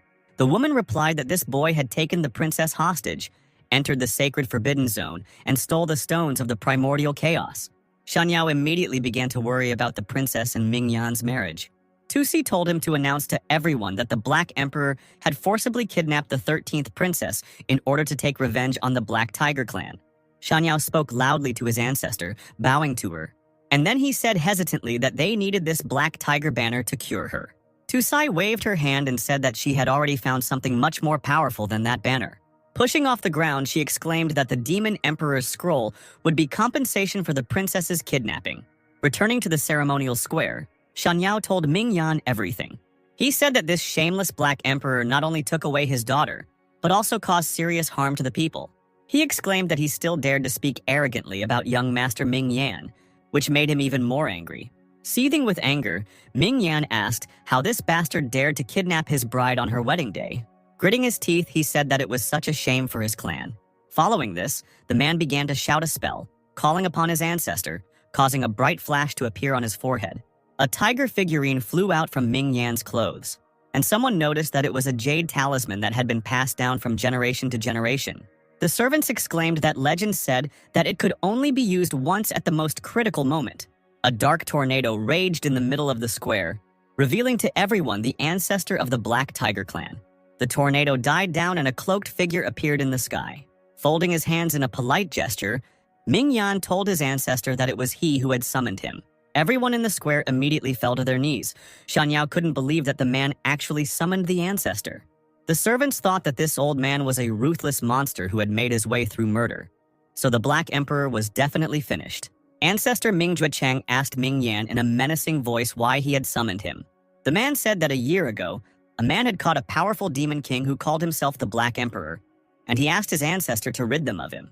Mingyan exclaimed that today, this same man kidnapped the 13th princess of the Spirit Fox clan, who was supposed to marry him. This is an insult to their clan. Concluding his speech, the man said that this was precisely why he had called upon his ancestor. Suddenly, something flew into Mingyan's stomach at a high speed, and Ming Juechang exclaimed that he was worthless. The ancestor said that the man could not get rid of his enemies himself, so he will receive a return blow. He asked what plane this guy was from. Shanyao bowed and replied that he came from the central plain and seemed to be a black dog. Juechang laughed, noting that it was just a dog raised by a man, and he was asking where 2C was. He asked if she had simply allowed one of her descendants to be taken away. Shanyao replied that Lady 2C had already gone to fetch the princess. Hearing this, the Black Tiger ancestor frowned, thinking that this filthy fox had actually taken action to pursue some minor demon king. The man waved his hand, dark sparks of energy dancing around his fingers. These sparks turned into a chain that closed around Mingyan's neck. Under the action of this chain, Mingyan's body rose from the ground. The man's chest glowed red and a banner flew out from it. The banner flew straight into the hands of the ancestor, and Juechang said that a man did not deserve to hold this banner. Frowning again, he said that he would sort everything out, and in the meantime he could think about his behavior. Mingyan gasped and weakly replied that he didn't dare to contradict the ancestor's water. Meanwhile, the Black Emperor and the 13th princess rushed forward, cutting through the sky. Finally, they stopped on the branches of some tree, and the man pointed his finger down. Pointing to his master's yard, he told the girl that he was there. The princess thought that her own estate was simply a wonderful place for cultivation. The Black Emperor and the princess jumped from a tree near the walls of the estate, and suddenly the girl felt a familiar presence, and she wondered what this fox was doing here. Looking up, she noticed the branches of the demon tree, and she felt like she couldn't move. The Black Emperor grabbed a tree branch, stopping him. He told the tree to be lighter. He leads this girl to bow to the master. Looking at the tree, the Black Emperor asked it why its leaves were so even. It had only been gone for a few days. The tree replied that the owner noticed that it was very overgrown, so he decided to trim its leaves himself. The princess wondered what kind of person this master was that he dared to cut the leaves of a demonic tree of such a level. Behind the Black Emperor, a woman's scream was heard, ordering him to return the treasure. It turned out to be Tusi. The Black Emperor jumped to the side in time, dodging the woman's attack. He exclaimed that he didn't think she would pursue him, to which she told him to stop talking and give her the Demon Emperor's scroll, and then she would spare his life. The Black Emperor replied that he might have been afraid of her in the lands of the Fox clan, but here, she would have to be more respectful to him, shouting that if he didn't want it the good way, then he would have to do it the bad way. Tusi rushed forward. She swung her hand with sharp claws. The Black Emperor crossed his arms, defending himself from the blow. Sharp claws tore through the man's skin, causing blood to splatter in all directions. Turning around, the Black Emperor asked Brother Tree to help him. But the tree replied that it was not time yet. Tusi, meanwhile, threw a bright ball of their energy forward, shouting that this stupid dog was finished. The princess raised her hand to stop her ancestor. Changqing was walking around the yard, humming some children's song. Using scissors, I carefully cut the leaves from the branch. Having finished cutting the leaves, he threw the branch behind his back. Without even noticing it, he threw the branch with such force that it flew quickly, cutting through the air. The fierce battle between Tusi and the Black Emperor continued. Suddenly, Tusi noticed something approaching and turned her gaze towards it. As it turned out, it was that very branch, and it exploded with energy right in front of the woman's face. Shedding a tear of joy, the Black Emperor thanked his brother Tree, saying that it was just in time. But the tree replied that it was not it, but the master. Finally, Tusi noticed the presence of the 10,000-year-old demon tree. She screamed that he may be strong, but she is not weak either.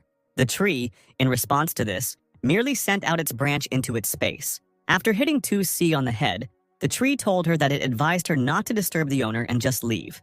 The woman screamed angrily, asking who it thought it was that it dared give her orders. Using its spiritual powers again, the tree exclaimed that it was simply outrageous to make such noise in the owner's yard and attack his pet. Unable to withstand such force, Tusi fell face down on the ground. Finding herself pressed firmly to the ground, she thought that there were few in the world who could surpass her. She could not fall like this from the branches of some tree. Looking at the tree, she wondered what kind of power its owner had. After finishing his scissors job, Changqing finally heard some sounds coming from behind the wall. Frowning, he asked what that noise was. Coming out onto the walls, he menacingly asked who was going on here. The princess and the Black Emperor immediately froze in fear. Changqing walked on, his spiritual energy raging around his body. Tusi noticed that she could feel this all-consuming oppressive feeling. The currents were too strong for anyone to withstand, and the princess, her ancestor, and the Black Emperor began to be carried back. Finally, unable to withstand such force, they all turned into their animal forms. Changqing noticed the red fox and his dog growling at each other, and he realized that it was just animals quarreling. The man shouted at them to stop. The Black Emperor mockingly asked Tusi if she could see how strong his master was. Tusi growled in response, saying that a dog like him was a disgrace to the demon clan. While the animals continued to growl at each other, Changqing sat down and tried to calm them down again. He told them that they were only bothering everyone like that. Tusi's eyes glowed a dangerous red light as she thought her chance had come. She rushed forward at Changqi, intending to test his strength. But the man only grabbed her by the fur and shouted irritably, asking her if she really wanted to scratch him. With a wave of his hand, he sent the fox flying, telling her to get out of here, otherwise he would quickly make a fur coat out of her. After finishing with Tusi, Changqing turned around after hearing some more sounds. As it turned out, it was the 13th princess, who was whining pitifully and squeezing her paw. Changqing rushed to hug the white fox, exclaiming that she was so cute. Looking at the fox, he noticed that she was wounded. Taking her more comfortably, he told her that he would carry her into the house and help her. Tusi didn't go far. She bared her fangs, thinking about how shameless he was. Changqing hit the Black Emperor on the head and told him not to see him married next time. The Black Emperor whined pitifully, admitting his mistake. Tusi barked in annoyance, mentally telling the man to return the 13th princess. The princess smiled slyly, telling her ancestor not to worry because she had done it on purpose. She told her that, as she had said before, with this man by their side, they would be able to forget about the Black Tiger clan once and for all. Hiding behind the doors of Changqing's house, she finally told her ancestor that she would definitely find a powerful artifact to cure her. Tusi thought in confusion that there was no need for her to rush here back then. Several masters gathered at the Yin-Yang Shrine for a meeting. They sat in a circle in one of the halls of a beautiful palace. At the head of the meeting sat the wisest lord of the Yin-Yang Shrine, Duan Zhengde. The servant told the Lord that according to the report from the disciples guarding the human world, Ming Juechang, the ancestor of the Black Tiger clan and the ancestor of the Fox clan 2C, had broken through the border of the southern ridge, and they had now set foot on the central continent.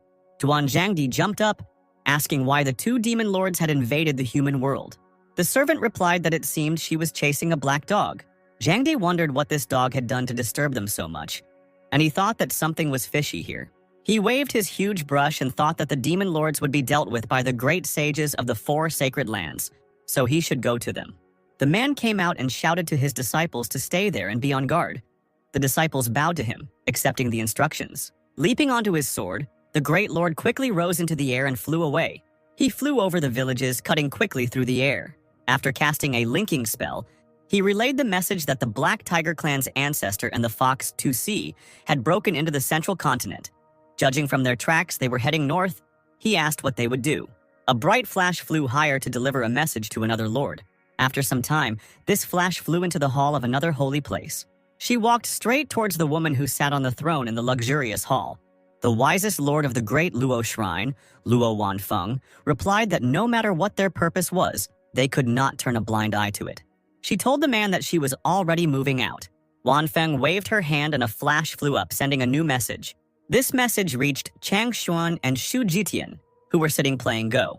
Jitian said that the Demon Lancer had been inactive for many years, and now 2 overlords had entered their lands. After making a move in Go, Chang Xuan replied that there was probably a reason for it. Jitian noticed that the man was not at all worried that the Taishuan lands were located north of the southern ridge, and the man made a countermove. Stroking his beard, Chang Xuan replied that to get to Mount Taishuan, they would first have to pass through Master Ye's domain, and he asked the man if he thought they could handle it.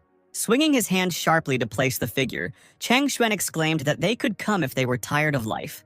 And then 2C ran away with high leaps. Frowning, she exclaimed that she would never come back here again. Her hands were shaking, and she thought that this tree itself was powerful, and his owner is even more terrible. Black tentacles reached out towards 2C, who was running, cutting through the air. Feeling the presence, the woman turned her head, completely unexpectedly. These tentacles grabbed her, disrupting her movements. 2C made a pitiful attempt to escape from the tentacles' grip, but she failed. Ming Juechang greeted 2C, saying that they hadn't seen each other for a long time. Bound by Juechang's energy, the woman looked at the man, her body trembling slightly. Leaning closer, the man asked her if she was also pursuing the Black Emperor, and then he said that she had come here in vain. 2C smirked and asked him about it and what happened. Juechang replied that if the Fox clan agreed to submit to his Black Tiger clan from now on, he would deal with this dog. Remembering the incredibly strong master and his tree, 2C smirked and thought that she could help him die if that was what he wanted. The woman said in a shaking voice that she caught up with the dog, but instead of giving up, he seriously injured her. Juechang told her not to lie. The Black Emperor was not strong enough to defeat her. The woman replied that he had the Demon Emperor's scroll.